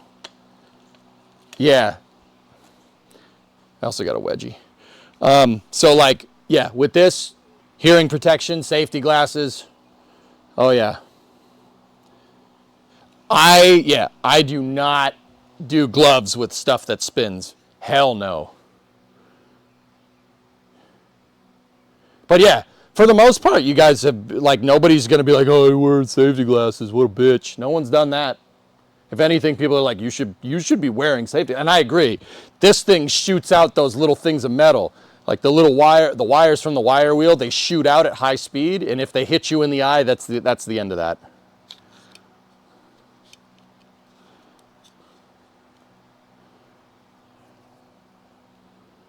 Yeah, I've had these things shoot out and get stuck in my leg. Like a bullet, like, pew, like it's stuck. And I'm like, oh, what the heck? Yeah. They go up your nose. Yeah, they go everywhere. But yeah, that's my one, like, no PPE thing. If I'm using a drill press, bench grinder, angle grinder, I don't use gloves. No. And that's, once again, like, if you're doing this right and you have a glove on, you don't know how close you are to this thing. And if this thing catches the glove, your hand's going with it. I don't frick with that, dude. No way. I'm too much of a bitch to do that. No. Not about that life. All right, I got to move you guys just a smidge so I can get in here. I'm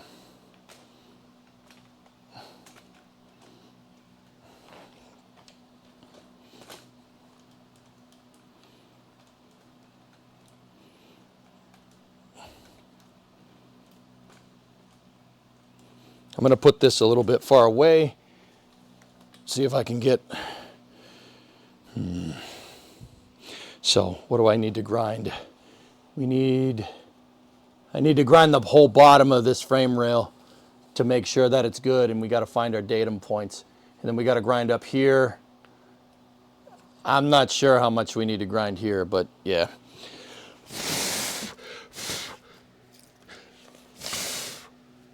All right, let's go. All right, so what I'm going to do with the wheel, we're going to get the underside.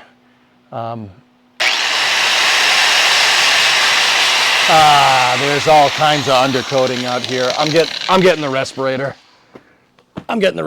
There's all kinds of crap under there.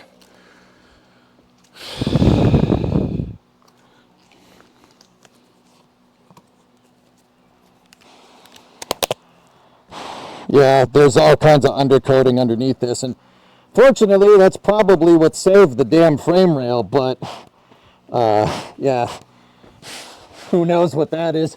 It's probably asbestos, you know?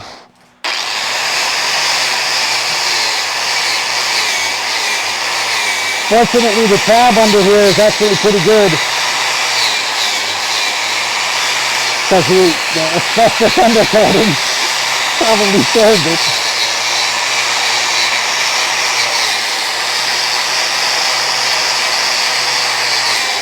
There's actually not much rust on the bottom of this, which is pretty good. That's pretty good, man. Oh, one went into my thigh. Oh, it did it again. What the hell? Oh, that sucked. That hurt. Damn it. Oh, my hat. Oh, my hat.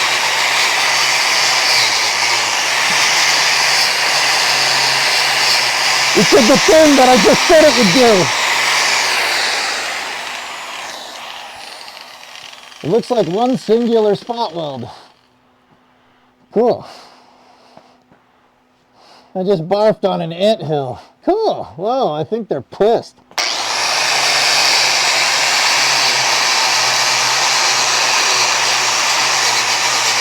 Dude, somehow the bottom of this frame rail is actually okay.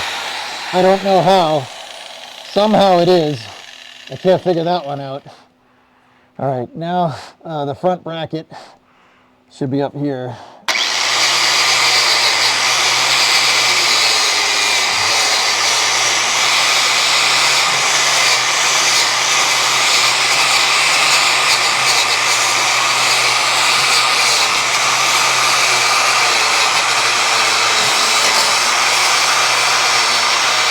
This sucks. I hate doing this upside down.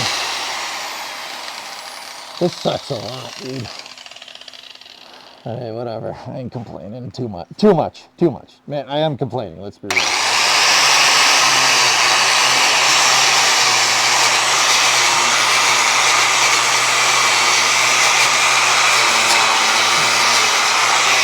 I can't believe that, dude. The bottom of this frame rail is not bad. It's actually okay, which is weird.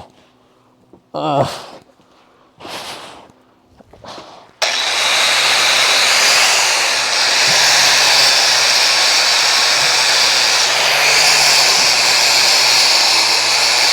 show you guys in a second.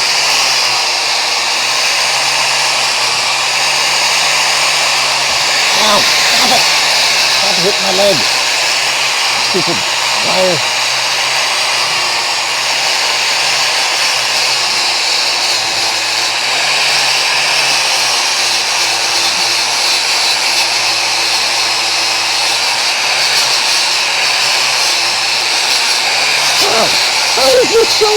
How is this going fast? What the actual hell? Dude, it's nice. It's good. Okay, whatever.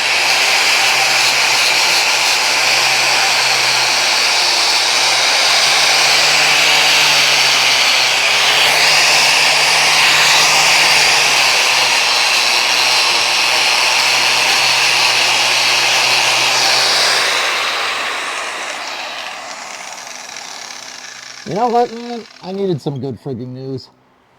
That's pretty good, dude.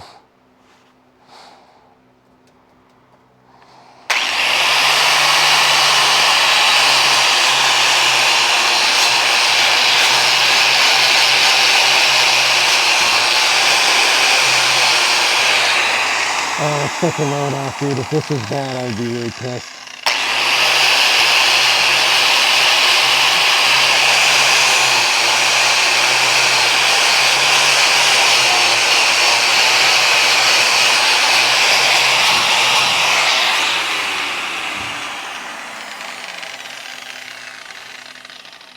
A little bit of pitting right there, but that's just pitting. It's not through at all. Cool. Oh yeah, dude, not bad. Okay. All right. Huge W. I'll show you guys here in a moment. Yeah, this is a weird angle, huh? That's all right, whatever.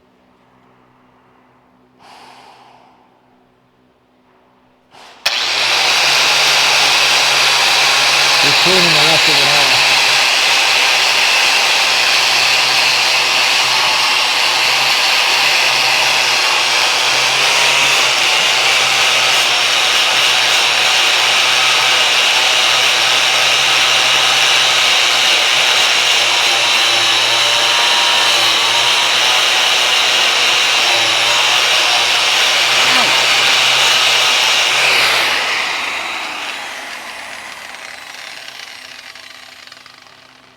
Wow. Okay. I'm kind of waiting to see what's over here, but I don't know how I'm going to get at that without you guys being able to see it. Because the bracket goes up and it goes over.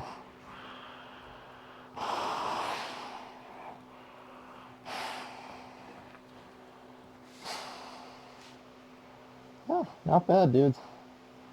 Dude, if the bottom is okay and it looks to be pretty damn strong, I don't know how.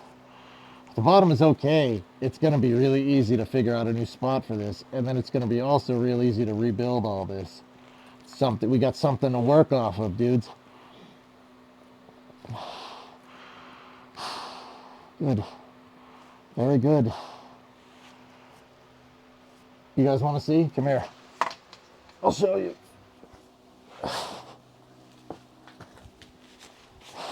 Here, take a look.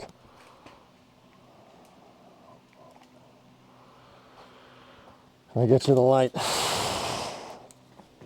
Look at that. You believe that? Unreal. How? How is it intact? The rest of this thing is Titanic to all hell. See, that's what I'm saying, man. You think I was just making conversation? Look at it. It's okay. This is all solid. Hell yeah. That's really, really good. That's really good news for us, dude. Yeah, look. You can even see the original spots. Score. Hell yeah. Dude, she's mint. That's mint. All right, we got to hit this with Steel It. So, I mean, I kind of want to get on the sides. But yeah, that's, dude, really, really, really good news for us. Oh, man. Oh, that's a load off, dude. That would have sucked having to replace that. Not bad. Oh, that's really good. That's, dude, that's really good. We're running short on time. I'm gonna grind on the side of the frame rail, and I'm gonna see what we need to get at there. Are you gonna dip it eventually? No, Marty, probably not, dude. I'm gonna weld this thing up, and then we're gonna prime it, paint it, undercoat the snot out of this thing, and go from there. This is very much kind of a cool, you know, despite my nice shop, I don't really have the tools in the shop to do it really right. But we could get it close. I'm gonna do it. We're doing it with what we have here. You know, the big thing is that we got that right there, the welder. That's the big one. So yeah, let me grind off the rest of the sides of this, and here I'll use what's left on the battery, on the good light, so you guys will be able to see it, dude. Oh, that's such a W, man. You have no idea. That is such a W that the bottom is good. Okay, I don't know how I'm going to get at the side of this thing. I might have to come in over here. Okay.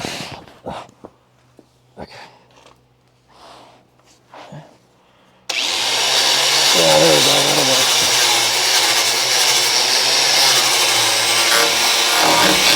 Yeah, see all the smoke? That's why I have the respirator on.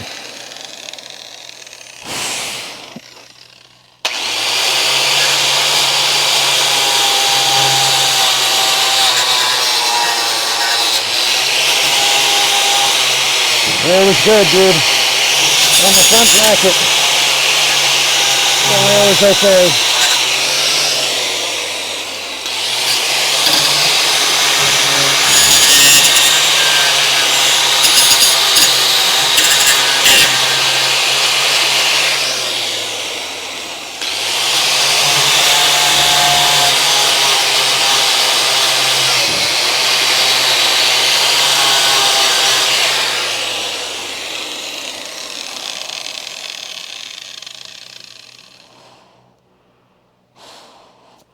Yeah, it's expanded a little bit over here, dudes. You can't really see it. It's expanded just a smidge, but it ain't bad.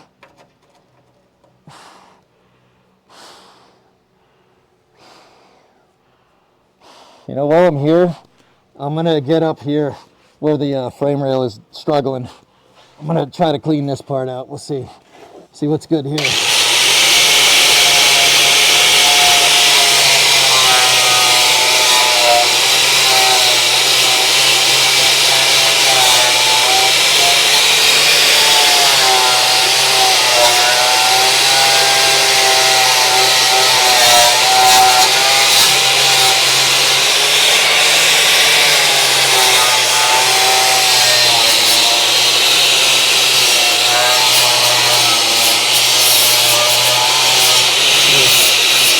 That's right.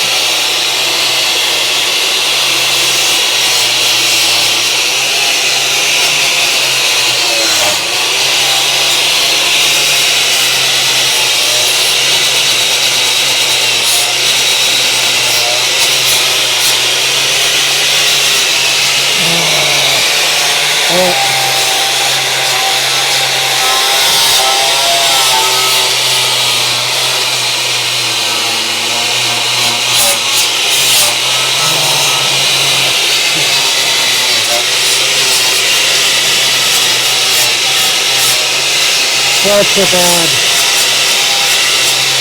Anytime you see sparks with a wire wheel, that's right. Yeah, this is pretty bad up here. Somehow she's still holding structure, but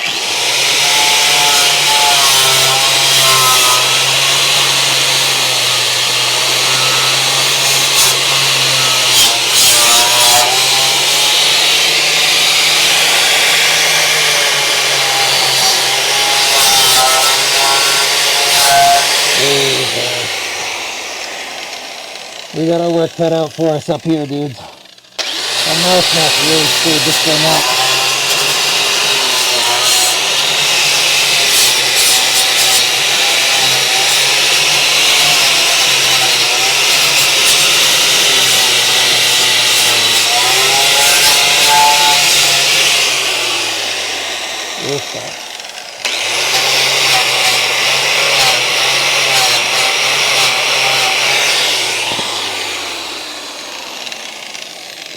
Yeah, there's a lot of holes. There's a lot of holes. That's okay. Yeah, I mean, it's not anything that we would have had to cut out anyway. Okay, let's go up to this one up here.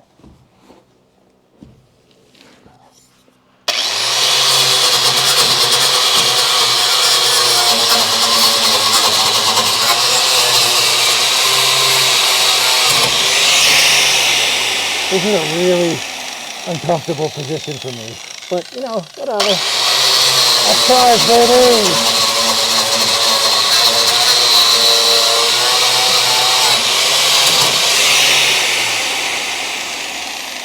Just has the hammering confirmed. This is good metal. That's bad metal. We don't need to redo all the frame rail here. It's just this part. That's good. That's real good. The frame rail is struggling up there though, dudes. It's not great.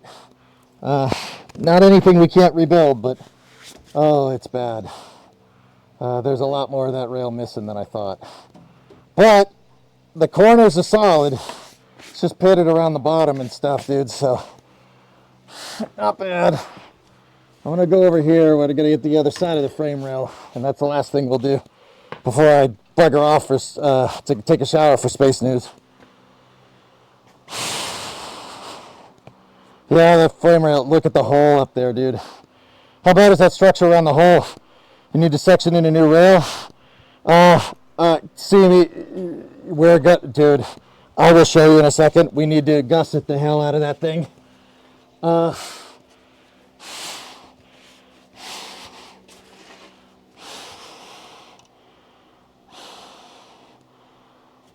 walls are okay. It's just the bottom. So it's the bottom U of the frame rail needs to be redone.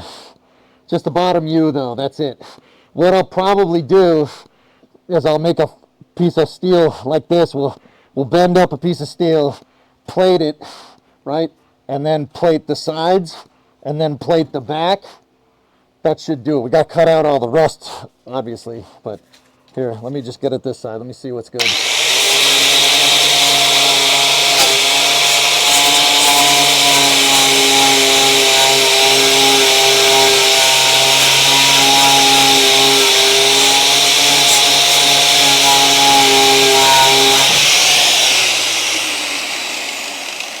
Yeah. Now, good news. The good news is it's not rusted up to the shock tower mount. We have solid metal, about a 1/2 inch between the shock tower mount and the biggest and the rust. That's the good news. Yeah, that's really good news, actually, because redoing the flange where the shock tower mount attaches would really suck. But it's okay.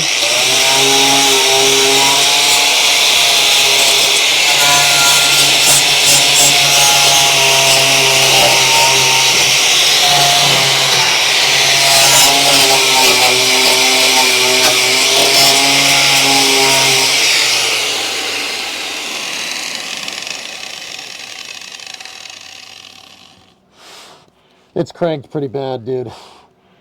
Yeah. Well, once again, it's just the bottom U. The bottom U is done, but the walls and everything are fine. So we can make that. We can make that. That's doable.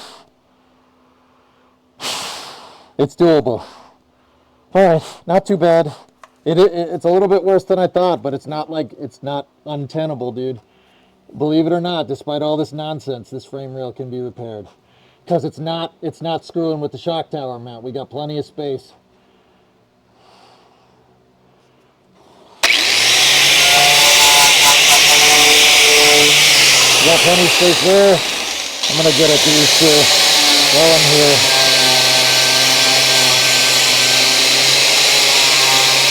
These are the spot welds for the tank cross member.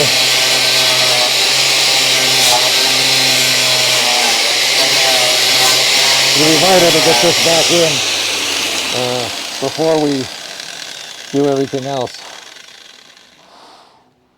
All right, let me check the tabs here. The frame rail flanges. That's all good. That's good metal.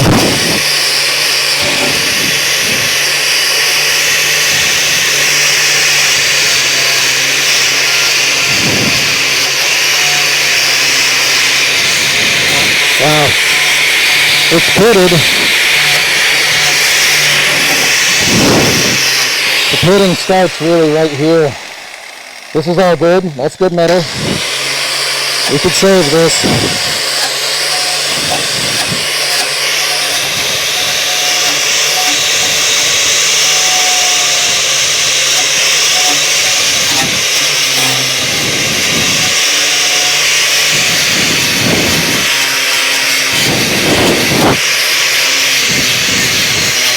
There's the spot weld for the forward leaf spring mount.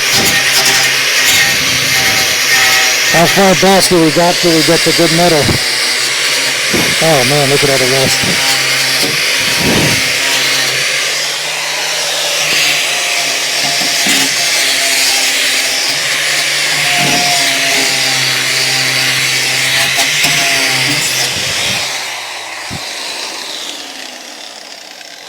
These frame rail flanges are all good. It's good till about here, and then it's toast from there back.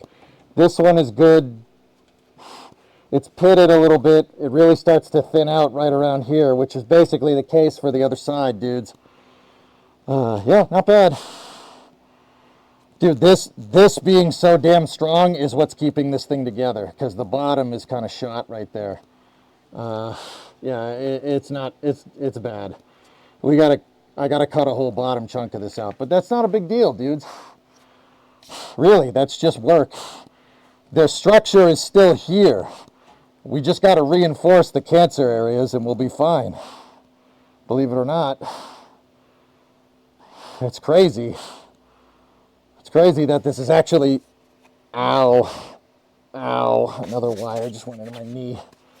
It's crazy that this thing is actually as good as it is, considering the rest.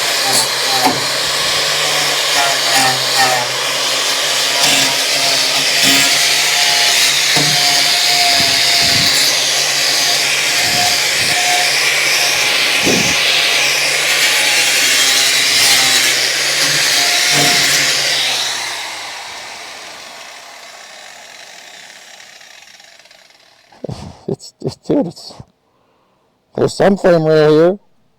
There's still some. It's not a lot, but it's here. Okay.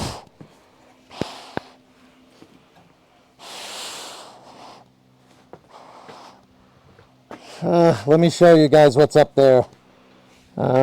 Here.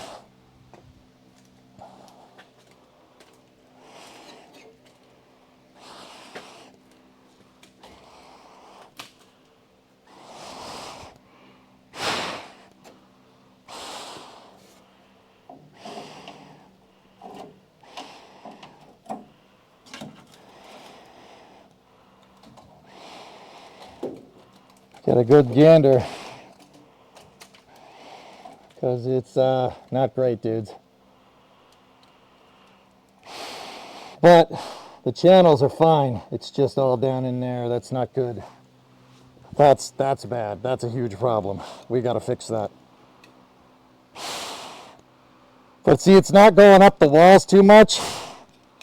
If the sides are solid, then 1/8-inch bent steel should be fine enough. You need that lateral stability restored. Yeah, exactly. Exactly. I didn't know the Swiss made you frame rails. Shut up. Shut up, man. Just shut up. Just shut up. Just shut up.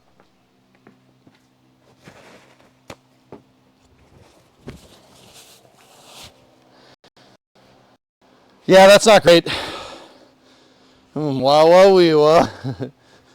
But the bottom of that rail being okay is good. Here, what the hell is that? That's leftover schmutz. You guys are a little dusty. Yeah, okay. The rest of the rail's all right. See, that's good metal. This is fine. This part is okay. Yeah, not bad. Like I said, the U part of this is screwed. So like the very bottom of the rail. What I'll do is we can use the other rail as a way to measure this and get all those bends right and everything. So as long as we have some reference, we should be good. Frame rail seems to be pretty uniform there. It's basically the same shape that goes around, right? And it looks like it might widen out a little bit, but that's okay. All right, now let's go check it out down here. Oh, you guys are stuck. Check it out. The frame rail flange on this side is pretty much good till about right. It's pretty much good till about like right here, that's pretty much par for the course. That's how it was on the other side. This side is shot, like completely shot, like that's toast. There is no point in trying to save anything here. But we do have good metal up until the rear leaf spring weld position. We have good metal, which is fine because this is all shot. This is all going to have to be redone. And I did scrape out the bottom of this, guys. Believe it or not, the bottom of that is fine. You guys saw it. It's okay. I don't know how, but it's all right.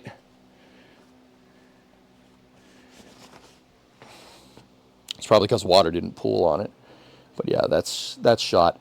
If this was a professional shop, we'd replace this frame rail. There's no point in trying to repair this if we can just get another one, if we have the tools to just get another one and apply it and put it in correctly, but we don't have that. So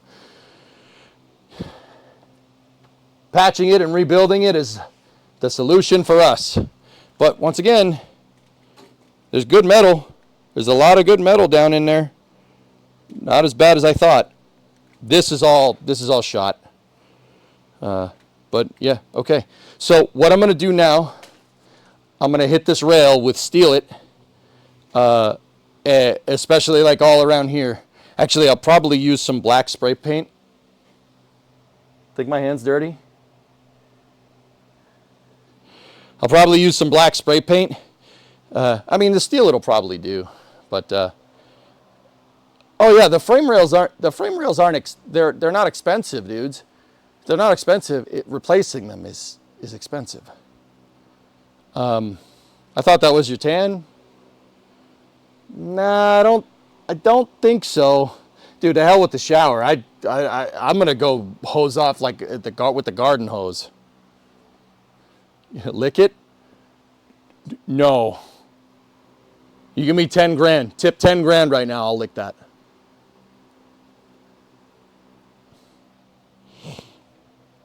Because 10 grand I can buy the frame rail jig for this, dude.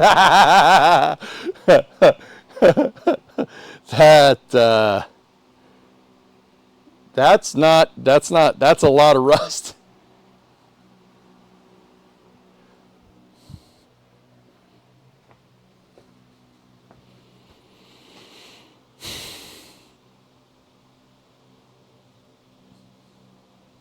There's a lot more good metal in this thing than I thought. Well, that's not entirely true. I knew there was decent metal there because the undercoating was protecting it. It's not in as bad a condition. Some of that metal isn't even pitted, which is crazy to me.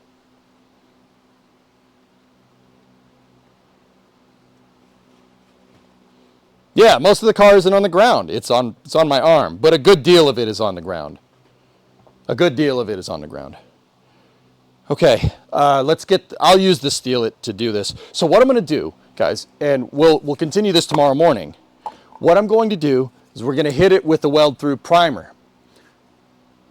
That way, it'll dry, right? And then when we go to take the rest of the bracket off to fit the new one, the parts that aren't painted is the alignment. That's where it goes. Easy peasy, right? You don't need to, like, believe me, it doesn't need to be a clean room environment, right? Doesn't need to be a clean room. You don't need to like laser level everything. I mean, I would like to, that would be super cool, but you don't need to laser level everything. You can get away with it with tricks like this. I'd wear a respirator if you use a shop vac on it. God Ninja, I think that sentence ends with I'd wear a respirator, period, full stop, dude. Like, there is a lot of crap on the ground, man. So I'm going to hit all this with steel and all the stuff that we did clean off. Yeah, we'll... I'd wear a respirator for this part. I don't know about you guys. And I will spray paint the areas where... Hey, get back here. Hey, try not to paint any frame rails on the way through the parking lot. Hey, get back here. Just hold your breath. Oh, I like the respirator. Especially since I shaved my beard. The respirator doesn't work very well if you have a full beard. Just saying. Never have that thing on in front of me, chat. How do I know you're not making faces at me under that thing? Chat, you were merely adopted into the rust. I was born into it. Molded by it. We also need another wire wheel. I'm going to pick one of those up later. That wire wheel has been around. All right, so let's paint up these brackets so we can remove them correctly later. And let's get going. So the first thing I'll do is hit the top of the rail with Steel It.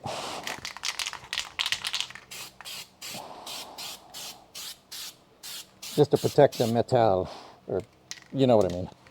I don't like having the bare metal up too much.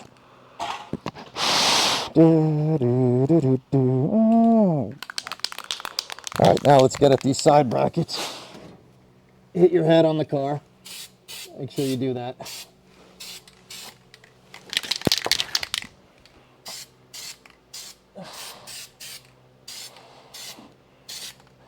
Okay, that's good.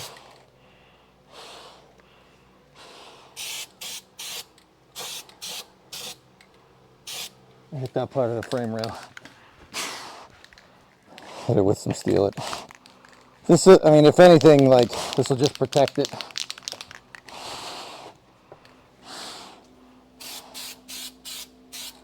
There we go. We're good. All right, so in tomorrow's episode of the Crew Cab Charger, we got to get these brackets off. The paint will give us a good datum for where we need to paint, or where this bracket needs to go.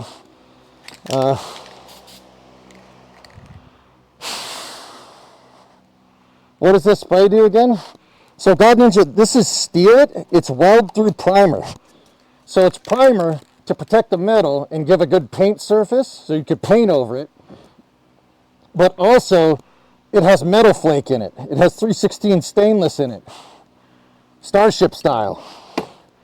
Actually, Starship is 304X, but whatever.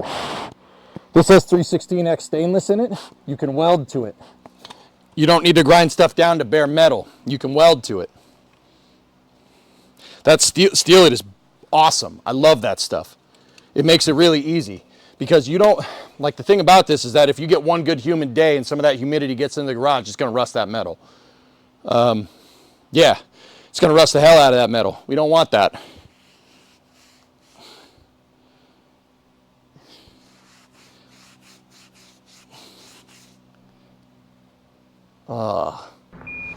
Listen, Tranquility Base here. The Eagle has landed. 10K you say? 10K you say?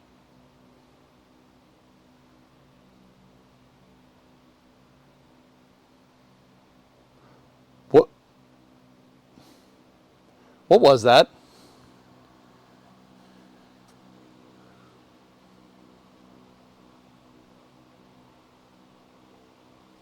What?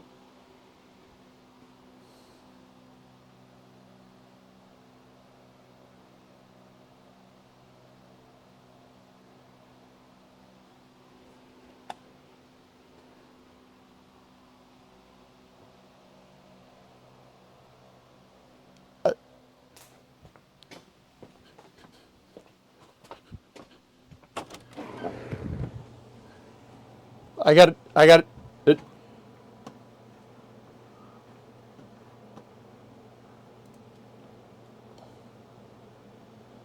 How much money was that? I didn't see.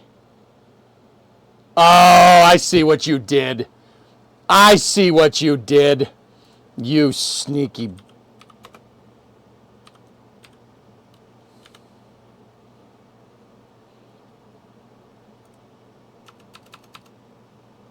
You tipped $30.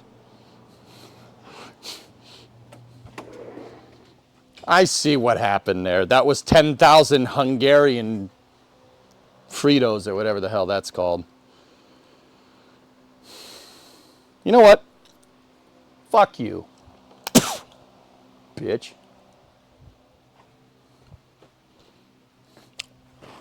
Yeah, it didn't taste very good.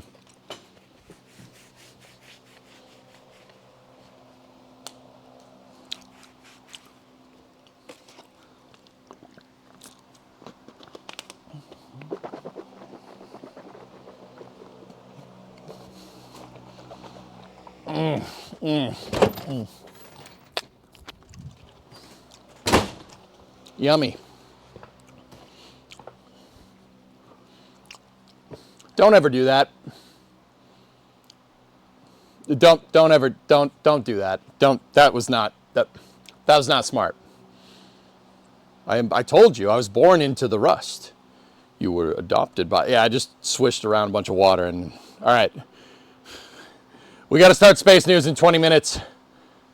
I got to go take a shower. Is the sink off for anyone? Yeah, it probably is, Geek, but, you know, I'm not going to do anything about it because we're stopping. So, tomorrow, I'll try to stay as still as possible. Tomorrow, we're going to get the rest of those leaf spring brackets off, right? We're going to get the rest of those leaf spring brackets off, right? And then the paint will tell us, I'm not doing this. The desync, The desync will do what it is. I'll just look away. We got to get the rest of the leaf spring brackets off, right? The taint will tell us.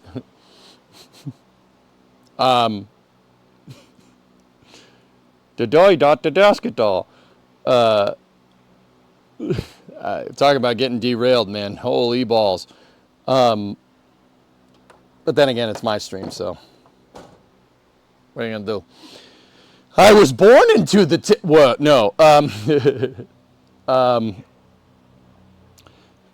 We'll drill those brackets out, figure out what we need to replace, figure out the placement. Both of them don't need to be perfect. Like if I know there's good metal around the front mount, so if we take the front mount off, that'll give us a good datum to figure out where everything lives, and that'll get us our back placement for where we put that rear cross member in. Once we do that leaf spring perch, we repair that side of the frame rail, right, which we're gonna do tomorrow. I want that new perch basically hung by tomorrow. Taint. Sorry.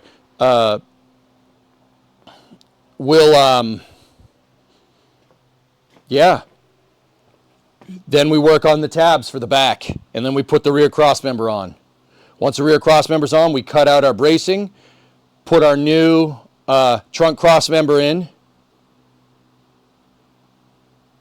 and then we got to repair the wheelhouses, and then I think we start drilling holes in the trunk. Wow. Huh. Good progress.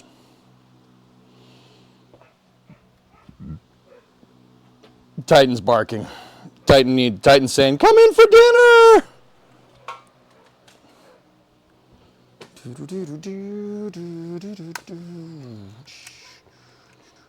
All right, guys. I'm going to take a little break. I'll be back for Space News. We got plenty of stuff to talk about, don't we?